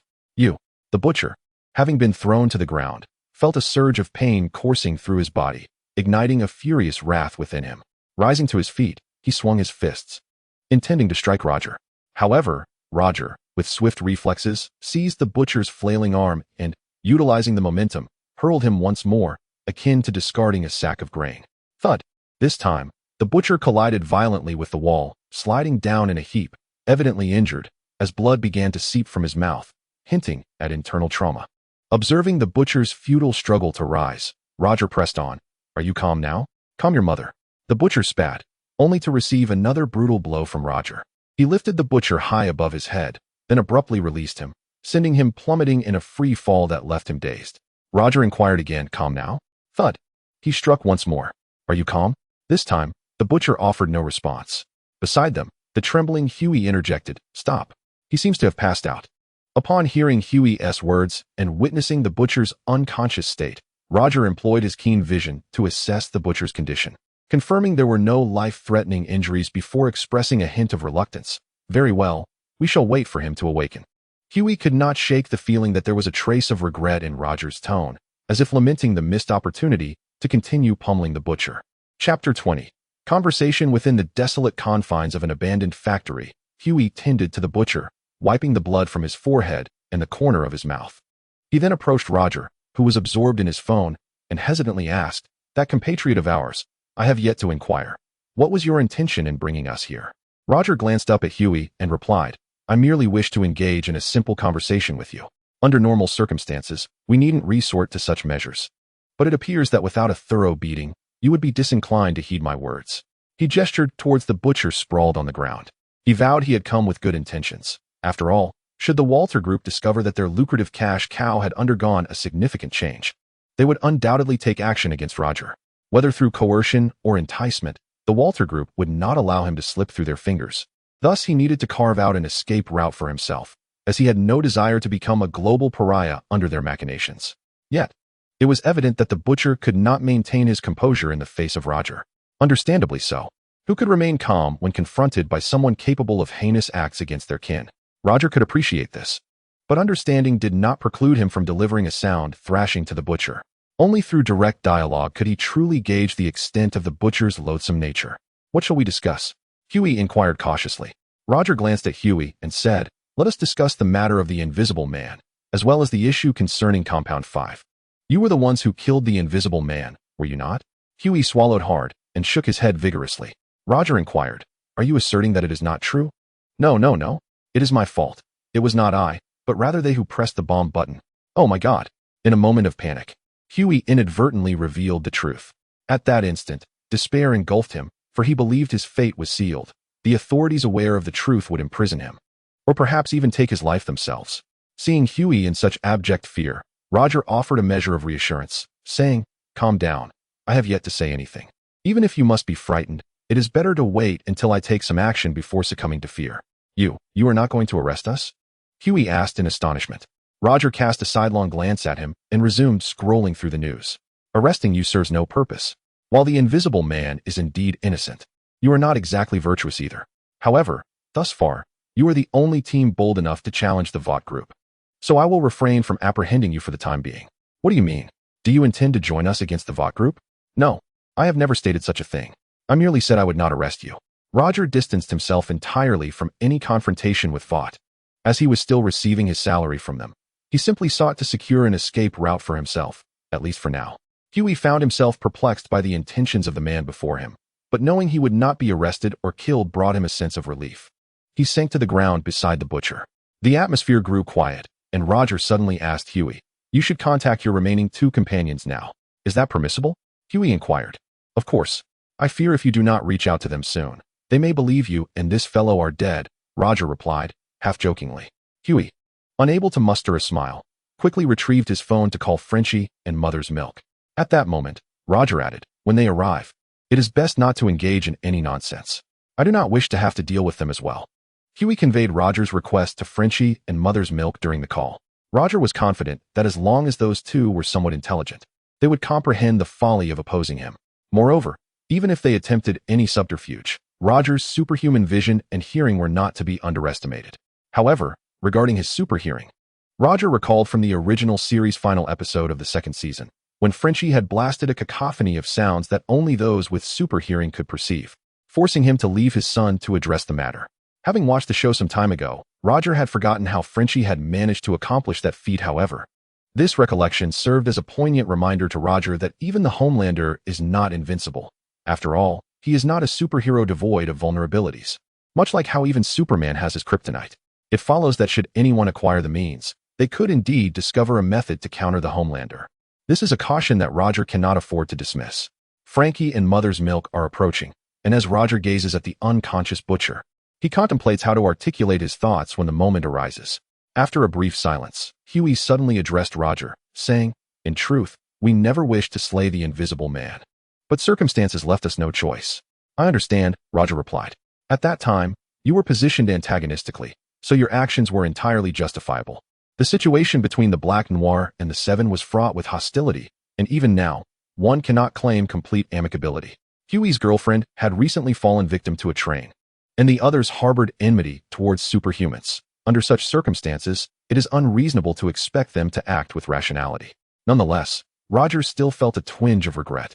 The Invisible Man was indeed a scoundrel, exploiting his power of invisibility to trespass into women's changing rooms and restrooms. Legally speaking, incarcerating him for several years would not be excessive. Yet, despite his despicable actions, he refrained from indiscriminate slaughter. Unlike the Homelander, who readily unleashes carnage upon the enemies orchestrated by Vought, or the Train, who, in his reckless abandon, causes fatalities without a second thought. The Invisible Man resembled a flawed individual, troubled and eccentric, but essentially harmless to others. He is akin to certain celebrities, disliked for their behavior, and some lacking even the most basic moral compass. Yet at least their hands remain untainted by blood. Thus, the Invisible Man's crimes, while reprehensible, do not warrant the death penalty. Had he survived, the worst punishment would have been to expose his past misdeeds, forcing him to resign from the Seven and subjecting him to the judicial system. However, discussing such matters now is futile. The Invisible Man has been slain by the Black Noir and his associates, and Roger has no intention of surrendering this group to the American legal system. The Vought conglomerate wields immense influence, and turning them over to the authorities would effectively be a death sentence. These individuals still possess utility. Roger requires them to divert Vought's attention. "You are truly unlike any other superhuman, Homelander," Huey remarked. Roger turned to him and inquired, "Do you say the same of Starlight?" "What? No, of course not. Wait, how do you know about my connection with Starlight?" Upon mentioning Starlight, Huey instinctively sought to clarify, but he quickly recalled that during his invitation for drinks, she had seemingly been absent. Roger gestured to his ear, saying, "I overheard. At first, I thought you were Starlight's secret boyfriend, only to discover you were entangled in the Invisible Man's demise. No, I'm not involved with Starlight in that manner. Relax, my friend, everything unfolds in due course. Just because it is not the case now does not mean it will not be in the future. Starlight is indeed a commendable girl. Her purity surpasses that of any member in our 7-person team." Roger murmured, "In comparison to the others, Starlight embodies the epitome of innocence." Regrettably, Roger does not find himself attracted to her type. Otherwise, he might have contemplated pursuing her. At that moment, as Huey conversed with Roger, the butcher, who had previously lost consciousness, gradually regained his senses. Struggling to sit up from the ground, he interjected, "What's this, lad? Have you now allied yourself with that damned superhuman?" Huey wore an awkward smile, while Roger cast a meaningful glance at the butcher. This butcher never failed to be insufferable in his speech. If possible, Roger wished he could sew the butcher's mouth shut for a moment of peace. "Thank you all for your generous donations and monthly votes. I shall strive to continue my efforts." Chapter 21. Uneased, the butcher awoke, but refrained from launching an assault on Roger as he had previously done. His mind was now clear, and he realized that attempting to confront an invulnerable superhuman at such a close distance, without any preparation or capability, would be tantamount to courting death. The butcher was not ready to die, and Roger showed no inclination to kill him, which allowed the butcher to calm himself. He would no longer attempt to provoke Roger. For Huey was correct.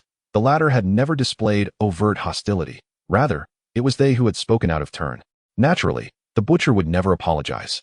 Admitting fault would negate his very essence. Thus, from the moment the butcher regained consciousness to the arrival of Frenchie and Mother's milk, the atmosphere between him and Roger remained tense. Huey, who had initially felt somewhat relaxed, found himself silenced by the oppressive atmosphere, retreating to a corner in silence. Weak, pitiable, and helpless, Frenchie and Mother's milk soon arrived, brandishing handguns that provided no sense of security. Upon confirming that the butcher and Huey were unharmed, they both sighed in relief and turned their attention back to Roger. Noting that everyone had gathered, Roger spoke. "Now that we are all present, shall we engage in a discussion?" Frenchie and Mother's milk glanced at the butcher. Rising from the ground, clutching his undoubtedly injured abdomen, the butcher inquired of Roger, "What would you like to discuss?" "Let us first talk about the Invisible Man," followed by Compound V, and lastly, Roger turned his gaze towards the butcher. "We shall discuss you." "Very well, the Invisible Man, Compound V, and myself.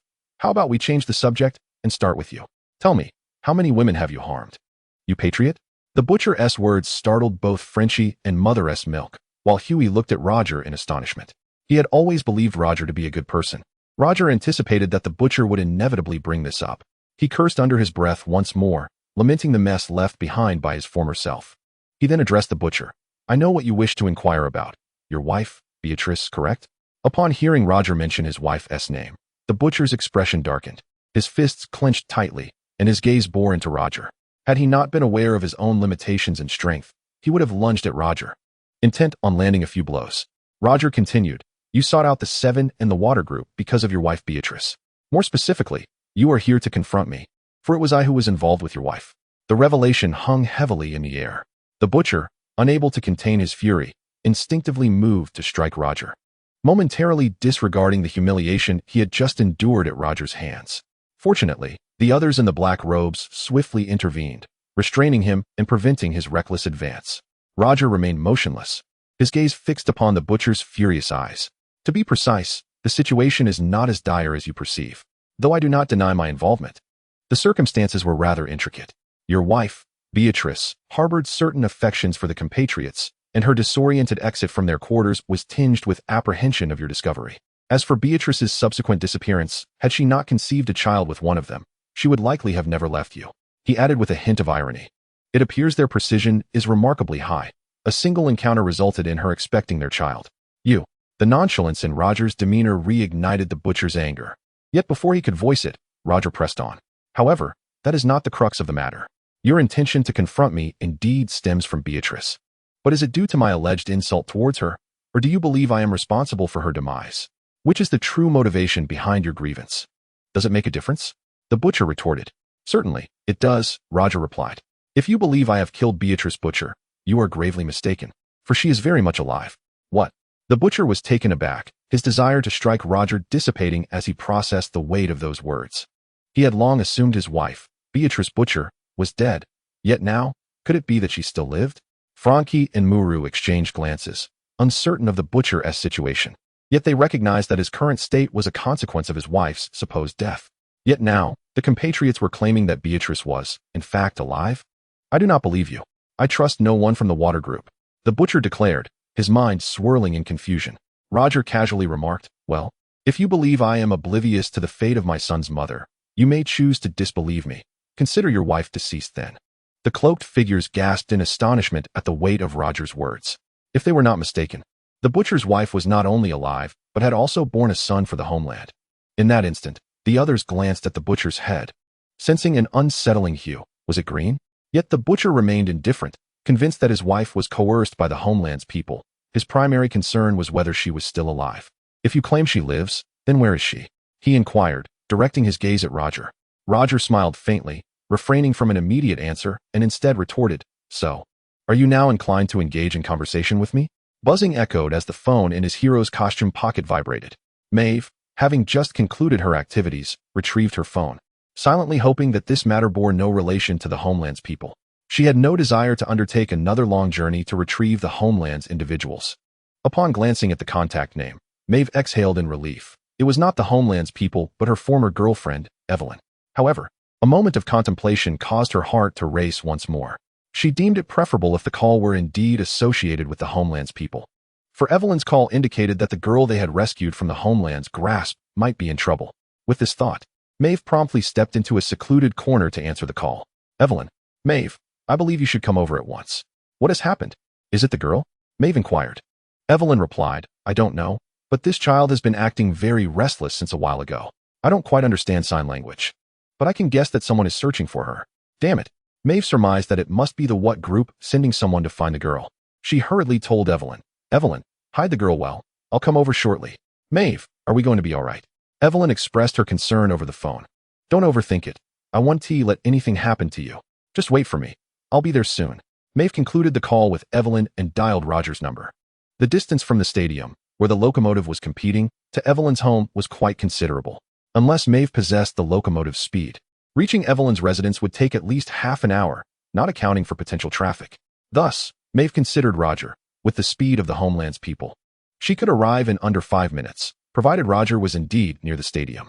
Soon, Roger made a phone call and informed him about Evelyn's situation. On the other end, Roger said, "Do not panic. I shall return shortly. In the meantime, please reach out to the locomotive." "The locomotive?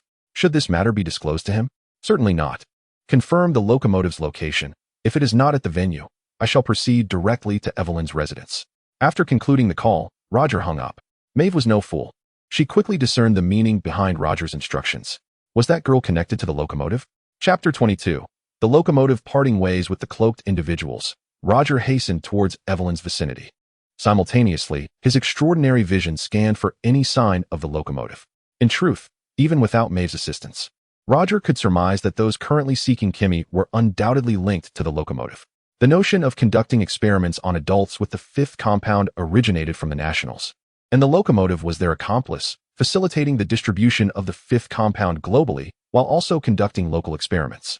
Kimmy was the subject under the locomotive's jurisdiction, the sole experimental subject in the city at that moment. With Kimmy's holding facility obliterated by Roger's gas canister explosion, the area was now cordoned off by the police. Even a dullard like the locomotive would realize Kimmy had undoubtedly escaped. Under normal circumstances, the first course of action should have been to inform the Nationals. However, he feared retribution upon their discovery of the incident. If the current Nationals were not Roger, they would assuredly take such measures. Thus, the locomotive planned to seek out individuals first. If unsuccessful, he would report back to the Nationals. Roger, understanding the locomotive's intentions, felt no alarm for Evelyn or Kimmy. As long as the threat did not come from other superhumans of the Water Group or the enigmatic members of the Seven. Even if it were indeed individuals from the Water Group, Roger could intervene. After a brief aerial search, Roger received a call from Maeve. Following the conclusion of the competition, the locomotive had indeed vanished, allegedly attending to personal matters according to his brother. This revelation further solidified Roger's suspicion that Kimmy sensed the pursuit was initiated by the locomotive. Accelerating his flight, Roger soared above Evelyn's abode, scanning the surroundings until he finally detected the locomotive, a mere blur darting through the streets. The locomotive's speed surpassed Roger's. While Roger was swift, he could not vanish from sight as the locomotive could, much like how Superman's speed could not rival that of the Flash. Had it been otherwise, the locomotive would not have held a position within the Seven. Having located the locomotive, the subsequent steps became straightforward, aiming for the path the locomotive would traverse. Roger plummeted from the sky and landed rapidly in the locomotive's anticipated route, removing his hood in the process. Bang! The sound of a sonic boom halted abruptly as a blue-clad locomotive came to a stop before Roger. He gazed in surprise at the figure standing before him and asked, "Is that you, compatriot?" The locomotive, taken aback by Roger's presence, panicked momentarily, fearing that Roger had discovered the escape of Himiko. Having recently finished a match against Shockwave, the effects of compound number 5 still lingered in his system, amplifying his anxiety in Roger's presence. Roger, observing the locomotive's tension, used his X-ray vision to discern that the locomotive's heart was racing, and the flow of blood within him appeared irregular. With an impassive expression, Roger placed his hand on the locomotive's shoulder and inquired, "The match has just concluded. Why are you here instead of seeking out reporters to boast about your performance?" I. The locomotive stammered, flustered and attempting to explain. Roger applied a slight pressure with his right hand and continued, "Moreover, your heart is beating erratically. Let me guess, you injected compound number 5 during the match, did you not?" Thud, thud, thud. Upon hearing Roger's words, the locomotive felt as though his racing heart had momentarily stopped. Cold sweat beaded on his forehead, glistening against his dark skin. Roger smiled and said, "I recall advising you not to rely on compound number 5, did I not? It seems my words did not resonate with you. And no, compatriot, I can explain. I was merely concerned that this would lead to a loss in the match. I promise it was just this once. I won't do it again. Trust me." The locomotive, overwhelmed with anxiety, looked at Roger with a hint of desperation in his eyes. Roger chuckled and patted his shoulder, saying, "Do not be so anxious. Why are you so nervous? I am merely expressing concern for you, with no intentions of harm. Brother, you must understand that you can no longer continue using compound no. 5. I understand." The locomotive nodded vigorously. Roger continued, "If that is the case, you should be able to promise me that you will never touch such substances again. Correct?" "Of course. Absolutely." The locomotive affirmed repeatedly. Roger flashed a smile and patted his shoulder once more, declaring, "That's more like it. This is the locomotive of our 7-member team." Seeing Roger smile, the locomotive managed a strained smile in return. He had been genuinely frightened moments earlier, even believing his fate was sealed. However, just as the locomotive began to relax, Roger leaned in close and whispered in his ear, "But should I discover that you are still secretly using compound number 5, you will need to collect your wages from the finance department and leave the 7-member team. Understood?" "Understood." The locomotive nodded anxiously. Roger finally released his grip on his shoulder, gently massaging his hands as he remarked, "All right. It's time to return to the arena and face the journalists. You have triumphed today, becoming the fastest superhuman in the world. You may celebrate late into the night, so be sure to conserve your energy." "I understand," said the locomotive, finally managing to calm his nerves. It was then that he recalled the escaped test subject, Kimmy, and addressed Roger. The subject we confined has fled. What should we do? As he uttered these words, his heart raced. He was aware that he ought not to bring this up immediately after being reprimanded by the Nationals, yet he feared that if he remained silent, it would lead to further complications once the Nationals discovered the situation. Mentally preparing himself for another scolding, he cautiously relayed the news of Kimmy's escape. Roger glanced back at him and replied, "I will handle this matter. You may return." Noticing that Roger did not intend to chastise him, the locomotive's expression betrayed a hint of confusion. This was not what he had anticipated. "What's the matter? Do you expect me to berate you further?" Roger inquired, noticing the locomotive's immobility. The locomotive quickly shook his head. Roger continued, "Then go and enjoy your celebration. Furthermore, you need not concern yourself with Compound 5 or the test subjects from now on. Focus solely on your own responsibilities." Although the locomotive still harbored some doubts, he refrained from asking further questions. Just as he was about to turn away from the street, he suddenly heard Roger say, "There is one more thing. The Enchantress. Arrange for her relocation." Upon hearing this, the locomotive was taken aback. "Is the escape of that test subject related to the Enchantress?" "I did not imply that. Merely that it is no longer safe for her to remain there. Is she not your girlfriend? You must take responsibility for her protection." "No, she is not." The locomotive began to deny. "Do not lie to me," Roger said, fixing his gaze upon him with earnestness. The locomotive lowered his head. Roger continued, "You must ensure the safety of your girlfriend. If possible, I will speak to Madeline and have her publicly acknowledge your relationship. Now, you may leave." After standing in silence for a moment, Roger exhaled slowly once the locomotive had departed. During their conversation, Roger had unconsciously adopted the tone of the Nationals, and he surmised that he must have appeared quite formidable in the locomotive's eyes, an embodiment of the fear instilled by the Nationals. Fortunately, he had successfully sent the locomotive away, alleviating his concerns about him seeking out Kimmy. As for the other member of Team 7, Shinsei, he would only act upon orders from the Nationals or the higher-ups at the Walter Group, ensuring that Evelyn and Kimmy were safe for the time being. Rest assured, the protagonist will not be Starlight. I do not possess a habit of tearing apart relationships.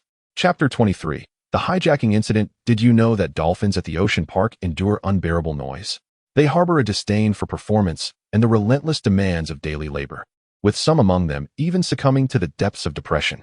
Thus, do not dare to suggest to me that you wish to abscond with a dolphin from the marine park. Such an act is criminal. In the conference room of the Super 7, located in the depths of the ocean, Roger engages in conversation with Deep Sea via his mobile phone. Ever since that day when Roger expressed an interest in understanding Deep Sea's acquaintances, Deep Sea has tentatively begun to introduce some of his friends to Roger. From lobsters to crabs, from dolphins to whales, and including the blue whale that Roger longs to behold.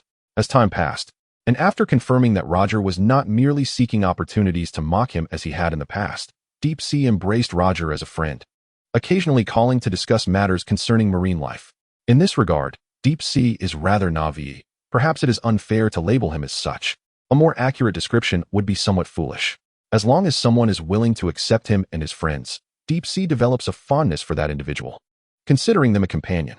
Regrettably, throughout his life, he has been regarded as an outcast, and even as a member of the Super 7, he has never been truly acknowledged. Fans misunderstand him, perceiving the on-screen persona as his true self, oblivious to the fact that the real Deep Sea is but a pitiable creature, riddled with insecurities and fears. Now that Roger has recognized and accepted this aspect of him, it is only natural for Deep Sea to regard Roger as a friend. However, regardless of their burgeoning friendship, Roger cannot condone the notion of this fellow attempting to steal a dolphin from the marine park.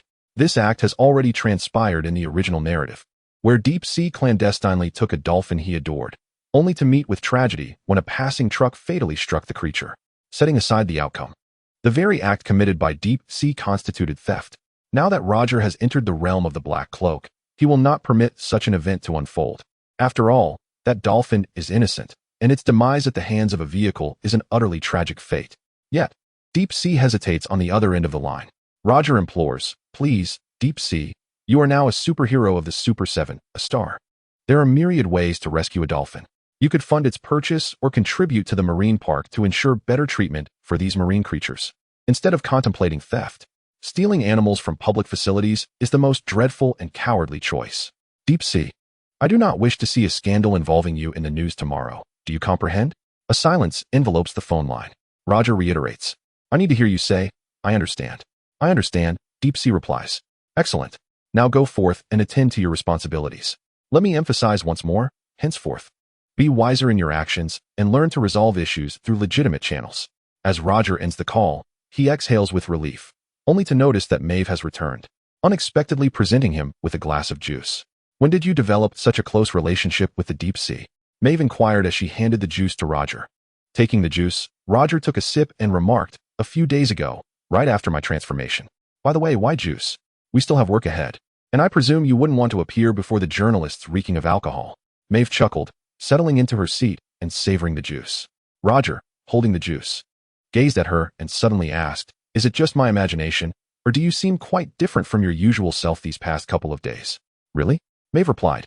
Of course, the old you always wore a tense expression. To put it bluntly, your eyes seemed lifeless. Now, you appear rather pleasant, Roger observed. Maeve nodded, taking another sip of her juice, and said, perhaps it is because the heavy burden looming over me has vanished. Roger understood what Maeve meant. The heavy burden referred to the oppressive presence of the Nationals. Maeve had previously lived under the shadow of the Nationals, avoiding any male companionship to prevent innocent bloodshed. Now that the persona of the Nationals had dissipated, replaced by a benevolent alternative, it was only natural for Maeve to feel a sense of relief. If it weren't for the sudden leave drawing attention from the water group and complicating matters for Roger, Maeve might have even considered taking a few days off to revel in freedom. For her, nothing could bring greater joy than the demise of the Nationals. Indeed, the burden has lifted, and everyone feels lighter, Roger remarked, reflecting on the passage of time since he became a National. Although he hadn't accomplished much during this period, the atmosphere within the boys in black had certainly become more relaxed. Kimmy and the others no longer needed to hide. Maeve could express herself freely, and even the deep sea had found a human friend to confide in. Ashley, the manager of the 7-member team, also appeared considerably more at ease, her complexion reflecting this newfound lightness. While Roger remained uncertain about his role as a National, witnessing the changes in these characters brought him a sense of tranquility. If everyone was joyful, he too could find happiness. Such is the nature of the world. Just as he and Maeve were relishing this moment of tranquility, Madeline abruptly entered from the conference room, exclaiming, how wonderful, both of you are here. Noticing Madeline's hurried demeanor, Roger and Maeve exchanged glances, and Maeve inquired, is something amiss?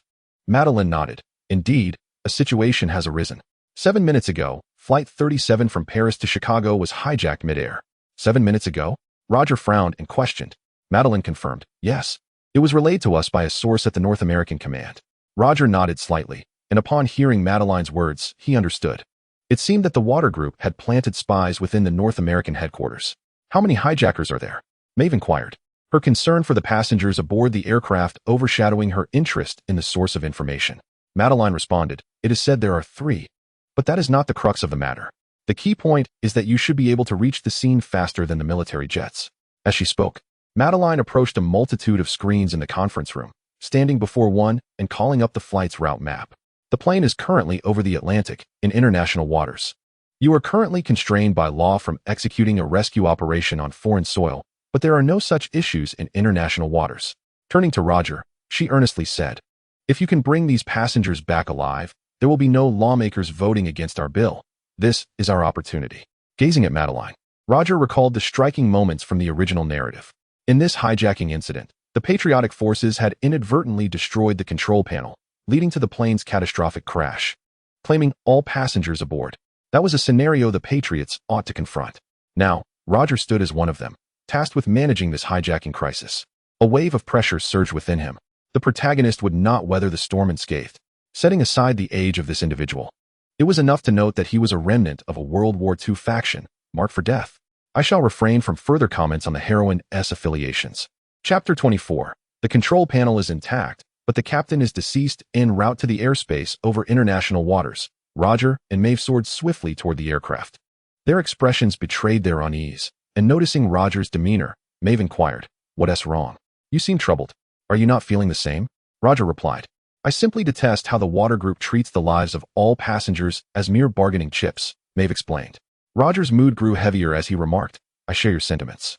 The water group is attempting to leverage the rescue of the plane's passengers to coerce lawmakers into passing the bill for superheroes to be integrated into the defense forces. Roger was no political aficionado. He was unsure of the efficacy of the water group's strategy. Fundamentally, he opposed the idea of superheroes being inducted into the Department of Defense. Superheroes should remain detached from political affairs, for if these superhuman entities were to engage in politics, it would inevitably pave the way for conflict between humanity and superhumans in the future. Moreover, the Water Group's intentions regarding the Defense Department were far from altruistic. They merely sought to consolidate more power.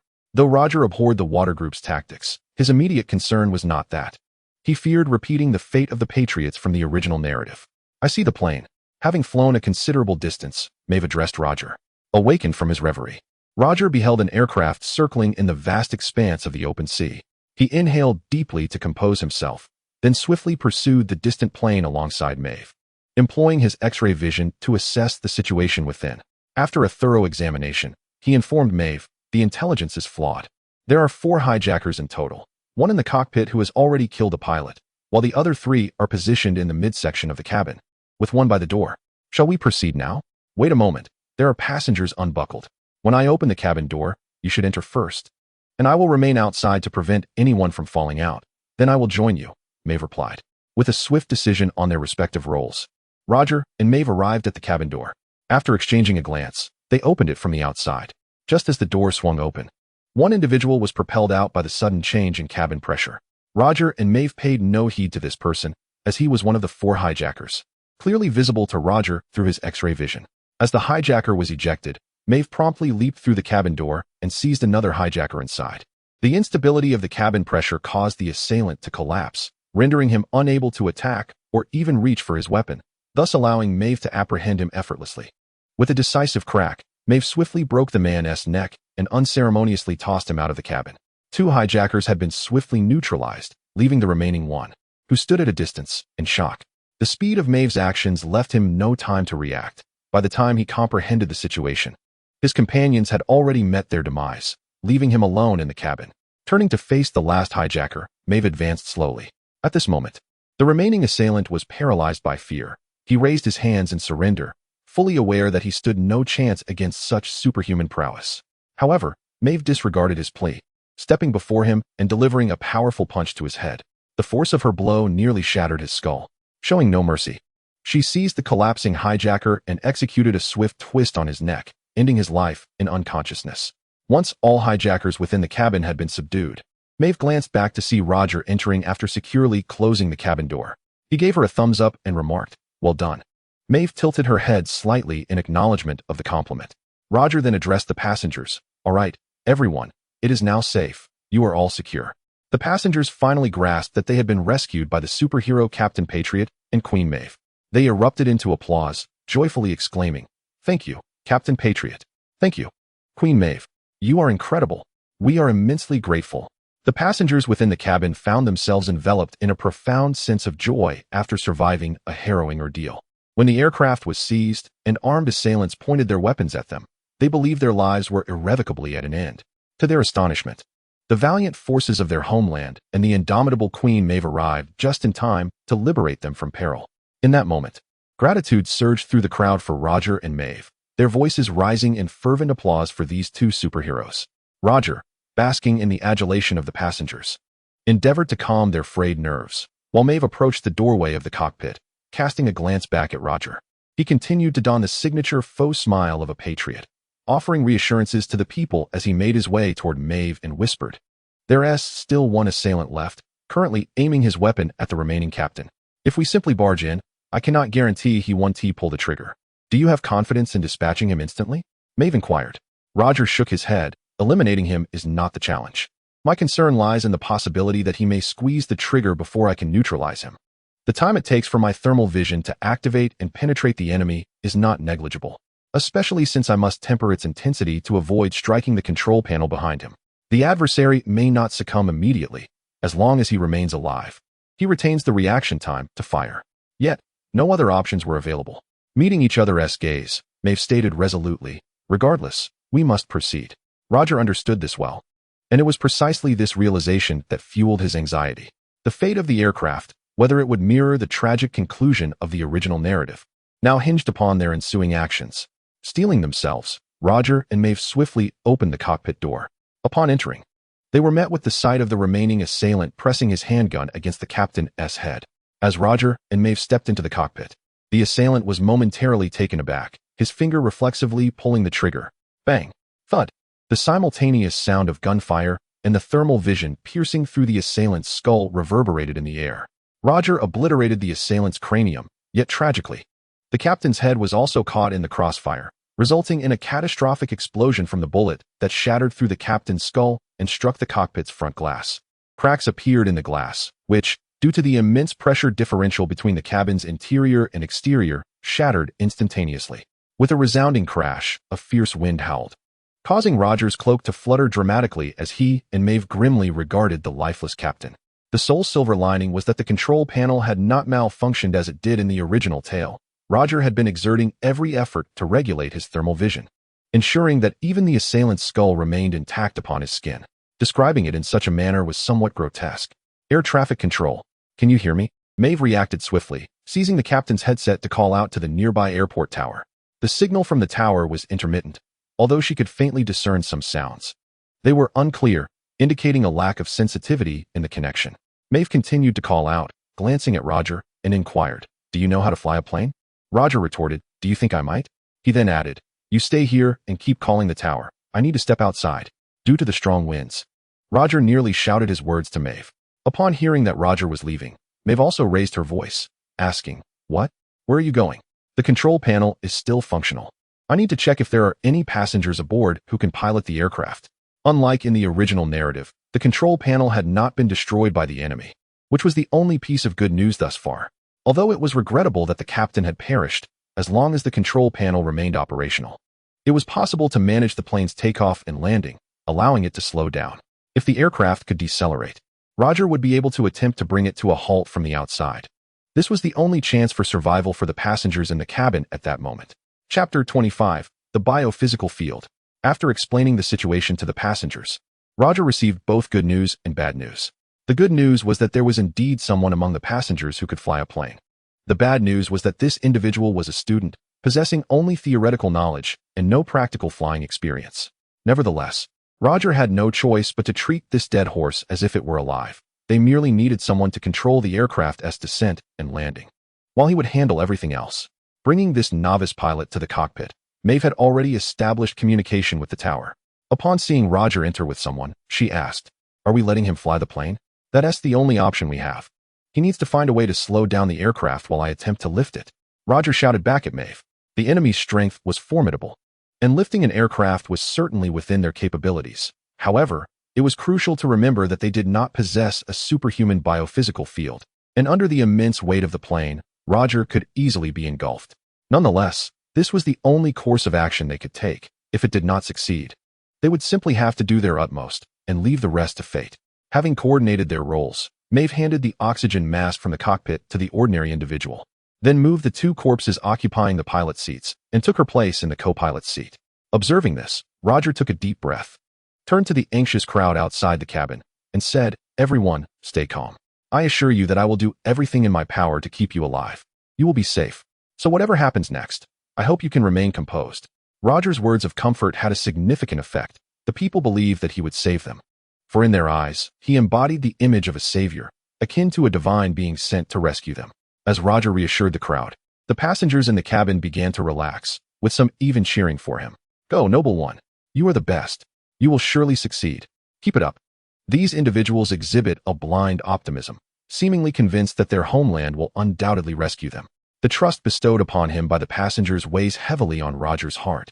Yet, he conceals his turmoil from the crowd, maintaining a facade of cheerfulness as he opens the hatch and ascends once more into the skies.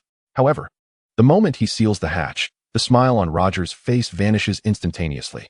He positions himself beneath the aircraft, attempting to hover alongside it, his expression grave as he endeavors to place his hands upon the fuselage. Initially, there is no discernible reaction, but as Roger exerts a slight force, attempting to support the entire aircraft, a portion of the metal skin beneath the cabin suddenly buckles inward. Witnessing this, Roger hesitates to apply further pressure, abruptly halting his actions. "Damn it!" he curses in frustration, sensing the aircraft tilting forward, descending gradually. Evidently, the novice in the control room and Maeve have seized control of the plane. It seems there is no longer a need for Roger to attempt to stabilize the aircraft. Yet, as he contemplates this, he notices the angle of descent increasing alarmingly. If this continues, it won't be long before the plane plummets into the sea. In a state of urgency, Roger rushes to the front of the aircraft, shouting through the shattered windshield at Maeve, "What's the situation?" Part of the control panel has failed. Maeve responds with a loud retort. "It's the ricochet from the gunfire earlier. I don't know where the bullet struck, but it damaged part of the control panel. Although the console appears intact, it is utterly unmanageable when actually engaged. If an experienced pilot were at the helm, there might be a solution. However, at this moment, 2 novices and 1 flight trainee with only partial theoretical knowledge are at the controls. To make matters worse, communication with the tower is intermittent, and the signal is highly unstable. Damn it, Roger curses again, inwardly lamenting how fortuitous this is. Subsequently, disregarding Maeve, he makes his way to the underside of the aircraft to continue his earlier efforts.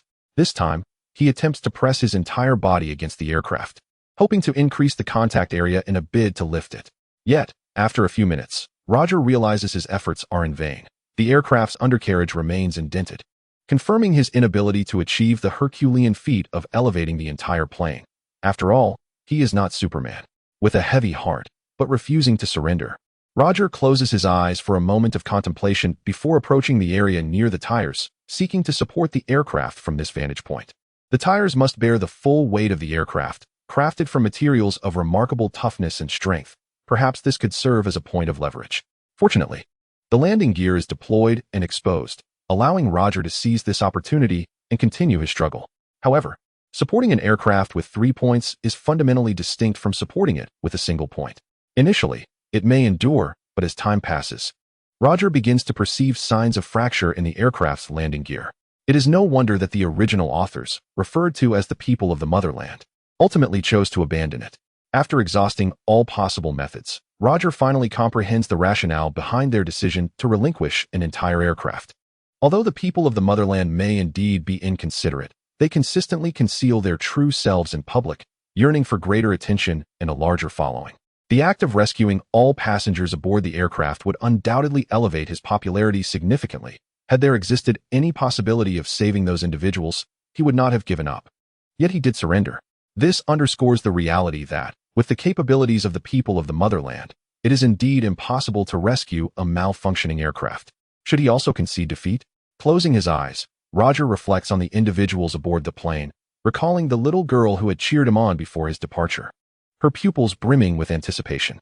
Ultimately, he clenches his fists and resolves. He is not one of the people of the motherland.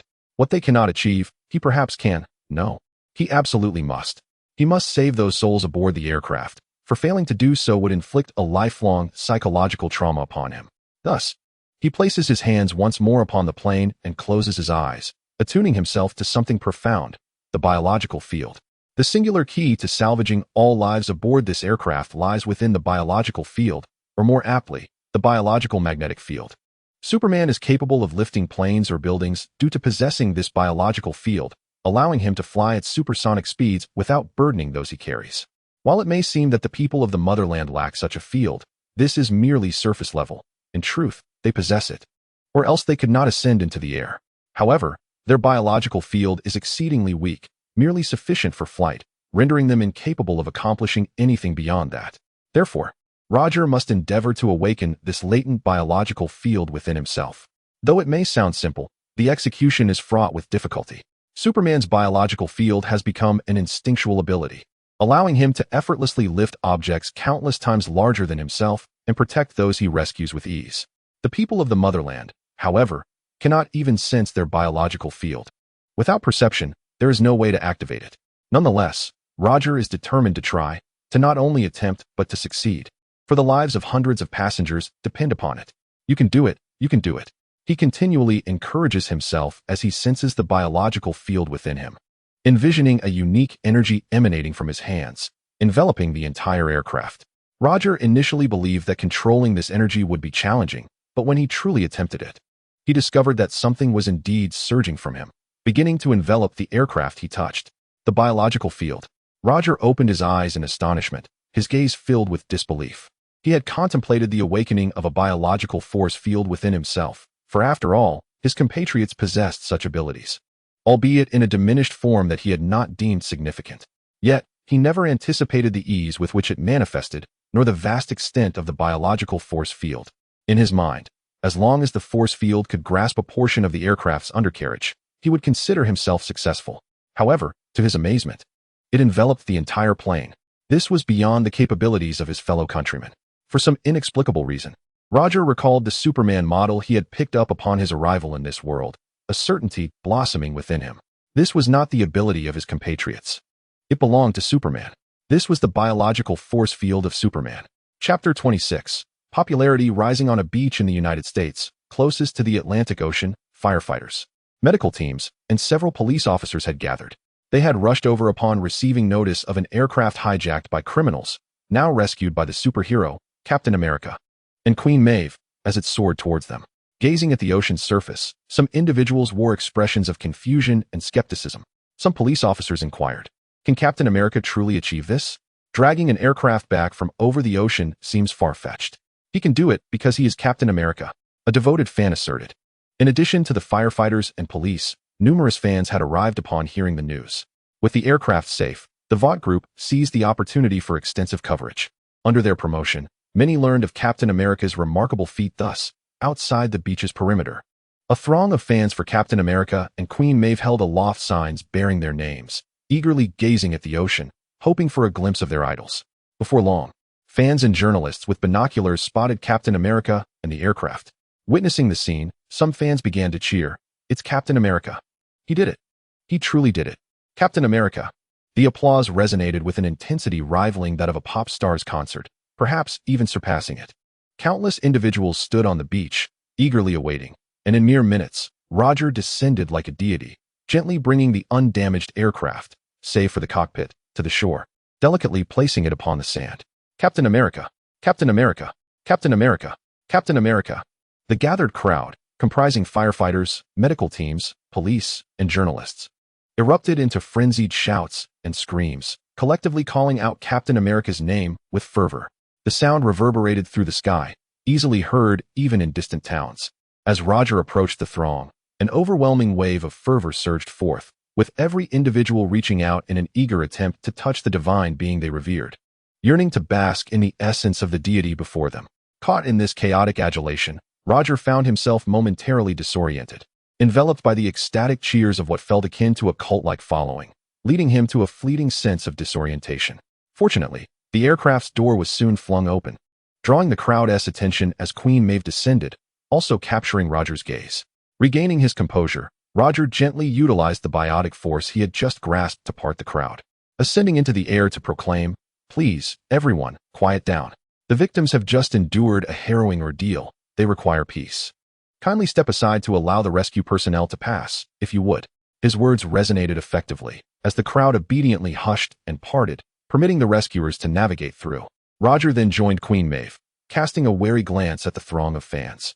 He had narrowly escaped being lost in their adulation and the allure of immense power and adoration from countless souls, which could easily lead one astray. Though Roger's character had evolved during this time, due to his newfound strength, he attempted to channel it positively. Yet, he harbored concerns that continued veneration as a deity might lead him down a path akin to that of the Homelanders, who sacrificed their morals for fame and fanfare. As the passengers were escorted down by the firefighters, Maeve approached Roger, placing a hand upon his shoulder, her expression earnest. "Thank you. You have worked hard." Roger replied, "It is nothing. It is my duty."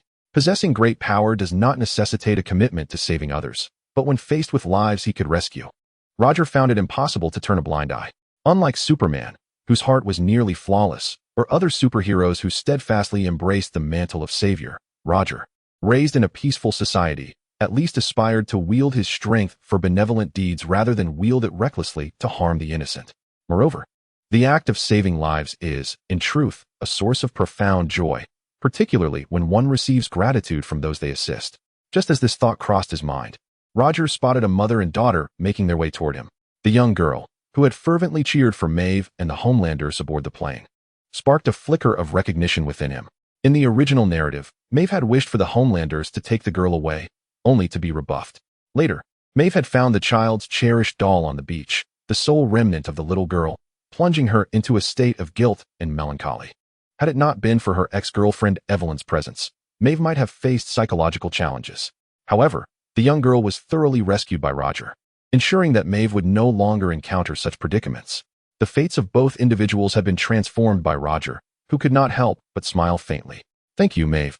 Our compatriot," expressed the mother of the girl earnestly to the two before her. Roger greeted the girl's mother with a smile, while Maeve responded, "There is no need for thanks. It is our duty." "Maeve, compatriot, may I embrace you?" inquired the little girl, her eyes shimmering with admiration and anticipation, yearning for a close encounter with Maeve and her compatriot. It was evident to Roger that she was a devoted fan of Maeve. Maeve exchanged a knowing smile with Roger before replying, "Of course, dear princess." Upon saying this, they embraced, and Roger too reached out to gently pat the girl's head. The scene of their affectionate embrace was remarkably harmonious, captured flawlessly by the nearby reporters, spreading this moment to countless households glued to their televisions. Now, everyone was aware that the compatriots and Maeve had rescued a hijacked airplane, elevating their popularity to unprecedented heights. Roger's heroic deeds caused the stocks of the Walter Group to soar, and his standing within the company ascended to a new echelon.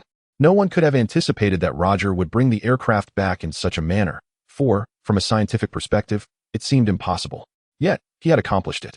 Roger himself was astonished at the sheer magnitude of his biological field. In future rescues, he could nearly disregard the concern of colliding with individuals during high-speed ascents or crashing into the very structures or vehicles he aimed to save. Having achieved such a monumental feat, the group wished to celebrate Roger and Maeve, desiring their appearance on news channels to publicize the event. However, Roger declined, citing the need for rest, as he wanted to test his biological field and other abilities. If his biological field truly resembled that of a superhero, might his other capabilities also mirror those of such beings? Although Roger had yet to absorb any energy from the sun, he resolved to try. Thus, after attending to the group's affairs, Roger ascended to the highest level of the Walter Tower and soared into the sky. He aimed to test whether he could absorb solar radiation in space and evaluate his survival capabilities in that environment. The ability to endure in the vacuum of space was the fundamental distinction between compatriots and superheroes. Chapter 27. The speech as he ascended to greater altitudes. Roger felt the thinning air. During the previous endeavor to rescue Flight 37, Roger had already sensed the thinning air at high altitudes. Albeit to a degree, he could still endure. However, as he approached the threshold of Earth's atmosphere, he found his breathing increasingly labored. The pulmonary structure of a native of his homeland differed from that of Superman. He lacked the formidable cardiopulmonary strength that Superman possessed, and thus did not share abilities such as freezing breath or the nearly infinite respiratory cycle that Superman enjoyed. Although Roger's lung capacity was significantly superior to that of an ordinary person, it fell woefully short when compared to Superman. As he neared the boundary of Earth's atmosphere, he distinctly felt a prickling sensation upon his skin, a consequence of cosmic radiation beyond the Earth. He was powerless to shield himself from these cosmic rays, and the disparity in pressure between his body and the external environment made him acutely uncomfortable, even at this proximity to interstellar space. Is it not possible to linger in the void? He gazed upward at the profound night sky, admiring the resplendent azure of Earth, and lamented to himself. It seemed that possessing a biological field akin to Superman's was merely a stroke of fate, or perhaps a peculiar enhancement acquired after his traversal. Aside from sharing a similar biological field with Superman, Roger had not experienced any augmentation of his other abilities. He could not absorb sunlight to gain strength, nor could he survive in the cosmos. Merely reaching this distance left him feeling somewhat oxygen-deprived.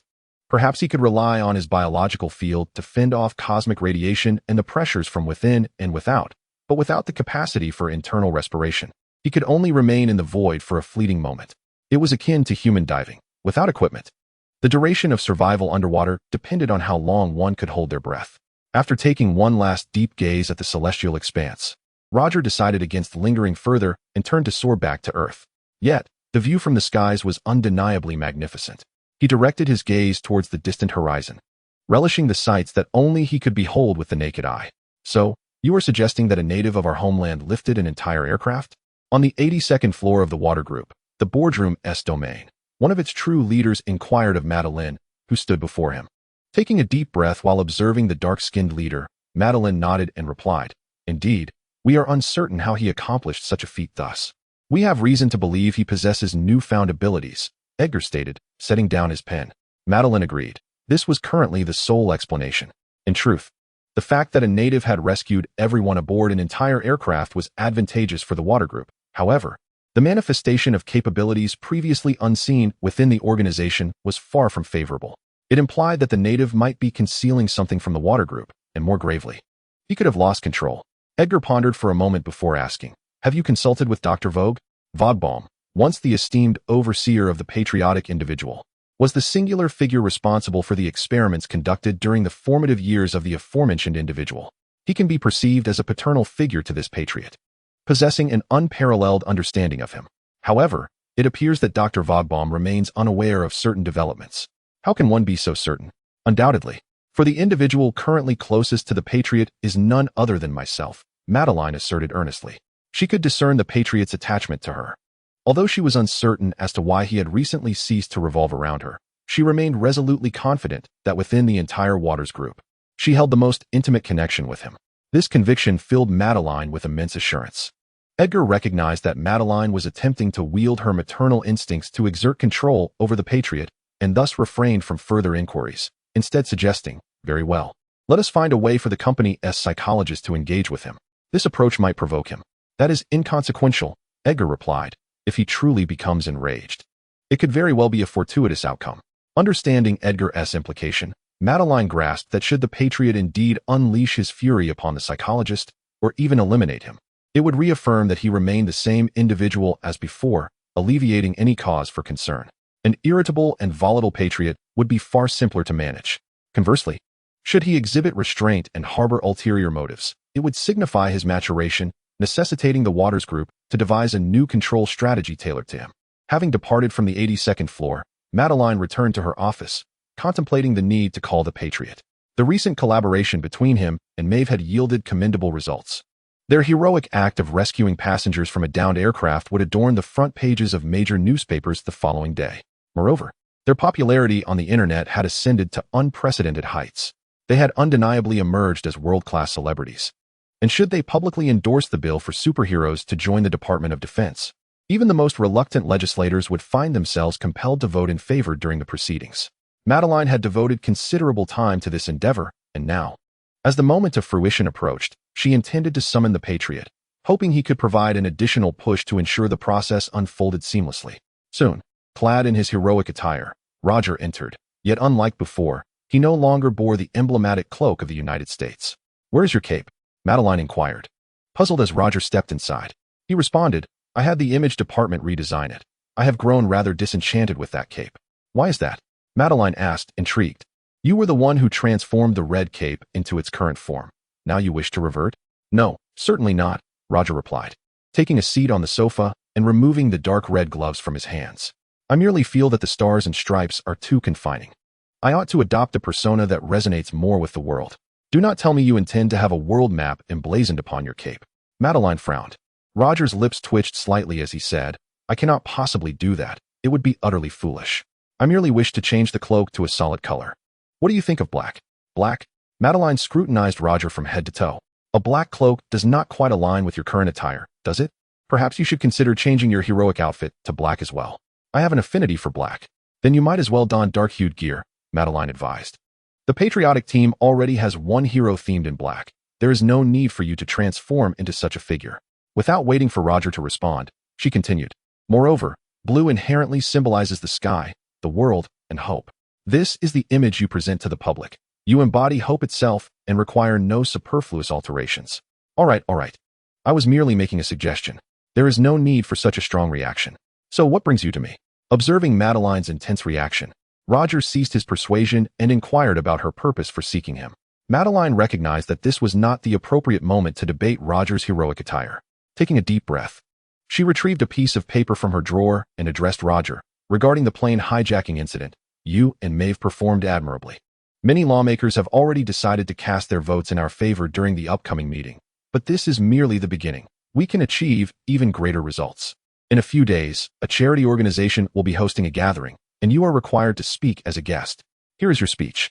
As she spoke, Madeline placed the paper, filled with words, before Roger. Upon receiving the speech from Madeline, Roger glanced at it briefly, his brow furrowing in concern.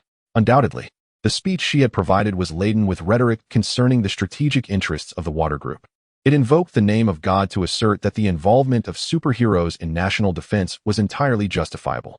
The speech even enumerated the names of several crew members and 2 captains who perished in the hijacking incident, suggesting that had superheroes been present in the Department of Defense, such tragedies might have been averted. It was a masterful exploitation of available resources. After finishing the speech, Roger looked up at Madeline and asked, "Am I truly expected to say all of this?" "Absolutely. This will deliver a decisive blow to those lawmakers. After this, no one will stand in our way. You will gain more fans and greater popularity, and you will be free to pursue any endeavor you desire." Madeline spoke to Roger in a gentle tone. The Water Group's current plans had reached a critical juncture, requiring a patriotic figure to fulfill this pivotal role. Thus, if Roger acquiesced to Madeline's request, he would subsequently be able to present any demands to the Water Group, provided they did not jeopardize its interests, and they would comply with his wishes. Roger discerned from Madeline's words that she was implying something, and he half-jokingly inquired, "Does that include changing my hero outfit?" Madeline took a deep breath and replied, "As long as it isn't too excessive, it is permissible." Roger nodded earnestly at Madeline, then stored away his speech notes and asked her, "Is there anything else?" "There is one more thing. You need to consult a psychologist." Why?" "It's merely a routine psychological evaluation. Rest assured, there is nothing to worry about." Madeline reassured with a smile. Roger narrowed his eyes slightly at her, but ultimately chuckled, saying, "All right, I have no objections." This gesture signified the act of eating, suggesting an outing for a meal. At Irina's home, Maeve communicated with Yoshiko using the sign language she had learned recently. Now, she had learned the girl's name, which Yoshiko had written on paper in the English she had been studying. Yoshiko. Simply, she was called Yoshiko.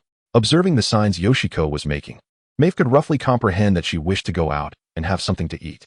Upon understanding, Maeve responded, "No, not for now. There are dangerous people outside looking for you, and we cannot allow them to find you." Listening to Maeve's words, Yoshiko stared at her in bewilderment, then began gesturing again. However, this time her signs were too complex for Maeve to grasp. Just as Maeve was about to inquire further, Roger's voice suddenly echoed in her ear. "She wants to go home to find her brother." Roger's unexpected arrival startled Maeve, and she quickly turned to see him standing in Irina's home, dressed not in the attire of his homeland, but in casual clothing paired with a cap, and glasses perched on his nose, resembling a harmless office worker. Seeing him like this calmed Maeve's earlier fright, and she asked, "Can you understand what she is saying now?" "I can comprehend some of it. My progress in learning sign language has been slightly faster than yours during this time." "Then she wants to go home. Do you know where her home is?" Maeve inquired, puzzled. Yoshiko's identity was a mystery to her. She had no idea who Yoshiko was or where she once lived, thus leaving her uncertain on how to respond to Yoshiko's desire to return home. Roger, observing the hopeful glimmer in Yoshiko's eyes, whispered, "I am not certain where her home is, but I do know where she came from." "From where?" "Let's discuss it outside."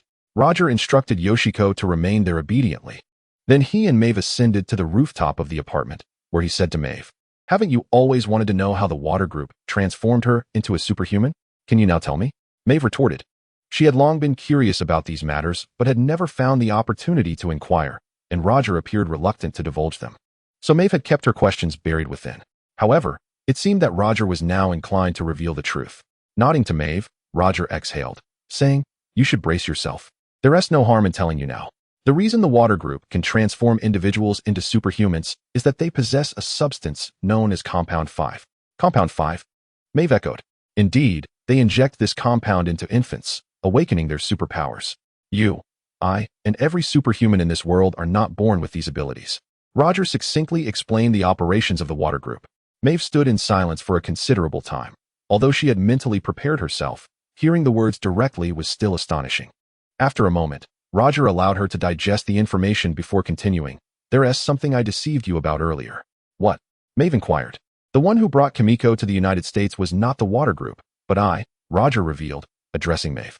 "To be more precise, it was a patriot who sought to integrate superheroes into the Department of Defense to ensure Madeline's plan succeeded. Thus, he secretly procured a portion of Compound 5 from the Water Group and distributed it among terrorists worldwide, transforming them into supervillains. This way, the Water Group would have justification to station superhumans within the Department of Defense. Kimiko had once been among the terrorists, and the Patriot had brought her here to unleash chaos at a critical moment, all while orchestrating a hero's arrival, ensuring that the Department of Defense would have no choice but to acquiesce. The Queen Maeve articulated the unspoken conclusion Roger had hesitated to voice. Roger nodded gently.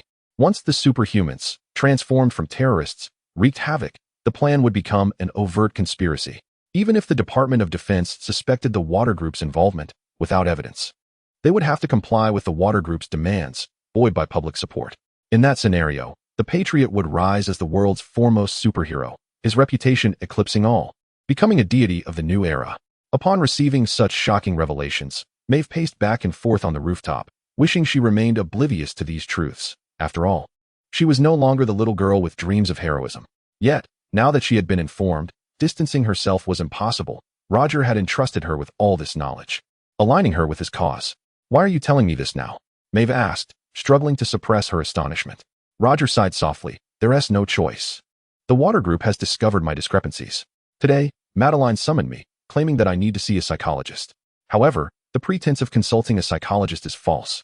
The true test lies in determining whether I am indeed one of the Homelanders. I am aware that the organization employs psychological profiling experts, and during this period, my demeanor has diverged significantly from that of the Homelanders. The psychological profiler must have noticed the discrepancy. I am uncertain as to how much the VOT group knows or how they might respond to me, yet I must prepare for the worst. Therefore, Roger earnestly addressed Maeve. I require a companion, Maeve. Would you assist me? Assist you with what? Assist me in overthrowing the VOT group. What?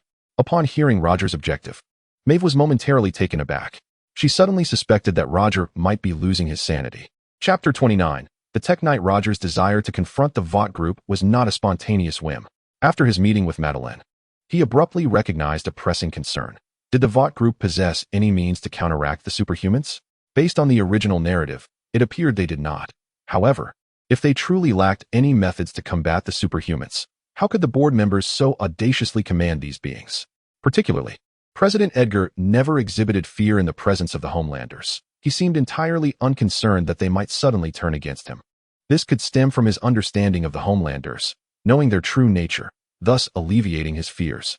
Yet, could there not exist another possibility, that Edgar and his associates held knowledge of how to deal with superhumans or the members of the Seven, instilling in them a complete lack of concern regarding a potential betrayal by the Homelanders? If that were the case, Roger could not guarantee his safety.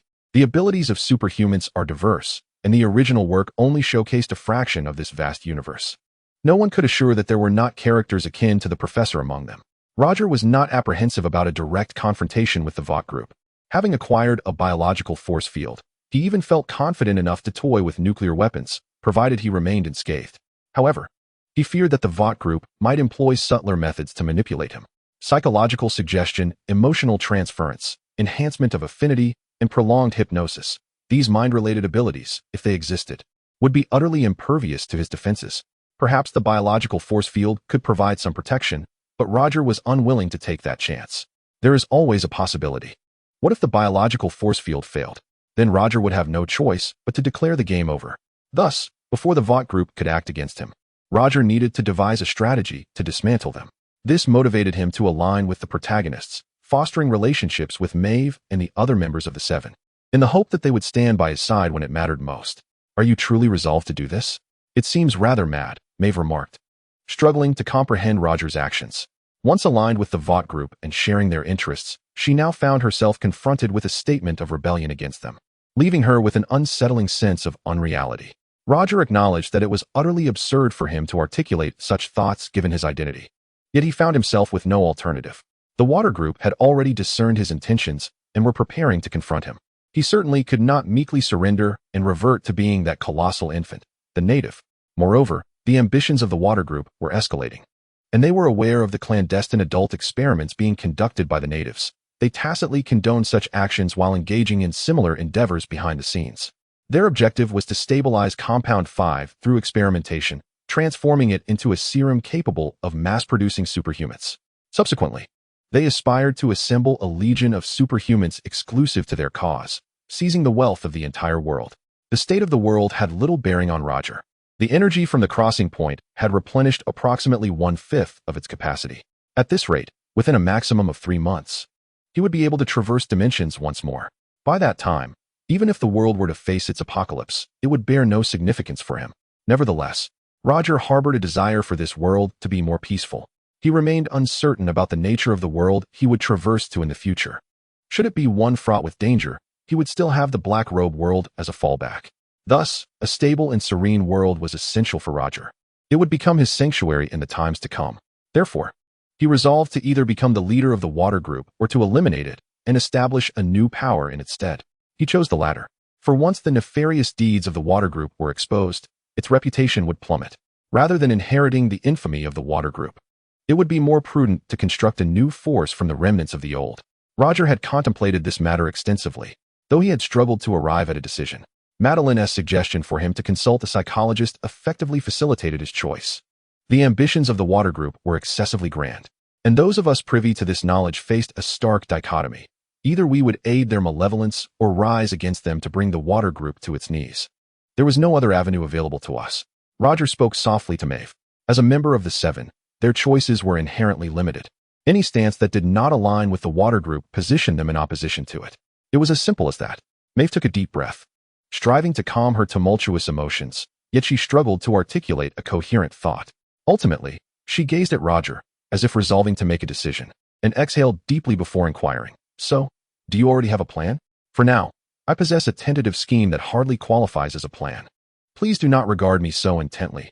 I am not particularly adept at crafting strategies. However, thus far, the water group remains unaware of our affairs, which constitutes our only current advantage." "What will you do next?" Maeve asked, rephrasing her question after a moment of contemplation. Roger softly remarked, "Let us first attend the charity event as suggested by the water group. Thereafter, we can endeavor to expose some of their darker secrets. To effectively target the water group, our initial objective must be to tarnish their reputation. Currently, the water group enjoys immense esteem among the populace, a status bolstered by the support of the patriotic citizens and the members of the Seven. The public adores superheroes. Thus, the water group, which aids and champions these heroes, naturally garners widespread favor. With such prestige, coupled with the water group's formidable influence, they possess the capacity to manipulate perceptions and control discourse at will. Hence, Roger resolved to commence with discrediting the water group. By now, the butcher should have begun his approach, he mused while surveying the city from the rooftop. Meanwhile, the butcher, whom Roger was contemplating, ambled through a grimy alleyway with a figure known as Mother Milk. Both donned dark trench coats, resembling members of the underworld, deterring others from approaching. It was hard to fathom that the once glorious tech knight now resided in such a dismal area. As Mother Milk ventured deeper into the alley, he addressed the butcher, who glanced at their surroundings and commented, "A washed-up superhero is worth less than a dog. Consider the siren. She was once a celebrated hero, yet ended up resorting to seduction to pay her rent. But this hero is different, isn't he? I recall he was portrayed as quite affluent." "You say portrayed," the butcher replied, halting before the entrance to a basement. Mother Milk ceased his rambling, and they exchanged a knowing glance before knocking on the iron door before them. Bang, bang, bang. The butcher's forceful knocks reverberated painfully in their ears. The ruckus was intolerable for the occupant within the basement, leading to the sliding open of a peephole, revealing a pair of haggard yet fierce eyes glaring outward. "Who are you looking for?" the voice demanded. The butcher met the gaze of those eyes and, with a slight smile, replied, "We are seeking Tech Knight. We heard he resides here." "Tech Knight is dead. Go away," came the brusque retort, and the person behind the door swiftly closed the peephole. Undeterred, the butcher resumed his knocking, asserting, "Very well, if you intend to rot away here, we can leave. But I suspect you do not wish for such a fate, do you?" With a sharp click, the peephole opened once more, those fierce eyes scrutinizing the butcher and Mother Milk. "Who are you? Are you from the water group?" they inquired. "Certainly not," the butcher replied. "We are merely insignificant individuals, invited to pay you a visit." Behind the iron gate, a pair of eyes scrutinized them for an extended period. Finally, he opened the gate and addressed the two. "Come in. Who you are matters little. I am nearing the end of my days." Chapter 30. A conversation with Tyke residing in the basement was a frail old man. To call him an old man was somewhat exaggerated, as he was barely in his 40s. However, due to his lifestyle and health issues, he appeared considerably aged, resembling a man in his 60s or 70s. Yet, the butcher and the milkman did not underestimate him. Judging by the man's gait and the muscles subtly visible beneath his white shirt, it was evident that he was a master of combat. With the various implements in the basement, he could easily handle the two of them, even if he was not superhuman. "Who are you?" the elderly man inquired with a frown. "Sent by the water group?" As the butcher maintained his insufferable grin, he replied, "Certainly not. We were sent by the patriotic people." "The patriotic people? The current favorite of the water group? What do they want with you?" A look of disdain crossed the old man's face. He seemed to harbor a dislike for the patriotic people. Noticing this, the butcher felt a faint amusement, for he too had an aversion to them. Encountering someone with a shared disdain felt akin to finding a comrade in arms. However, the butcher refrained from engaging in trivial banter. The patriotic people wish to take down the water group, which is why they sent us to find you. You were once a board member of the water group and the only one among them who was a superhero. Huh. A Navi young fool sends two clearly unsavory characters to recruit my aid against the water group? Is today April Fool's Day? The old man mocked, saying, "Be clear about your true intentions." The butcher, feeling somewhat defeated, spread his hands. "I assure you, what I say is true. The patriotic people truly sent us, and we genuinely intend to confront the water group. Why else would we seek out a once revered superhero in such a place? You may have come to mock me, perhaps to bully this old man who can no longer fight, or possibly to eliminate me altogether. Who knows what your intentions are?" The old man's tone was brusque, and the butcher raised an eyebrow, seemingly eager to retort. Fortunately, the milkman interjected, sensing an imminent quarrel. All right. We are not here to argue, are we? Let us be amicable, Tyke. Trust us, we are not lying. Let us get straight to the point. We have heard you are terminally ill." Tyke looked up at the milkman and replied, "Indeed, there is a tumor in my brain. If I were to say that we could help you recover, would you then assist us in confronting the water group?" The breast milk continued to inquire. Tyke chuckled and replied, "Cure? How do you intend to achieve that? Even the world's finest doctors find themselves powerless against this tumor. No superhuman possesses similar capabilities. Merely the two of you ordinary individuals, along with one from the homeland, are expected to remedy the tumor residing within my head? Don't jest. We indeed cannot. But the person from our homeland claims he can, which gives us the confidence to seek you out," replied the breast milk, gazing intently at the individual before her. This man, now a stranger in contemporary times, was once a household name a mere decade ago. He was a member of the Reclaimer Alliance, a superhero team created by the Watt Group, known as Tyke Knight, the sole non-superhuman superhero among them. Tyke Knight once possessed considerable wealth, and upon inheriting his fortune, he leveraged it to join the Watt Group as a member of its board.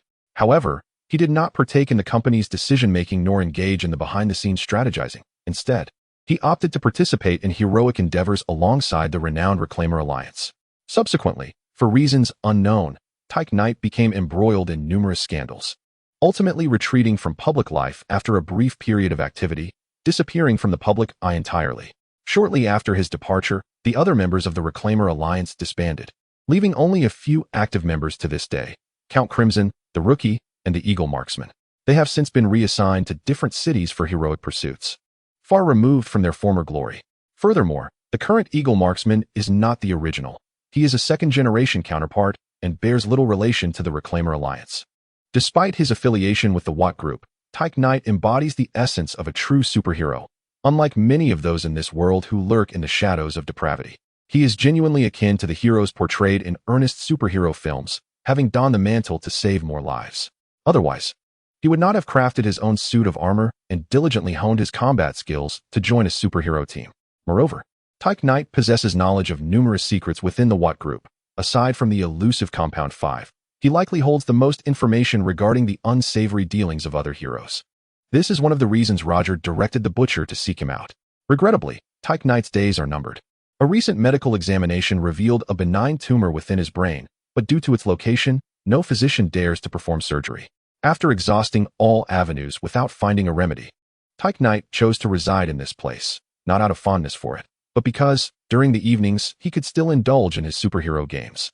If Roger does not permit the butcher to seek him out, it is believed that in a few months, he will succumb to environmental issues and the deterioration of his tumor, especially since he has not taken his medication for quite some time. However, the current circumstances have changed. As long as Knight Tyke is willing to assist, Roger will find a way to prolong his life, while simultaneously exploring other realms for a means of salvation. Mother Milk gazed at Tyke, her eyes brimming with sincerity. Their gaze locked. Tyke suddenly uttered, "I do not trust the Patriot." Mother Milk replied, "The Patriot is aware that you harbor doubts, which is precisely why he has sent us with this." As she spoke, she produced an antiquated mobile phone from her pocket. "What does this signify?" Tyke inquired, perplexed. Mother Milk explained, "He intends to converse with you directly." Accepting the phone from Mother Milk, Tyke fell into a contemplative silence for a moment before softening his tone, no longer sharp as before, and asked her, "What must I do?" "Simply dial the number at the top of the contacts list," Mother Milk responded. Following her instructions, Tyke located the number and proceeded to make the call. The sound of the phone connecting echoed in the air, and after a brief wait of several seconds, Roger's voice emanated from the other end. "Hello, Patriot?" Tyke furrowed his brow and asked. Roger replied, "It is I. Are you surprised?" "Indeed, somewhat surprised. Had I not known you better?" I might have thought this was a jest orchestrated by the organization. So, you have had a falling out with them and are preparing to usurp their position. Is that correct? Night Tyke inquired. Roger on the line responded, it is not merely that. I wish for you to expose all the incriminating evidence you have gathered on the superheroes. Are you mad? After a moment, Night Tyke posed a question akin to Mavis. Roger, on the other end, smiled with a hint of resignation, wondering why everyone posed such inquiries. Chapter 31. The incriminating evidence of superheroes. Night Tyke, a member of the Payback League, or perhaps more accurately, its leader. This character has yet to appear in the television adaptation of The Boys, yet Roger was not the least bit surprised when the fictional realm transforms into reality. One inevitably encounters a plethora of unknown elements. This is entirely natural. The pivotal aspect lies in the identity of Night Tyke. Once a member of the board at Vought International, he currently retains a portion of the company's shares, overseeing ventures related to heroes and their associated media. Nearly all of Vought's superhero-related productions fall under his jurisdiction. However, that was in the past. Ever since a tumor was discovered in his brain, Night Tyke has retreated from the public eye. Vought International had previously sought to oust Night Tyke due to his relatively righteous character, which had caused the organization considerable inconvenience. Otherwise, they would not have fabricated numerous scandals to erase him from the superhero narrative. Now he approaches the brink of death, and the Water Group eagerly anticipates his demise, ready to divide his remaining shares among themselves. Given the colossal stature of the Water Group, even a minuscule fraction of shares could yield astronomical profits, especially considering that Tyke is among the largest shareholders. Roger firmly believes that if it were not for Tyke's enduring strength and his possession of a unique combat armor, the Water Group would not hesitate to employ a superhuman assassin against him. Fortunately, the Water Group has refrained from such actions, allowing Roger to discover an alternative avenue aside from Compound 5. Indeed, Compound 5 is pivotal in countering the Water Group. Yet Roger cannot permit it to be exposed as it was in the original narrative. This substance grants individuals superhuman abilities, and who among ordinary people, politicians, or capitalists would not yearn to wield such extraordinary powers? Once Compound 5 becomes public knowledge, no one could halt its dissemination. Over time, the Water Group would likely flaunt it, reaping even greater profits. This is precisely what they did in the original tale.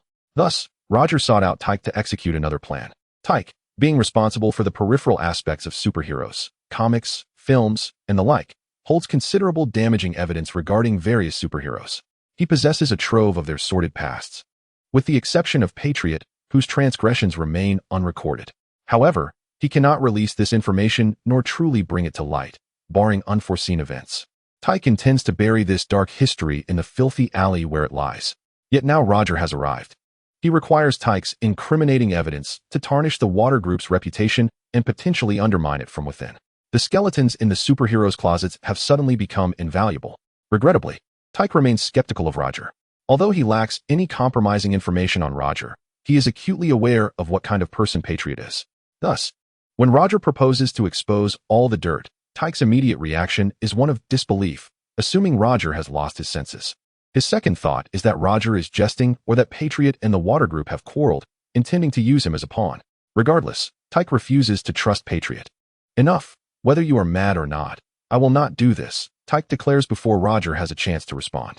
After a moment of silence, Roger suddenly states, "You are dying. I know, but if you think I would expose this dirt before I die, you are mistaken. You were once a superhero. That was in the past. The Tyke who aspired to be a superhero is dead. The current Tyke is merely an old man awaiting his end in a gutter," Tyke replies calmly.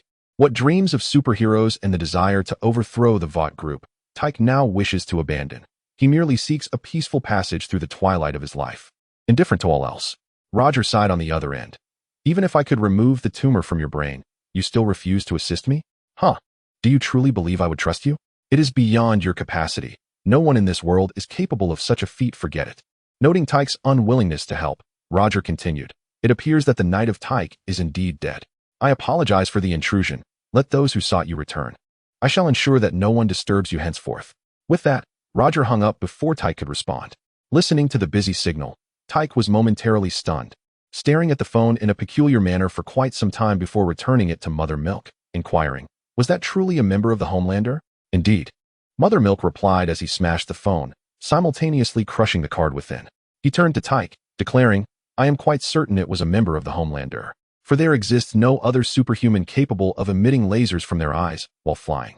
No, Tyke insisted, pacing back and forth before suddenly asserting, "He is not a member of the Homelander." Mother Milk and Butcher exchanged bewildered glances, their heads filled with questions directed at Tyke. Before they could inquire further, Tyke stated, "The members of the Homelander whom I am familiar with are not like this. Come with me." As Tyke rose, leading Mother Milk and Butcher deeper inside, he activated a hidden mechanism in front of a wall that appeared to be an ordinary brick wall, which slowly opened to the sides. Inside lay a secret chamber, housing several upright filing cabinets, at the center of which stood a colossal black suit of armor, towering over 2 meters. This was Tyke's beloved armor. Only when adorned in it could he possess strength rivaling that of superhumans, thus qualifying as a true superhero. "What are these?" Butcher inquired, his gaze fixed on the filing cabinets rather than the armor. Although he had already surmised their contents, he still posed the question. Tyke responded, "This is the scandalous information you seek. Everything here is it. Why not preserve it digitally?" Butcher asked, astonished. Tyke chuckled. "Only paper can endure longer and is far more secure. Digital records do exist. They are simply not kept here. Does this mean you intend to assist us?" Mother Milk asked as Tyke stepped further inside. Tyke turned to the two of them, stating, "I have not agreed to assist you, but I will allow you to witness the darkness lurking beneath the glamorous facade of these so-called superheroes. What you choose to do afterward is entirely up to you. Furthermore, I wish to meet with the Homelander." Exchanging glances, Butcher remarked, "You should be aware of why the Homelander has not personally sought you out." "I am aware, indeed. Of the chips implanted by the Water Group, correct? In his childhood, the Water Group placed it within him, and now, no one can breach his skin to extract the chip. The organization can track him through this device, which is why he dares not seek me out personally. However, I can pursue him. The Water Group likely has individuals monitoring you as well. Although they may not be in your immediate vicinity, rest assured, I possess my own methods. You need only convey my requests to him." The Knight of Tech remarked with a smile, "I appreciate everyone's support. I read every comment and barrage, and have even liked some, albeit not with this account. Therefore, I extend my heartfelt gratitude for your encouragement. Although at times I may reference readers' opinions, I mostly adhere to my own thoughts and will continue to write in that vein, so you need not worry." Chapter 32, The Performance in a Clean and Bright Room. Roger sat upon a chair, gazing at the psychologist seated before him. His therapist was a striking blonde woman, attired in a sharply tailored business suit, her lower half encased in a professional skirt that accentuated her perfect curves, presenting herself as an alluring figure. With glasses perched upon her nose, she embodied the quintessential image of a workplace elite. Roger felt that, in comparison, she resembled more a seductress sent by the Water Group to entice him. Yet it was evident she possessed genuine skills. From the moment Roger entered, she worked to establish a relaxed and pleasant atmosphere, endeavoring to ease his tension. Had he not known her true allegiance to the Water Group, he might have genuinely relaxed. Having agreed to attend psychological counseling at the behest of the Water Group, Roger maintained a relatively light-hearted demeanor, engaging amiably with the psychologist. "I am actually your fan," the woman, Dr. Winnie, confessed to Roger. "Among all heroes, you are my favorite. Honestly, when I was informed that I was to conduct your psychological consultation, I nearly lost my mind with excitement." "Is that so? As a psychologist, isn't it somewhat unprofessional to harbor such emotions towards a patient?" Roger inquired with a smile. The blonde doctor returned his smile, replying, "It matters not. It is merely a formality. By the way, after we conclude, could I trouble you for an autograph?" "Of course," Roger replied. "Wonderful," she exclaimed, her enthusiasm reminiscent of a starstruck young girl. As the conversation progressed, the doctor had somehow positioned herself beside Roger, her hand resting upon his thigh. Suddenly, she inquired, "Though it is merely a rumor, I have heard that you prefer more mature women." "Really? Is there such a rumor?" "I was unaware," Roger responded, maintaining his smile. The female doctor continued, "I merely heard this from a colleague, and I am somewhat curious about its veracity. If it is indeed true, what do you think of me?" Roger appraised the woman before him. It must be said that the Water Group excels in selecting individuals. The doctor's physique and appearance are undoubtedly the type adored by compatriots. Were he one of them, under such enticing circumstances, it is likely that something unspeakable would have transpired by now. However, Roger was not of that ilk, and he was acutely aware that the doctor's intentions were far from innocent. Thus, he removed her hand from his thigh and replied, "You mentioned that these are mere rumors. So you do not favor that type?" "Such a pity," the doctor teased, extending her hand towards Roger's face, continuing, "But even if you do not, it matters not. Should you desire, I am always available." Just as her hand was about to make contact, Roger suddenly seized her wrist with a firm grip, refusing to release her. The doctor's expression shifted. She attempted to retract her hand, but found it impossible, and with each passing moment, Roger's hold tightened. "What do you intend to do?" Roger inquired, his smile unwavering. The doctor, enduring the pain in her wrist, replied, "I merely wish to get a little closer to you. Do not deceive me. What is it you truly seek?" Roger continued to question calmly, grasping her other hand as if lifting a chick, stating, "You are an enhanced human, aren't you? Allow me to guess. Your abilities must involve hypnosis, memory reading, or perhaps the capacity to see into souls, correct? And the condition for utilizing your powers is the use of both hands, just like a certain prodigy from days gone by." Roger maintained his grip, his smile unwavering. Yet the force he exerted prompted the doctor to cry out in pain, "No, no, it hurts. I am not one of them. You misunderstand. Please, let me go. I warned you not to try to deceive me." Roger leaned closer, enunciating each word with precision. His eyes brimmed with a crimson energy, fixated on this unrepentant psychologist. As he tightened his grip further, as if his penetrating gaze could bore through her skull. Faced with the dual threats of death and agony, the doctor realized her cover was blown. She ceased her pretense, kneeling on the sofa in a plea for mercy. "I am sorry. The group compelled me to do this. They wish to know what has transpired with you recently, why there has been such a significant change. I do not wish to act in this manner, but I have no choice. Please, spare me. I beg you, do not kill me." The pain in her wrists ignited a surge of terror in her eyes. She understood well the nature of the compatriot.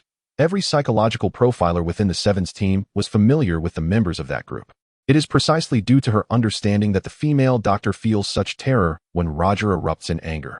She fears that, in the next instant, he might take her life. She firmly believes that if he were truly enraged, he would undoubtedly act upon such a thought. Thus, she forsakes her dignity to plead for her survival. Roger, observing the fright in her gaze, witnesses the heat of his fury gradually dissipate, his expression shifting from stormy to serene as he condescends to say to her, "You should have said so earlier." The doctor, relieved by his words, realizes that her life is spared. However, in the next moment, crack, her blood-curdling scream echoes within the confines of the psychological consultation room as Roger mercilessly snaps her hands. The bones protruding through the skin, blood gushing forth to stain the sofa in a scene of utter devastation. Roger releases her hands, shakes the blood from his gloves, and, ignoring her wails, stands over her, stating, "However, I abhor being deceived and detest those who seek to pry into my secrets.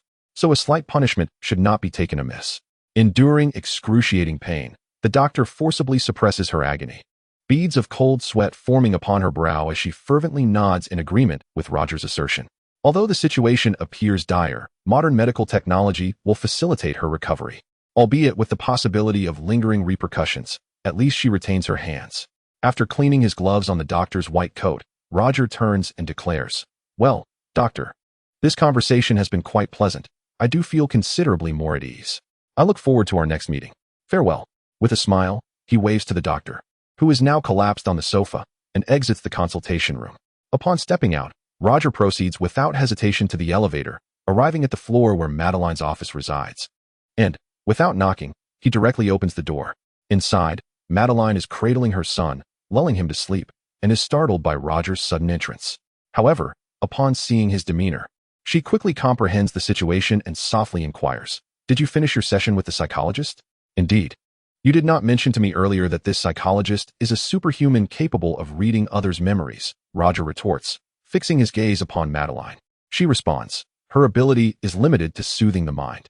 We felt that your recent stress was considerable, which is why we specifically arranged for her assistance in alleviating it." "I do not require it," Roger interrupts Madeline, asserting, "I detest being controlled. You should know this. I do not wish for those damned mental superhumans to invade my mind. Madeline, I do not desire a repeat of this. Wow, it's the first time you've spoken to me in such a manner. You must truly be enraged." Madeline observes in astonishment at Roger's intensity, yet her face bore a smile as she reassured Roger, saying, "All right, since you do not enjoy it. We shall refrain from such actions in the future. By the way, shouldn't you be meeting with the head of the charity soon?" Madeline deftly shifted the topic. Roger, glancing at her as she cradled the child, chose not to pursue the discussion regarding the female doctor, but rather continued along the new thread. "Indeed. It is time for that meeting. Then off you go, and remember to take Xingguang along. You and Xingguang are the stars of tomorrow's charity event," Madeline encouraged. Reluctant to elaborate further, she did not inquire about the psychotherapist's well-being, seemingly satisfied that Roger's visit fulfilled her intentions. Roger, feeling less confrontational, was confident that his performance would meet the approval of the Walter Group. He could not help but feel a tinge of pity for the psychotherapist, who had been cast aside as a scapegoat. Chapter 33. I am not a good person, how is it? In the meeting room on the top floor of Walter Tower, Maeve inquired as Roger returned. Roger exhaled slowly, glancing at the dark crimson gloves adorning his hands, vividly recalling the blood of the psychotherapist. He confessed to Maeve. I broke her hands. Is that all? A question mark seemed to hover above Roger's head. Noticing the look of confusion on his face, Maeve elucidated. If she were one of our kind, she would not have shown mercy to anyone attempting to invade her mind. I could not simply kill her. Oh, therein lies the difference between you and our kind, Maeve replied with a smile, stepping closer to pat Roger on the shoulder. Though you have broken her hands, at least she is still alive, is she not? Roger remained silent, haunted by the echoes of the female doctor's cries as he had shattered her hands.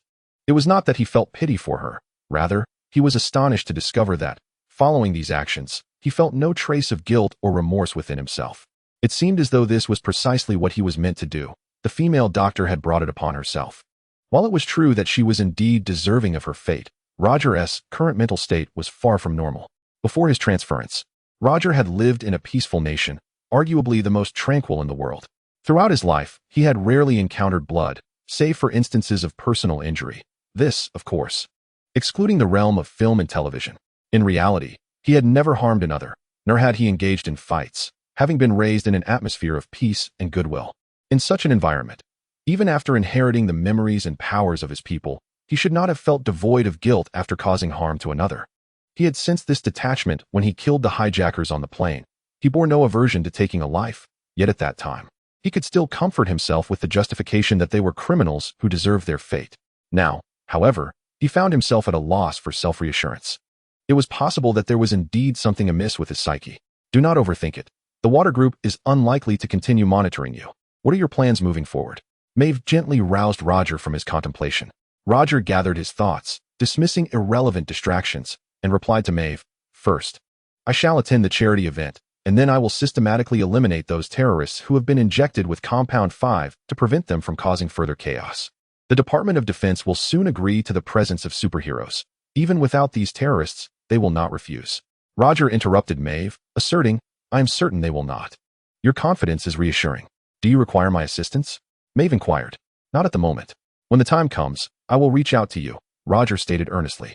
Maeve nodded. Very well, I shall prepare for the event while you attend the charity. I cannot be idle either. Indeed, Maeve. Just before Maeve departed, Roger suddenly called out to her. Maeve turned back, her gaze betraying a hint of confusion. Roger met her eyes and sighed.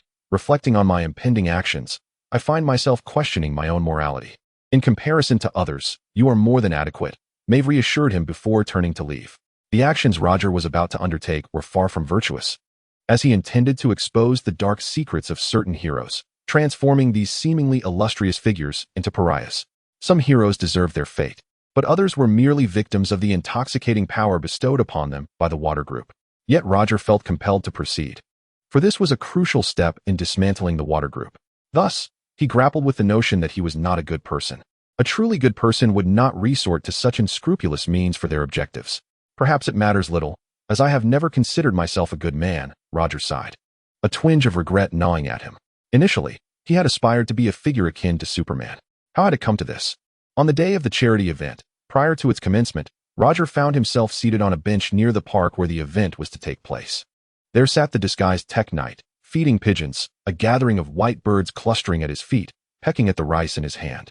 As Roger approached, the pigeons did not flee but merely shuffled a few steps, continuing to feast on the morsels strewn by Tech Knight. Accustomed to being fed by strangers, they had lost their fear of humans. Thus, unless Roger deliberately shooed them away, they would not abandon the food before them. Patriot? Despite Roger's casual attire, Tech Knight recognized him instantly.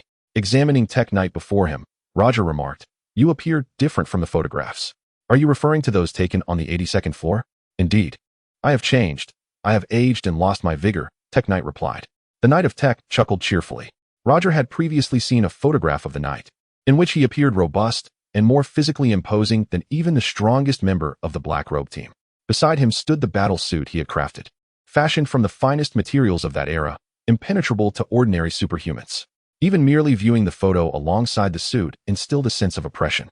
Yet now, his physique had diminished, his back slightly hunched, Although the muscles visible beneath his clothing indicated he had not neglected his training, he was still a far cry from his former self.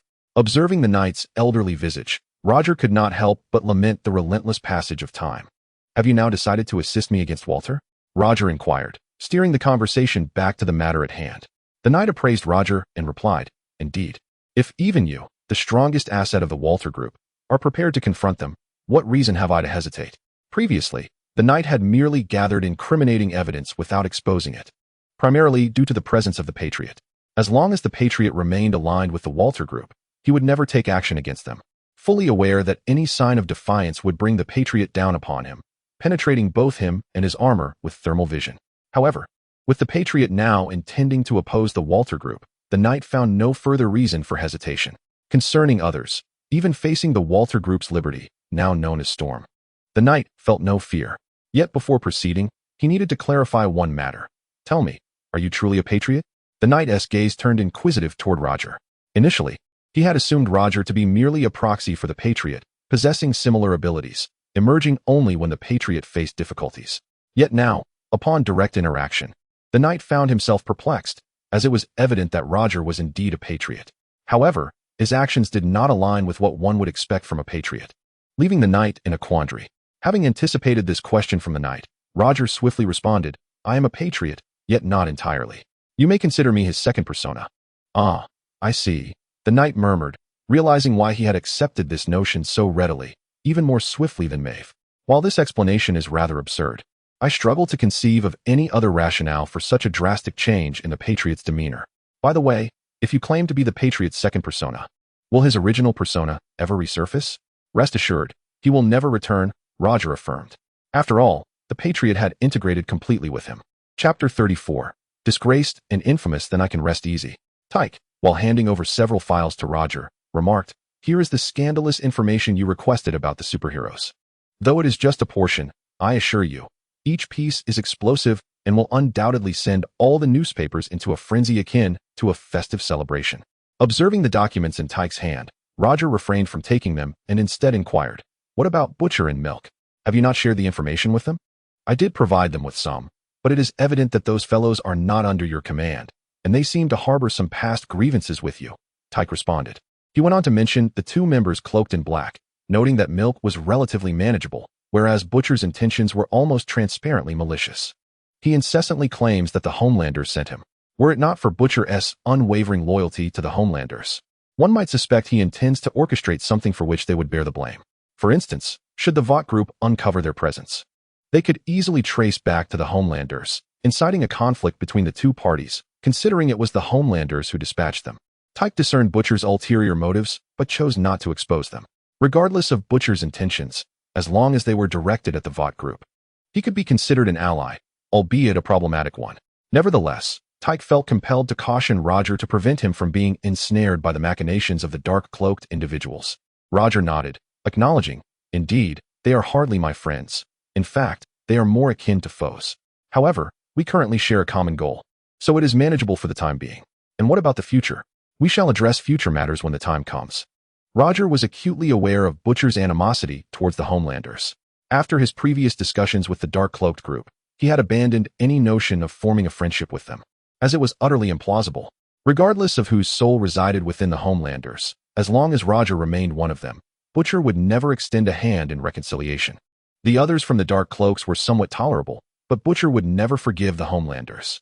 Of course, Roger did not seek Butcher's forgiveness. He merely hoped that the latter would refrain from causing him trouble during this period.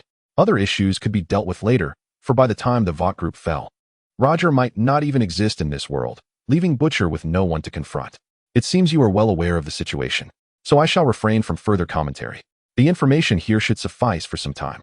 When your plan progresses to the next stage, I will provide you with the remainder," Tyke stated as he stood and stretched. Roger perused the documents and suddenly asked, "It appears there are no members of the Seven included here?" "Certainly. The data on the Seven is a veritable feast. Such delicacies are always reserved for the last," Tyke replied with a knowing smile. In the office of the Vice President of Vought, Madeline leaned back in her chair, engrossed in the television. The television broadcasts the live scene of a charity event, the Samaritan Embrace. As the time for the representatives of the homeland to take the stage has not yet arrived, the speaker is Iskar, the founder of Samaritan Embrace, a superhuman capable of extending his body parts. He proclaims that superhumans are creations of God, and their abilities are a fraction of divine power, categorizing all superhuman capabilities as gifts from God. Isker, a devout Christian, frequently invokes the name of God, as Samaritan Embrace operates under the guise of Christianity. Madeline refrains from critiquing Isker's actions, recognizing that all he has done thus far is under the directive of the Watt Group. The sect of Samaritan Embrace is, in truth, a clandestine organization under the Watt Group, which annually disguises Compound 5 as vaccinations for infants, distributing it to hospitals worldwide. This is how superhumans come into existence. Thus, the notion of divine creation is rendered absurd. All superhumans, including the formidable representatives of the homeland, are artificially engineered. As the time for the representatives of the homeland to appear draws near, Madeline glances at the clock, a tinge of worry creeping in about whether the representatives will adhere to the speech she prepared. However, since they have not approached her regarding any issues with the speech, she feels reassured. Psychological assessments indicate that while the representatives have undergone some changes, they remain fundamentally the same. If there were any grievances, they would directly approach Madeline or other board members rather than subtly alter their intentions. Thus, Madeline believes the charity event should proceed smoothly. Yet, as she contemplates this, an unexpected turn of events unfolds on the television screen. While Isker passionately delivers his speech, a disturbing image appears on the backdrop behind him, a video featuring him and certain individuals, including men. Isker exclaims, "God has bestowed upon us such power. Is it not meant for our salvation? We are all children of God." On stage, he fervently declares the identity of superhumans in the name of God. The audience watches, captivated, as he extends his arms in a gesture of embrace, cheering loudly, while some quietly offer prayers. Until this moment, everything seems normal. However, as Isker prepares to continue, he hears the crowd gasping in astonishment. "Oh, goodness, what is that?" The enthusiastic cheers of the audience leave Isker momentarily speechless. He gazes at them and realizes their expressions have shifted from reverence to shock, disbelief, and even disgust. An ominous premonition surged within Isker, compelling him to turn and gaze behind him. The sight that met his eyes sent a wave of dizziness through his mind, nearly causing him to tumble from the stage. The screen displayed footage of himself engaged in physical activity with others, reminiscent of videos typically found on specialized websites. Yet, this was not the crux of the matter. The focal point was that he was accompanied by a man. In a nation like America, which champions freedom, such a revelation could be considered shameful. And had Isker not been a devout Christian, he might have regarded himself as a victim. The exposure of his private video constituted a legal transgression. Alas, Isker was indeed a devout Christian, and the fact that his companion was a man compounded his predicament, rendering him utterly disgraced. True Christians renounce premarital relations and same-sex love, and Isker had transgressed both tenets. What right did he possess to proclaim anything in the name of God before the masses? Turn it off. Quickly, shut off the footage. His mind was a blank canvas, and Isker could utter no words, fixated solely on erasing the images from the screen. The backstage crew descended into chaos as they scrambled to rectify the situation, only to discover that the content could not be altered in haste. Ultimately, one staff member decisively cut the power, bringing an end to the display on stage. However, even that could not erase the content that had already been broadcast, nor the simultaneous live streaming that had transformed Isker into a pariah, reviled by the masses. Standing upon the stage, Isker felt as though his mind were enveloped in a fog. His body trembled, and his lips quivered as if he wished to speak, yet found himself rendered mute.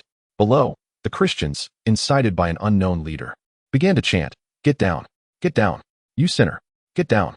As they hurled objects onto the stage, Isker, parched and speechless, did not flinch, allowing the debris to strike him and bounce away.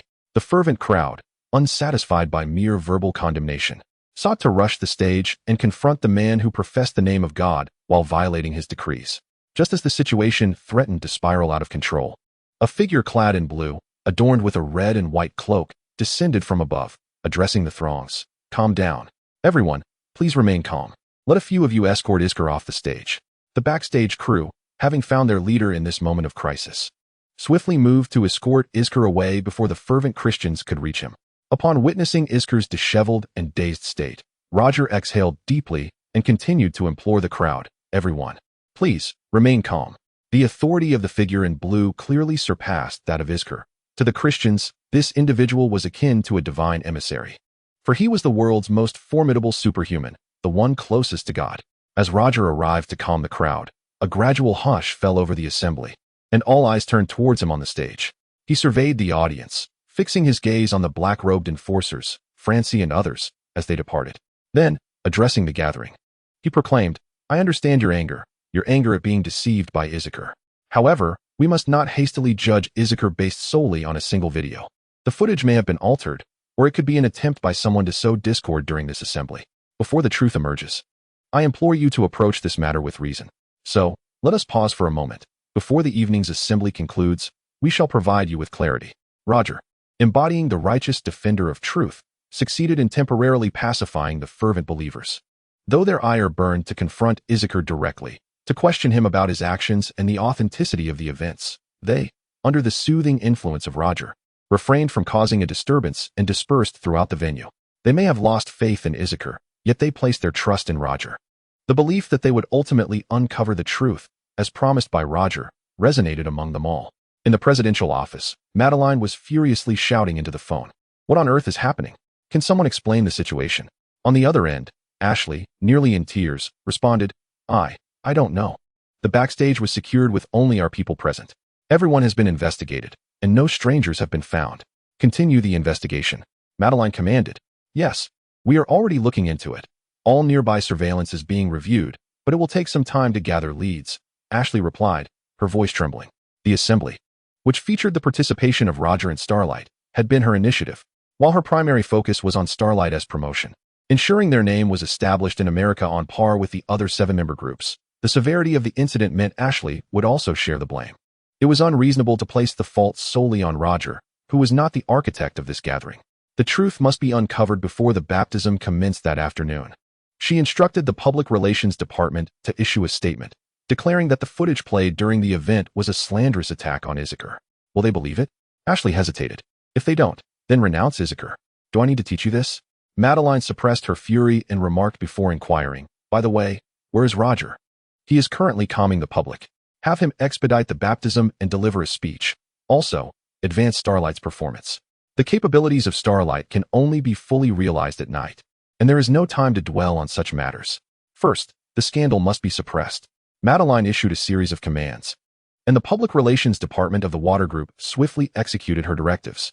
However, before Madeline could catch her breath, someone rushed into her office exclaiming, "It's bad news.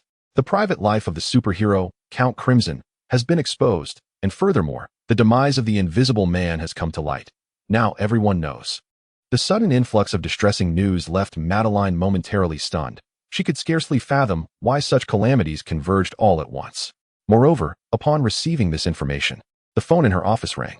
Instinctively, she picked up the receiver, and the voice on the other end delivered even more shocking news, causing her to momentarily lose her breath. It was an informant from the Water Group embedded in the White House, informing her that the Department of Defense was currently embroiled in a heated debate regarding the integration of superheroes, and discussions on the topic might be postponed. Moreover, those legislators who might have supported the initiative were now adopting a neutral stance. This indicated that the prospect of superheroes joining the Department of Defense could be delayed indefinitely and might not even be approved, a catastrophic outcome for the Water Group. Bombarded by such dire news, Madeline sat motionless in her chair, and after a considerable time, she regained her composure and dialed Ashley's number. "Find me the Patriots." Standing backstage at the venue, Roger surveyed the chaotic scene, stroking his chin thoughtfully. After obtaining incriminating evidence, he began coordinating with the members of the Black Cloak. Frankie and Huey, disguised, infiltrated the venue and, under Roger's cover, hacked into the backstage player to broadcast the compromising material on Izzy. Outside the gathering, Milk and Butcher disseminated further damaging information about other heroes and disclosed the news of the Invisible Man's death.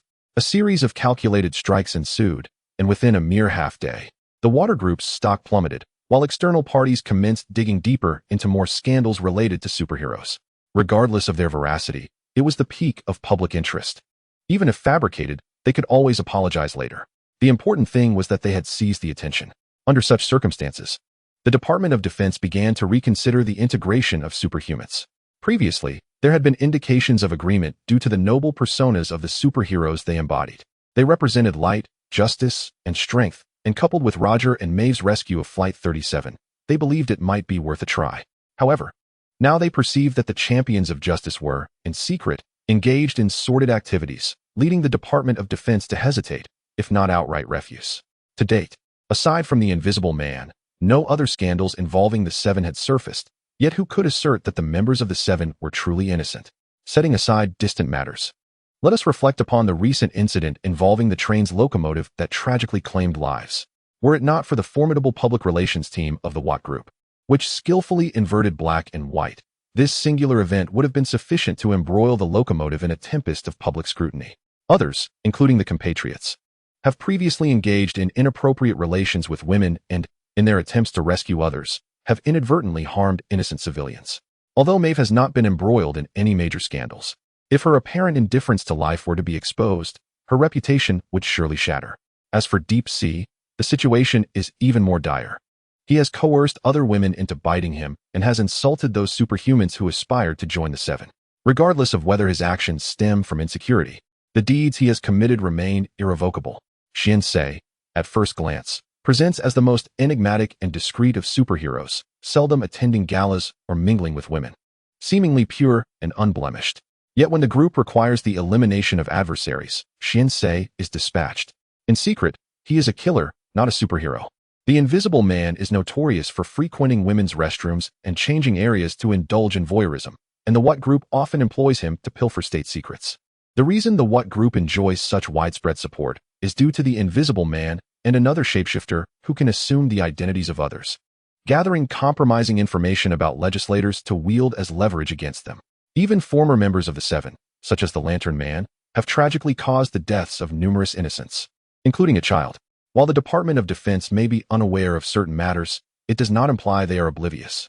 The current superhero scandals provide them with a convenient pretext for dismissal. Roger meticulously considers the dark secrets of each hero, pondering whether Madeline is on the brink of madness. What should have been a straightforward progression has been derailed by unforeseen circumstances, akin to a duck that has flown away just as it was about to land. If Roger were in her position, he would likely erupt in frustration. His assumptions about Madeline were not misplaced. Although she has not yet succumbed to madness, she is perilously close. Shortly thereafter, she summoned Ashley to find him. Regaining his composure, Roger answered Ashley's call, and Madeline's voice came through, instructing him to search for any suspicious individuals at the venue. Additionally, she mentioned that there were several sections of the upcoming speech requiring modification, and that she had already sent the new draft to Ashley for his review. No problem, Roger readily agreed, inquiring further, "Is everything all right on your end? I heard the news about the Invisible Man's death has leaked. Who was responsible? We are still investigating. You need not worry, the company will handle everything," Madeline assured him before promptly ending the call. Roger arched an eyebrow at Ashley's phone before returning it. Would the company truly manage to resolve all matters? A smile crept onto Roger's face as he eagerly anticipated the company's response to these revelations. Chapter 36. Deep Sea's plea for help as if prearranged. Numerous scandals involving heroes other than the Seven have emerged. The Water Group found itself beleaguered, while Roger remained at the venue, clutching the new speech prepared for him by the organization, striving to soothe the audience's sentiments. Following this address, Roger would also have to address the demise of the Transparent Man. The truth about the Transparent Man's fate could no longer be concealed. His prolonged absence from the public eye, compounded by someone revealing definitive evidence of his death, made it unavoidable. It remains unclear who leaked the details of the Water Group's deliberations on how to announce the Transparent Man's passing, but this revelation featured high-ranking officials of the Water Group, turning the video into irrefutable proof of the Transparent Man's demise. With the truth now exposed, the Water Group had no choice but to publicly acknowledge it and bestow upon the Transparent Man a grand funeral. Roger was tasked with leading this ceremony, where he was to eulogize the Transparent Man as a superhero who perished in the pursuit of saving others, despite the widespread knowledge that he was nothing of the sort. At present, the Water Group was in a state of fury. Meanwhile, in a concealed location belonging to Kyoko, Roger and Maeve, clad in disguises, lounged on the couch, munching on chips while engaging in conversation. Maeve, holding a chip, turned to Roger and asked, "So how did you manage that?" While it was not difficult to acquire dirt on superheroes, infiltrating the assembly was equally manageable, and disseminating such information was straightforward as well. However, orchestrating all these elements together while evading the scrutiny of the Water Group and extricating himself from the entire affair was no small feat yet. Roger had accomplished this without arousing the slightest suspicion from the Water Group, which piqued Maeve's curiosity. She was intrigued by how Roger had managed to pull it off. I have a few acquaintances, Roger replied, resting his chin on his hand and smiling at Maeve. Although his connections with the masked individuals were tenuous, they served as exceptionally effective tools for these endeavors. As long as a goal was presented to them, and they were informed that the task would significantly weaken the water group, they would pursue it with unwavering diligence.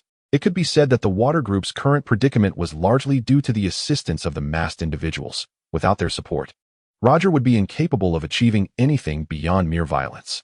You actually have friends outside? Maeve remarked, surprised. Roger shrugged. I just met them. Well, I wouldn't exactly call them friends. More like partners with a shared objective. Is that so? By the way, has Madeline come to speak with you regarding the transparent man? Roger suddenly inquired of Maeve. Maeve popped another chip into her mouth and responded. She did ask, along with Deep Sea. They both wanted to know if the information about the transparent man was leaked by us. However, we happened to be at an event that day, and the company cameras were following us the entire time, which quickly cleared us of suspicion. At this point, noticing Roger's unwavering gaze fixed on the television, Maeve probed. Who is your next target? The other members of the Seven? Or perhaps yourself? What? Roger was momentarily taken aback before realizing that Maeve was referring to the incriminating evidence against a certain group. He immediately shook his head and replied, No, certainly not. My own evidence will be released at the appropriate moment, but it is definitely not now. The timing is still immature. What does this imply? I have only recently taken on the guise of the nationalist, and I require a suitable scapegoat to wholly assume the blame for their transgressions. Only by finding such a substitute can I completely replace the nationalist. This task is not easily accomplished. I am aware of that, which is why I am currently devising a strategy. Utilizing a media offensive to tarnish the reputation of the Walter Group hinges crucially on the nationalist. The Walter Group is intertwined with the nationalist, and they are fully cognizant of all the misdeeds committed by the nationalist. Should Roger someday publicly expose the Walter Group and fully align himself against them, the group would undoubtedly retaliate by revealing his entire sordid past. This is the very scenario that the nationalist dreads and fears. He is terrified of being abandoned by his fans, of losing his highly coveted status. If Roger were indeed the nationalist, the machinations of Walter would potentially drive him to madness, possibly inciting indiscriminate attacks against everyone. This may very well be the spectacle that Walter wishes to witness. Thus, foreseeing the likelihood of such an occurrence, Roger must certainly devise a way to navigate this predicament, perhaps by preemptively seeking a substitute. However, finding a suitable stand-in is no simple task. Maeve and Night Tyke readily accept the notion of a dual personality because the nationalist is unique. He is the epitome of a superhuman, the most perfect specimen of the Walter Group's experiments. There exists no individual in this world possessing more superhuman abilities than the nationalist.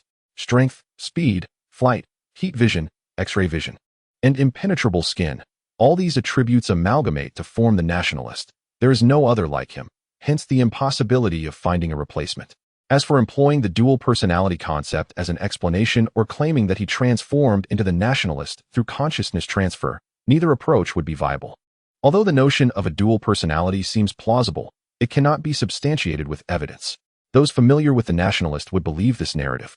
Yet for strangers who have never witnessed the nationalist as true form, such claims would be utterly unconvincing.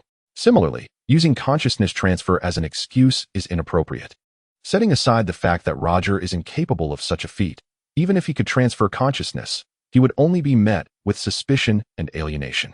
No one desires to be in proximity to someone who could usurp their body and abilities. For this reason, the existence of a substitute becomes paramount. Just then, as Roger was conversing with Maeve, his phone vibrated. Kyoko, who was diligently studying nearby, looked up at Roger, and he patted her head, encouraging her to continue her studies. He then addressed Maeve, who had cast a questioning glance his way, saying, "It's from the deep sea. Is he coming to introduce you to his seafood friends again?" It would be wise not to utter such words in his presence, for this fragile individual, Roger, helplessly confided to Maeve, before connecting the call to Deep Sea. "Hello? Countryman, help me. I'm in trouble. What should I do?" The moment the call connected, Roger was met with a cry for help from Deep Sea. With a slight furrow of his brow, Roger inquired, "Do not panic. Take your time and explain what has happened. Has something been exposed?" Although Roger had yet to launch a public relations offensive against the Seven, the relentless media had concocted various rumors about the group. Some of these rumors, by sheer coincidence, had struck a nerve. If that were the case, the public relations team at Walter Group could manage the situation, and Deep Sea need not be so alarmed. Thus, Roger surmised that the source of his current distress must be some unseemly revelation that had indeed come to light, accompanied by tangible evidence. Indeed, Deep Sea, in a state of disarray, exclaimed, "It's Starlight. Starlight has revealed my situation. She's gone mad. Maeve, change the channel," Roger decisively instructed as he heard Deep Sea's distress, switching from the ordinary news channel to the superhero interview segment. As soon as the channel changed, they beheld Starlight seated in the interview room. She had just disclosed the fact that she had been bullied, although she had not directly named the perpetrator, coincidentally. One of the rampant rumors was about Deep Sea's nefarious conduct. Connecting the dots and observing Starlight's resolute demeanor on the screen, Roger found himself beset by a throbbing headache. Chapter 37. The super-terrorist within the confines of Walter Tower, Roger occupied his principal seat, while Deep Sea anxiously wrung his hands, casting furtive glances at Roger. "Countryman, I've already apologized to Starlight. Why is she still doing this? Why? Oh God." Deep Sea cradled his head in despair. Since Roger had urged him to apologize to Starlight, he had avoided her at all costs, fearful of inadvertently inciting her ire and prompting her to report back to Roger. Time had passed, and Deep Sea had convinced himself that Starlight had forgiven him, allowing him to dismiss the matter from his mind. However, Starlight's sudden revelation had caught him completely off guard. Plunged into a deep panic, Deep Sea feared for his reputation and worried he might be expelled from the Seven. Observing Deep Sea's regret and anxiety, Roger exhaled slowly and advised, "Find an opportunity to publicly apologize to Starlight." "What?" Deep Sea's eyes widened in disbelief as he lifted his head.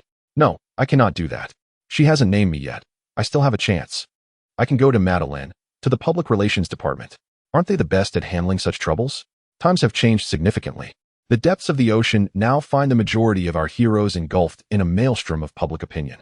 Do you know who among them remains the most innocent? Indeed, it is Starlight." Roger grasped the remote control, commanding a screen within the conference room to display an array of photographs and information about Starlight. He continued, "In comparison to us, this child genuinely aspires to be a hero. She would never inflict harm on others nor feign a smile to her adoring fans. She possesses the purest of dreams, which represents one of the few avenues through which our organization can navigate the tumult of public scrutiny.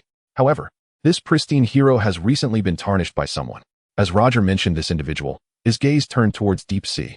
Deep Sea, in a state of panic, shook his head vehemently. "No, I did not intend to. She claimed to be my fan, and that is why that is not a justification for your actions." Roger interjected, placing a reassuring hand on Deep Sea's shoulder. "I understand that you feel inferior, believing your abilities to be lacking and your physique repulsive. For some time now, I have endeavored to shift your perspective, yet these insecurities do not excuse your bullying behavior. Wrongdoings remain wrong, irrespective of how many times you apologize. The past cannot be altered. Therefore, the only way to redeem your image is to publicly acknowledge your actions and apologize to Starlight." "But the Seven," Deep Sea protested, unwilling to forsake the team. In an era where superheroes flourish, the Seven stands as the pinnacle of elite groups, securing countless endorsements and earning sums unimaginable to the average person. Yet, should Deep Sea's actions be revealed, leaving the Seven would necessitate repaying those endorsement fees, extinguishing any hope for a prosperous future. Witnessing Deep Sea's obstinacy, Roger shook his head in disappointment. Deep Sea, unwilling to relent, insisted, "I can still consult Madeline. She will know how to handle this." "You may find this disappointing," Roger replied, pointing towards the conference room door as Madeline entered, carrying documents. She addressed Deep Sea. "I concur with the proposal of our compatriot. Prepare yourself. Ashley has already drafted an apology for you, and you shall deliver it yourself." "Madeline," Deep Sea attempted to interject, but she interjected coldly, "Due to your actions, the company's stock has plummeted to an all-time low. The fact that I have not completely dismissed you from Water Group is a sign of leniency. Do not attempt to negotiate terms with me. Fulfill your obligations." Deep Sea departed, dejected and despondent, while Madeline shook her head at his retreating figure. Soon, she dismissed her concern and presented the documents to Roger, stating, "Our situation is precarious. There are individuals clandestinely disseminating rumors about us, yet we are unable to identify the culprits. More critically, with the transparent man deceased, we cannot articulate the circumstances of his demise." Roger did not glance at the documents thrust before him. Instead, he raised his gaze to Madeline and inquired, "So, what do you intend for me to do? Would you like to stage yet another performance of the nativity on the platform?" Nowadays, hardly anyone would buy into such a narrative, especially those within the Department of Defense. There is no need for that. The intelligence agency has just received new information regarding the emergence of terrorists possessing extraordinary abilities abroad. Roger's pupils constricted as he composed himself, sitting upright and inquiring of Madeline. Terrorists with superhuman capabilities? Indeed, although the knowledge of such individuals remains scarce, it is certain that they exist, and this presents us with an opportunity. Roger was well aware of the existence of superhuman terrorists, a creation of his homeland. He had initially intended to seize the opportunity to eliminate these terrorists in the coming days. Yet he did not anticipate that they would be discovered by Walter ahead of time. Or perhaps Walter's organization had already uncovered this information but chose not to disclose it due to its misalignment with their strategic interests. Now, under the pressure of public opinion, Walter's group is compelled to reveal these matters. The most effective means of diverting public attention is to present a revelation even more sensational than the current swirling rumors. So, where's that terrorist now? Roger inquired nonchalantly. Madeline activated a video in the conference room, stating the previous hijacking incident was orchestrated by a mastermind. Members of the SEAL team were dispatched to apprehend this mastermind, but, as Madeline spoke, the imagery unfolded before Roger. The footage depicted a squad of SEAL team members advancing towards a house, breaching its interior, and locating the mastermind. Suddenly, a blinding light erupted from the mastermind, and the entire structure was obliterated. All members of the assault team perished, while the terrorist emerged unscathed from the flames. That was the entirety of the video. Observing the footage, Roger could not help but rub his cheeks in disbelief. Undoubtedly, the terrorist depicted was a product of his homeland, leaving behind a mess that would allow Walter's organization to reclaim the advantage Roger had painstakingly established. So, you wish for us to confront this terrorist? Without a directive from the Department of Defense, even as superheroes, we cannot undertake a transnational operation, can we? Roger questioned Madeline. She smiled and replied, under normal circumstances. That is indeed the case. But what if this superhuman were to wreak even greater havoc? What do you intend to do? It is not a matter of my intentions. This terrorist is certain to commit acts far more sinister than what ordinary individuals can fathom. Being a terrorist, even without Madeline's intervention, these individuals will undoubtedly invoke various justifications to launch their so-called holy war. When faced with a superhuman that ordinary people cannot contend with, the Department of Defense will have no choice but to place their hopes in superheroes. Roger believed that the Department of Defense would indeed act in such a manner. Chapter 38. I Quit. Emerging from the confines of Wada Tower, Roger exhaled a long, weary sigh. He had anticipated that the Wada Group would suffer significantly due to the various scandals surrounding the superheroes, yet he was taken aback by how swiftly they devised a counter-strategy. This predicament could be attributed to Roger himself. He should have addressed the matter of those superhuman terrorists long ago. Instead, he had been preoccupied with tarnishing the reputation of the Wada Group, momentarily forgetting this pressing issue. Now, he found himself in a most distressing limbo, caught between indecision and frustration. It was all too predictable what the Wada Group's next move would be. They would undoubtedly exploit the superhuman terrorist incidents to divert public attention. On the other hand, the Department of Defense would likely revisit discussions regarding the potential integration of superhumans into their ranks. Although the necessity for the Wada Group to relinquish some superheroes could be seen as a partial victory, the cyclical nature of this situation was undeniably disheartening for Roger. Feeling a surge of irritation, Roger rubbed his temples, overwhelmed by the vexation of having meticulously crafted plans only to see them unravel. However, he swiftly resolved to regain his composure, intending to contact Night Tech to deliberate on their subsequent actions. Just as he reached for his phone to call Night Tech, a call from an unknown number interrupted him. The voice on the other end, belonging to a contact known as Mother's Milk, hastily delivered alarming news. Bad news. Night Tech has been targeted by the Wada Group. Their covert operatives just raided Night Tech's residence. What about Night Tech? Roger inquired. Uncertain. The last communication we received indicated he encountered Schwanza. Did you not hear anything? Taking a deep breath, Roger acknowledged that he had indeed received no updates. He was left pondering whether the Wada Group deemed this matter inconsequential and chose not to inform him, or if they had discovered something significant and deliberately withheld that information. Regardless, Night Tech was in peril, and Roger felt compelled to intervene. He could not allow Night Tech to perish. This individual held a wealth of compromising information about the Wada Group and many secrets that Roger himself was unaware of. Should Night Tech fall, Roger's efforts against the Wada Group would become exponentially more challenging.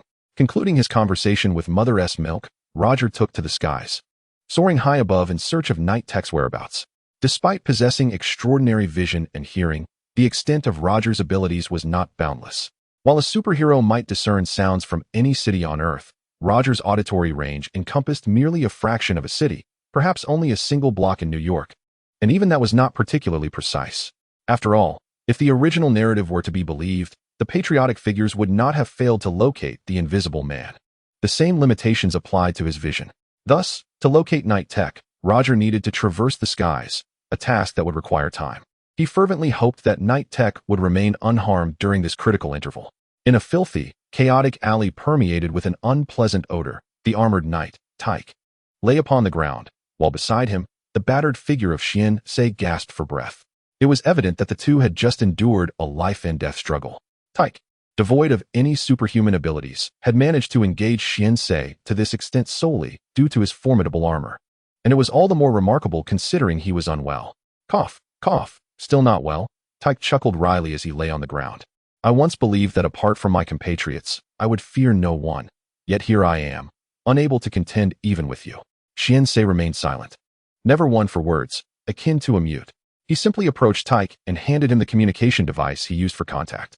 Tyke accepted it naturally and inquired, "Is this Edgar?" "It is I. Why are you doing this?" Edgar's tone was resolute, seemingly convinced that the recent turmoil involving the water group was indeed tied to Tyke.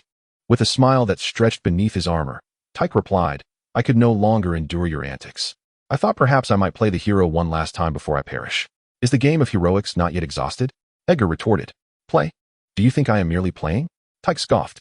Having expended vast resources to create his armor and acquire shares in the water group to become a superhero, it was clear that as a scion of wealth, Tyke truly aspired to be a hero.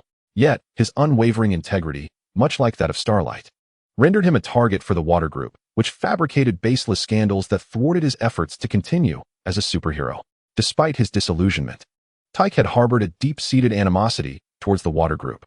However, upon Roger's arrival, he resolved to make one final stand, hoping to seize a piece of the water group's bounty before his demise.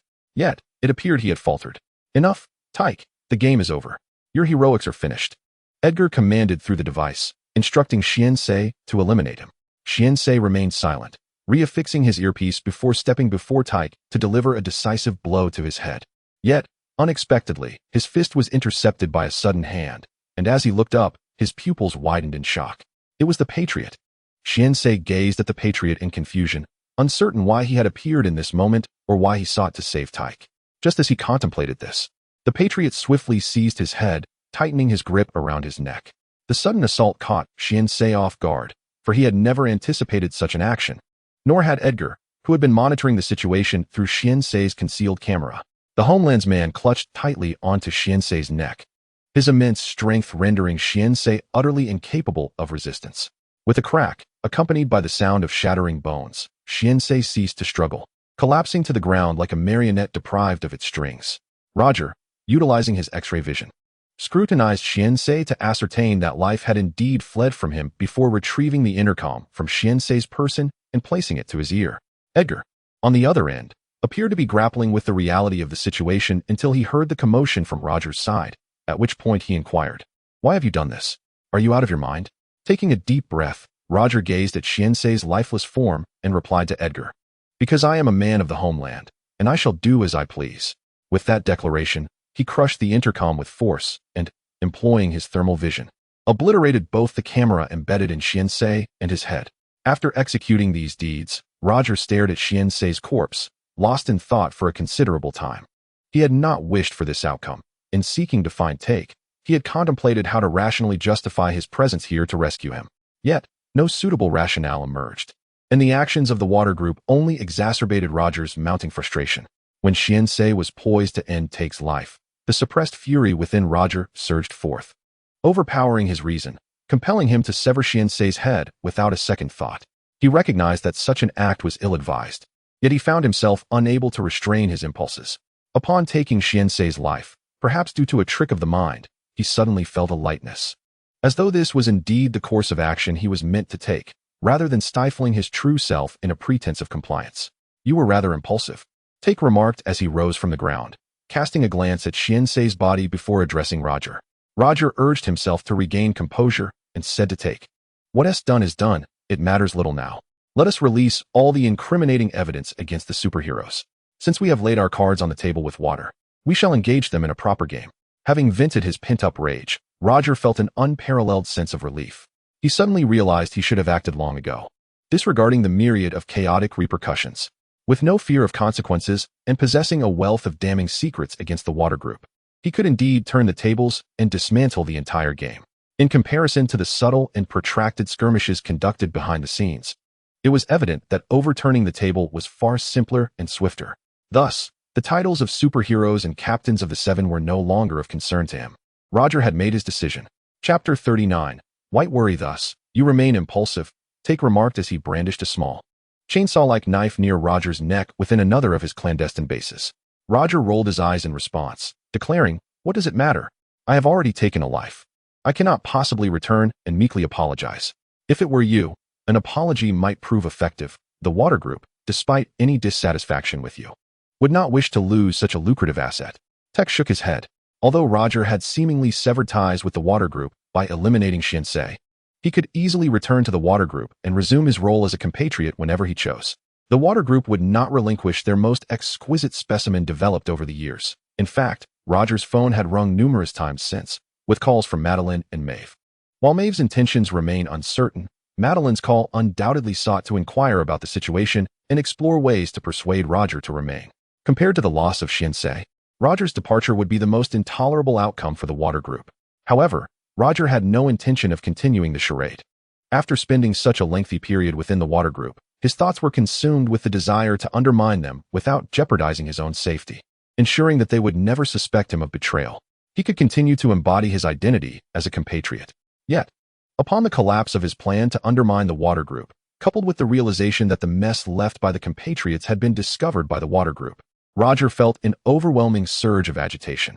He had come to understand that this was likely a gift bestowed upon him by the compatriots, a fragment of their shared disposition. This irritable nature rendered Roger intolerant of the perpetual oppression he experienced at the hands of the water group.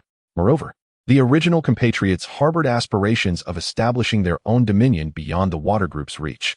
Thus, upon witnessing the imminent demise of Tech at the hands of Shinsei, one of his strategic assets against the water group, Roger was incensed. Without hesitation, he eliminated Shinsei to save Tech and severed ties with Edgar. Following his actions, he felt no remorse. Instead, a profound sense of exhilaration enveloped him, as if he had long been destined to act thus, without the need for prolonged subterfuge with the water group. As for any contractual obligations with the water group, Roger could entirely disregard them. The only concern that lingered was the potential freezing of his bank account by the water group. Now that he had taken action, there was no point in lingering on the past. By the way, can this device truly penetrate the skin to extract the chip?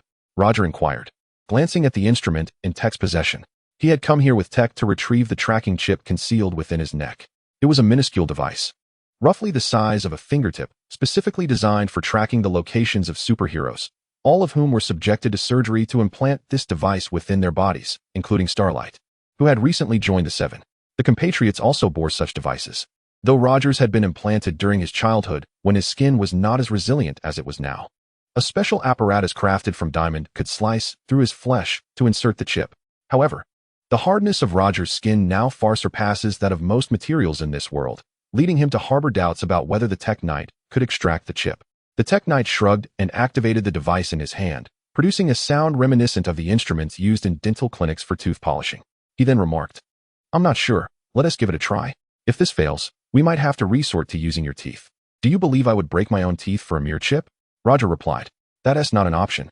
I can't go around draped in a suit made of tinfoil." Observing the whirring blades of the device, Roger took a deep breath and said to the Tech Knight, "All right, give it a shot. If it does manage to slice through your skin, it may hurt a bit. So brace yourself." The Tech Knight cautioned Roger, and Roger nodded in understanding, gritting his teeth as he watched the spinning blade inch closer. Buzz. Crack. First came a shrill sound akin to metal scraping, followed by the sound of the blade shattering. Roger turned to see a white mark on his neck, which quickly returned to its original state, while the instrument intended for skin cutting lay irreparably damaged. Roger and the Tech Knight exchanged glances, and finally, the Tech Knight placed the device aside and said, "It appears to be futile. Your skin can now be considered one of the hardest substances in the world. Cutting through such skin cannot be achieved with my equipment. An industrial-grade machine would be required." "What do we do now?" Roger inquired, somewhat bewildered. He certainly couldn't wander around with the chip, constantly pursued by the Watt group. "Perhaps you should return to the group and apologize, continuing your undercover work. Or you could stay here. This place is lined with tin foil, which can block the chip's signal. Alternatively, I could create a temporary shield for you." But I personally advise you to return to the group. They would not want to lose you. The Tech Knight urged once more. He was well aware that the individual before him was not truly a citizen of the homeland. Logically, detaching from the What group should be the right course for Roger. However, since Roger aimed to bring down the What group, he could not abandon his identity as a citizen. He still needed that identity to accomplish his objectives. Moreover, it must be reiterated that the What group would not wish to lose a citizen. To the What group, Roger was akin to a mischievous child who had quarreled with his parents, causing them some loss, regardless of the extent of the damage. As long as the relationship was not severed, the parents would never truly cast the child away. Thus, returning was a feasible option for Roger, and he might not even need to apologize. Roger understood this well. He knew that remaining within the What group would allow him to achieve much more. Yet, he was troubled by a particular thought. Does the What group have any psychics? Are you referring to psychics akin to the Mind Hero robots? Indeed, it is not solely about telepathy. It encompasses enchantment, mental transference, and mind control. Before Roger could finish his thought, Tyke burst into laughter, exclaiming, "If the Walter Group truly possessed such capabilities, why would they go to such lengths to secure permission from the Department of Defense for superheroes to reside? They could simply employ mind control, couldn't they? That may be true, yet what if such abilities actually exist?" Roger mused, believing it prudent to exercise caution regarding such matters. Tyke replied, "Should they exist, your so-called biofield would also thwart such an incursion of abilities. Would that suffice?" Roger gazed at Tyke in surprise. Previously, to persuade Tyke to retrieve the chip, Roger had divulged the nature of the biofield and provided a brief explanation, regrettably noting that the biofield bore little effect on the extraction of the chip. "Of course it would suffice," Tyke affirmed. "Do you not understand the essence of psychic abilities? Fundamentally, they represent a unique magnetic field that resonates with the human magnetic field to access another's thoughts and memories, or to communicate with them. To achieve this, apart from remote communication, one must engage in physical contact to read memories or alter thoughts. Reflect carefully. Have all the psychic individuals you encountered not required physical touch to access memories? Indeed. Roger recalled the psychologist who had treated him and thought of a character from the original work, a corpulent superhuman who needed to shake hands to read memories. Both required physical contact to access recollections. Tyke continued, "Given this, what are you still worried about? Firstly, you would never allow just anyone to touch you. Secondly, your biofield is a mutation of the human magnetic field, capable of blocking such unique magnetic fields. Hence, you need not fret about anyone intruding into your mind." Listening to Tyke's elucidation, Roger finally grasped the situation, leaving aside the psychic superhumans from other worlds. Those from the Black Cloak universe could not possibly reach the levels of individuals like Professor or Honeybee manipulation. Simultaneously, Roger comprehended why Tyke and Maeve never doubted the possibility of a psychic being seizing control of a citizen's body. Such psychics simply did not exist. In this world of superhumans, no one possessed such abilities. Chapter 40. A thought. What's the matter? In a certain bar, Huey sat with Starlight, inquiring about her recent circumstances.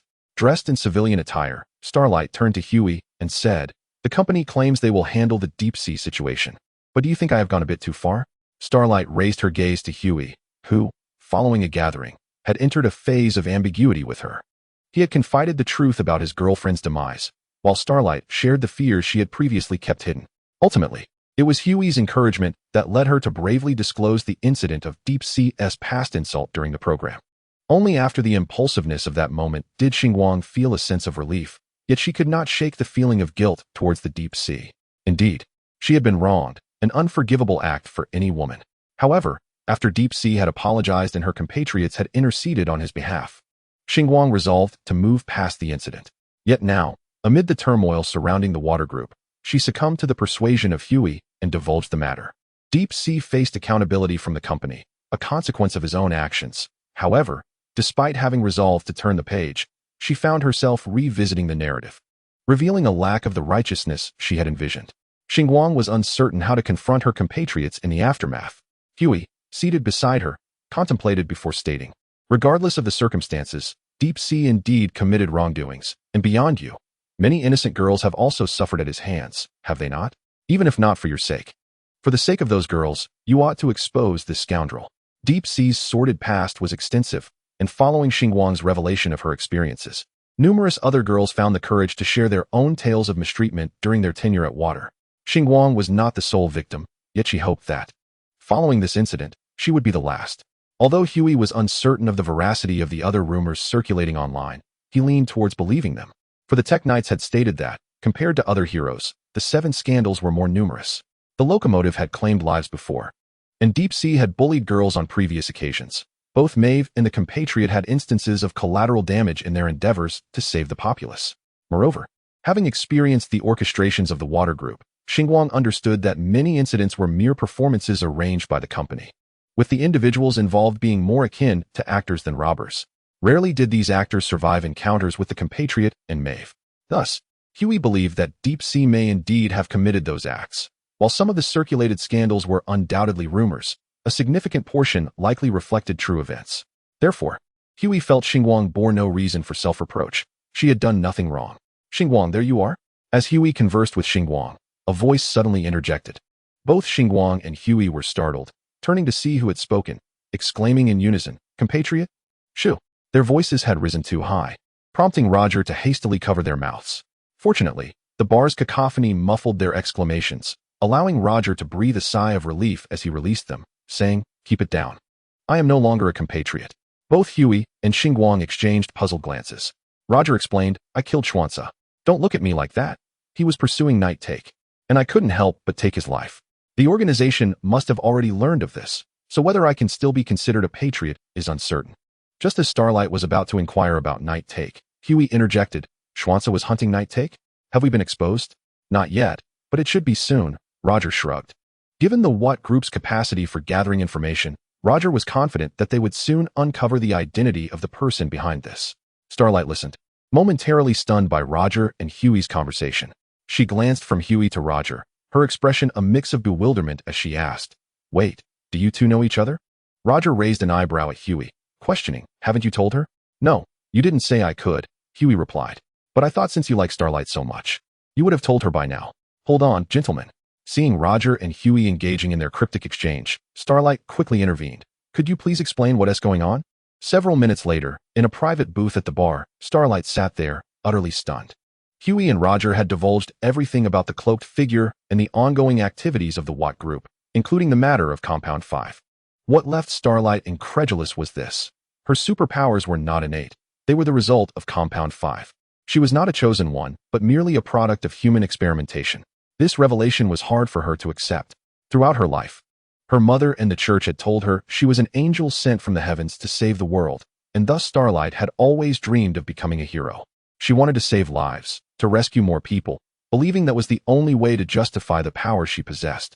Yet now, someone was telling her that she was not a celestial being nor born with such abilities. She was just an ordinary person who had, as a child, been injected with a substance called Compound 5.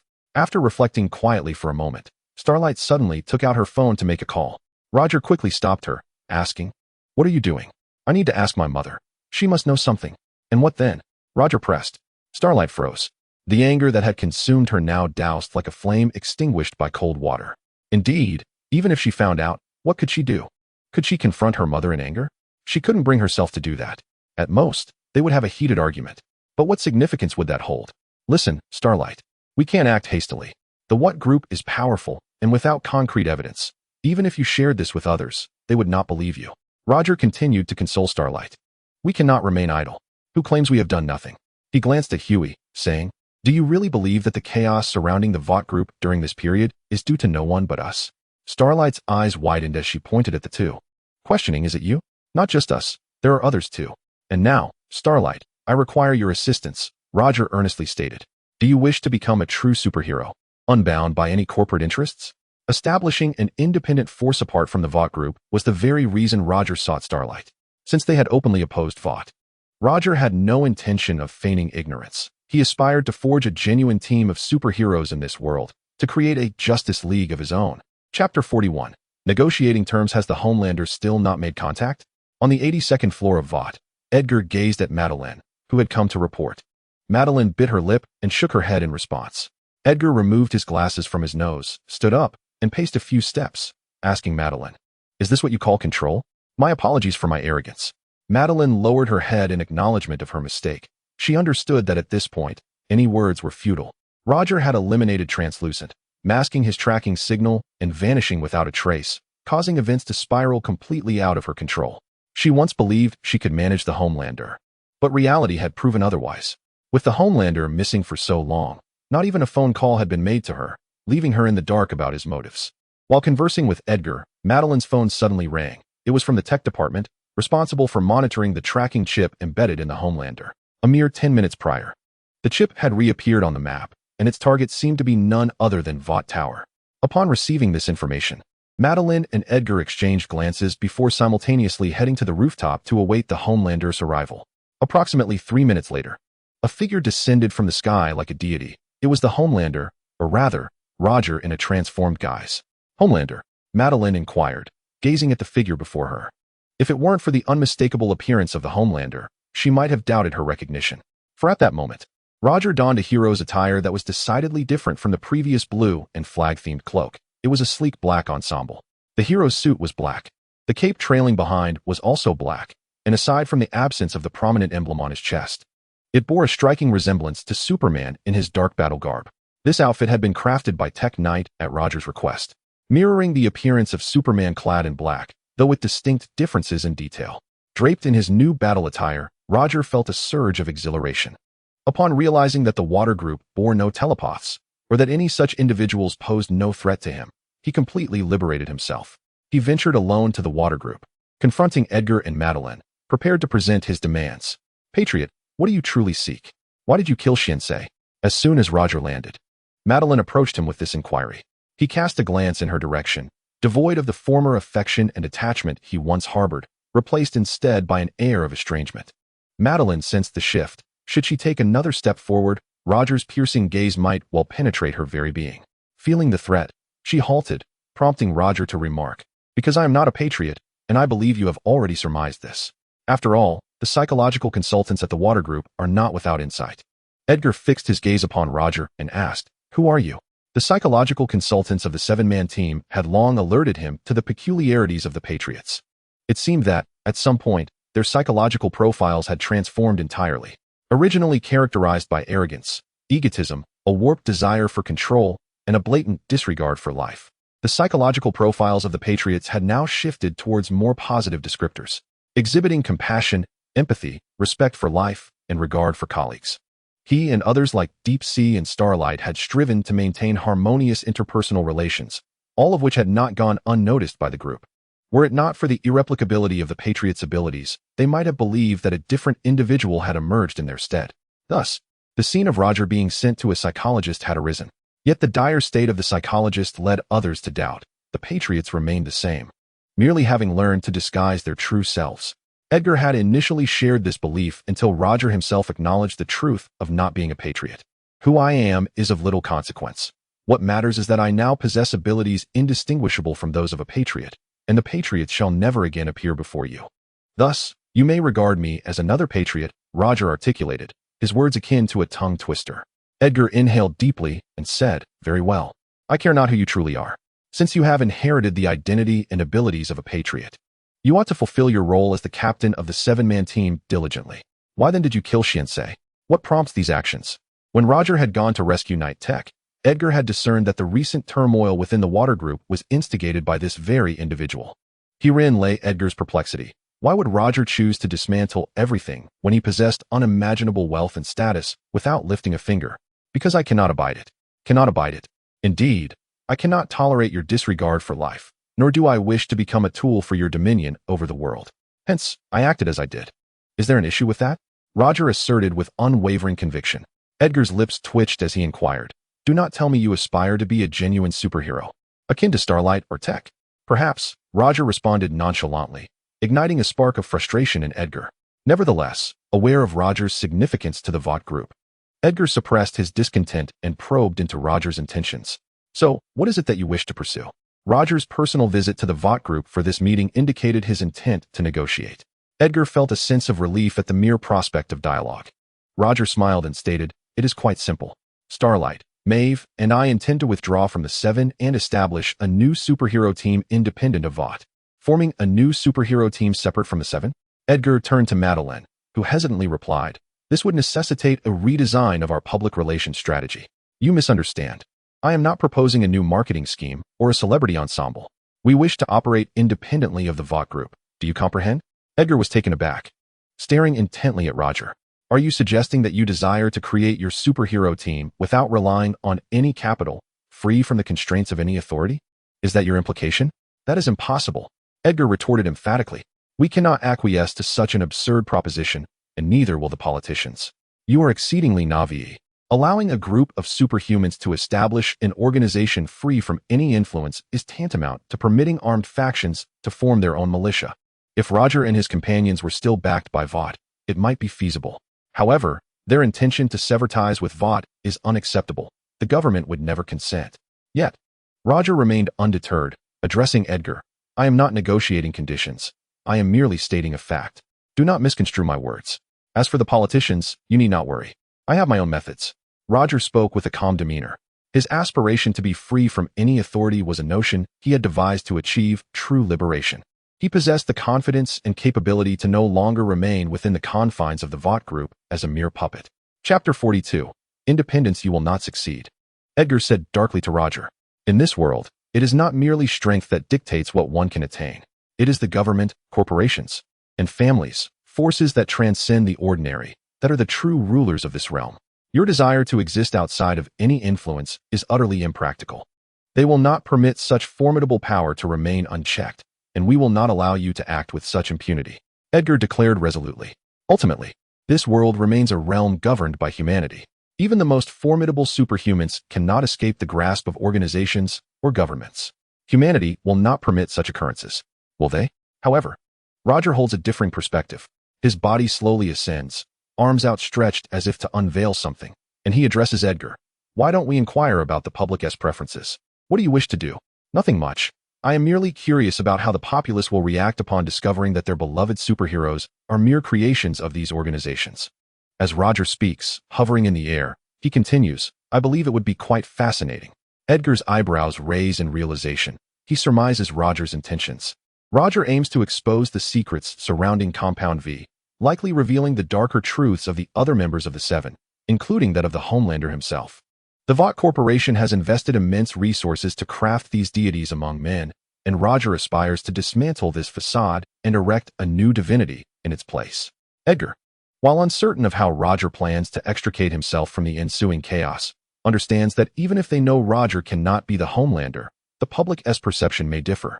The scandals associated with the Homelander will also tarnish Roger's name. How can he remain unscathed when the Homelander's reputation collapses? Does he truly disregard the implications of the Homelander's reputation and the benefits it brings? Regardless of Roger's intentions, Edgar resolves not to allow him to proceed with such plans. Taking a deep breath, he acknowledges that Roger's willingness to negotiate signifies that a dialogue is possible. Thus he inquires, do you have any conditions beyond your independence? Only this one, Roger replies earnestly. Edgar scrutinizes Roger for a moment before conceding, very well, I agree. Madeline gazes at Edgar in shock, but he does not meet her eyes, continuing to address Roger. I can acquiesce to your and Starlight's and Maeve's departure from the Seven to form a new team, but the condition is that you must keep the matter of Compound V confidential. Roger chuckles softly, nodding at Edgar. Excellent. Then we have reached a consensus. I look forward to our next encounter. With that, Roger ascends into the sky, swiftly vanishing from Edgar and Madeline's sight. Madeline stares blankly in the direction of Roger's departure, feeling a sense of loss, before turning to Edgar and asking, such a condition? There is no alternative. We both know that with the Homelander's power, once he sets his mind to something, no one can stop him. Edgar turned back, his expression somber, and said, moreover, Madeline, you must remember that what is a pharmaceutical company, not an entertainment enterprise. The matters concerning entertainment can easily be relinquished. However, we cannot allow the situation to spiral beyond our control. As it stands, everything remains manageable, provided that Compound 5 does not come to light. Concurrently, we must prepare a contingency plan for the eventuality that it does. Just because the Patriot assures us he will remain silent does not guarantee that others will do the same. Roger claims he will not disclose details regarding Compound 5. Yet that is merely a verbal agreement. Indeed, no formal contract has been signed among us. Even if a contract were in place, for beings of their caliber, such documents hold little weight. Hence, Edgar must devise an emergency plan should Compound 5 be exposed, particularly since the government is closely monitoring the Vought group. Such a significant event as the independence of the Seven could not possibly be overlooked. Madeline remained silent, and Edgar turned to her, his gaze filled with indifference, continuing, you should now manage the emotions of the Seven and select new members for the team. Can the seven still endure? No one has ever claimed that only one heroic group may exist. We could bring back the deep sea. Though Xiansei has perished, his identity could be easily replicated, and finding 4 more superhumans would not pose a challenge. The What group lacks nothing but superhumans. Although Xiansei indeed fell at the hands of the Patriot, this fact has not been disclosed. Thus, sourcing a combat-savvy superhuman with iron skin to masquerade as Xiansei is hardly insurmountable. Upon hearing Edgar's instructions, Madeline descended to make preparations. Yet both Edgar and Madeline understood that the Seven had already become a mere shadow of its former self. The illustrious team that the What group had painstakingly established would soon cease to exist. Even if there were still members of the Seven remaining, they would never regain the prominence they once held, for the world's strongest superhuman, the Patriot, was no longer among them. Roger landed at another secret base of the Tech Knights, where Maeve and Starlight were holding their necks while watching the news. The chips embedded in their necks had been destroyed, freeing them from the fear of being tracked or controlled by the What group. Upon Roger's return, Tech, who was cleaning blood from his equipment, glanced over and inquired, "Is everything taken care of?" "Yes, at least on the surface. We need not worry about the What group causing us trouble," Roger replied. It was Tech's suggestion to negotiate terms with the What group. Since Roger intended to operate independently, it would be wise to sever ties with the What group promptly and establish clear conditions with them. Tech was certain that the Water group would not relinquish such a powerful superhuman as Roger, nor did they wish to find themselves in opposition to him. Therefore, regardless of the conditions Roger might propose, as long as the secret of Compound 5 remained undisclosed, the Water group would be amenable. Coincidentally, Roger also wished to keep Compound 5 from becoming public knowledge, thus prompting this negotiation. "Very well.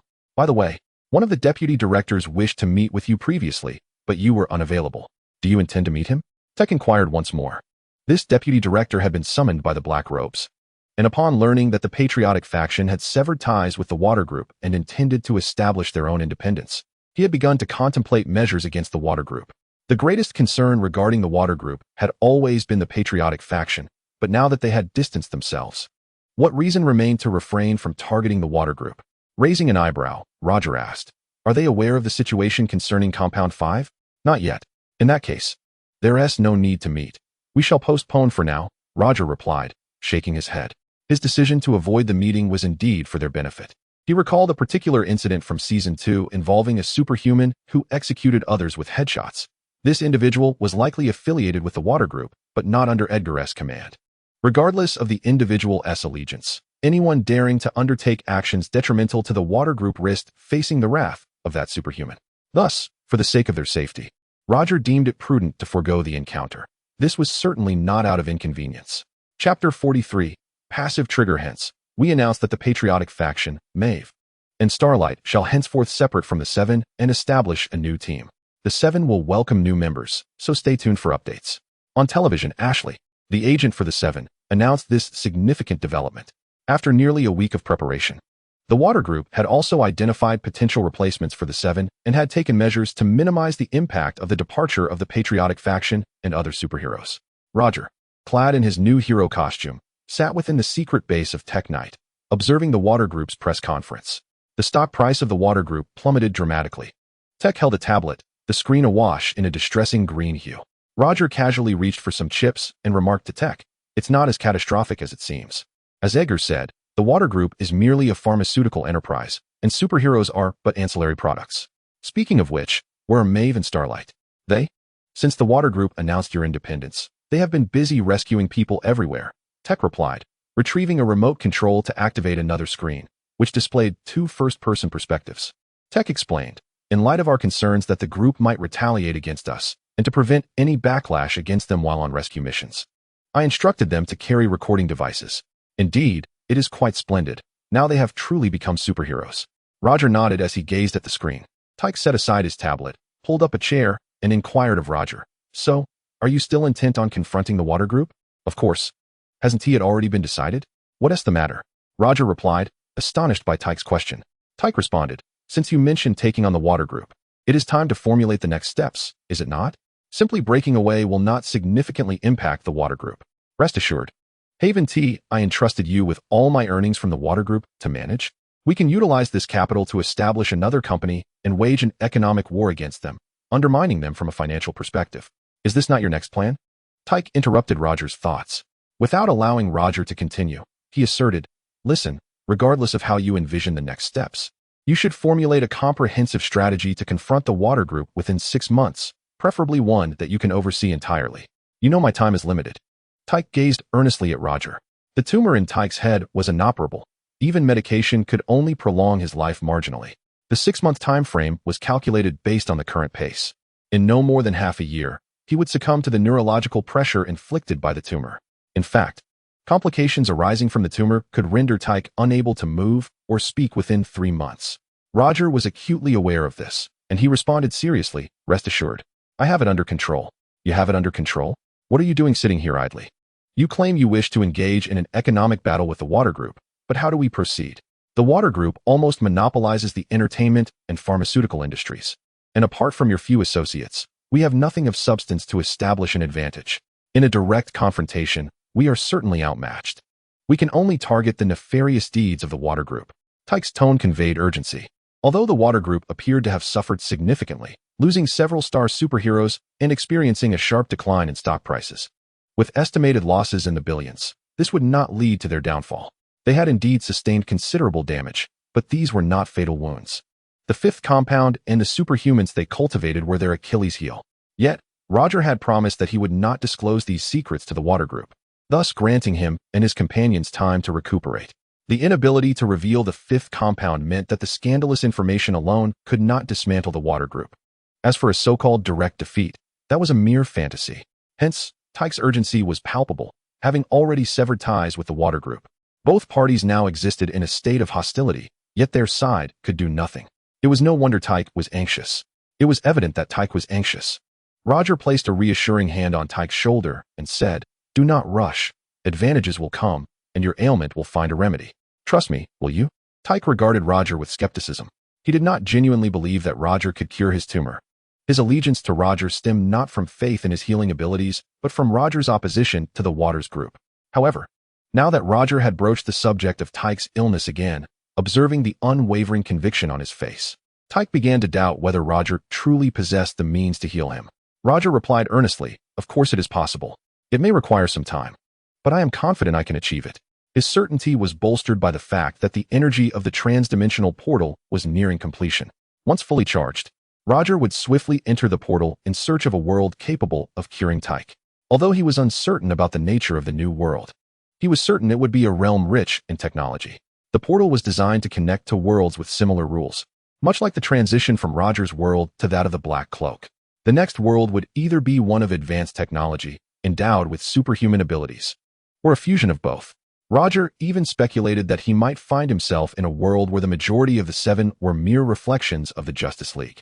And if he were to traverse into the cosmos, it was inconceivable that even a mere head could not be revived, let alone a body with a tumor. Tyke and Roger locked eyes for a prolonged moment before Tyke exhaled. "All right, I shall trust you this once." Tyke had seldom believed in others for a long time, but gazing into Roger's earnest eyes, he resolved to place his faith once more. If he were mistaken, he would simply attribute it to his own confusion. As time passed slowly, days slipped away, and Roger observed the transdimensional portal's energy nearing its zenith. He remained in his room, fixated on it. To this day, he was oblivious to whether the portal's activation was triggered actively or passively. Roger hoped for an active trigger, granting him ample preparation time. However, if it were passive, oh, how I curse my own bad luck. Just as he pondered, desperately wishing against a passive activation, the moment the energy reached its peak, an overwhelming force surged towards him. It felt akin to the rush of air when an aircraft door is opened mid-flight. Roger and his surroundings were engulfed by a transparent energy. The intense wind pressure transformed his office into chaos, and only when the transparent energy dissipated did calm return. Yet, Roger had vanished without a trace.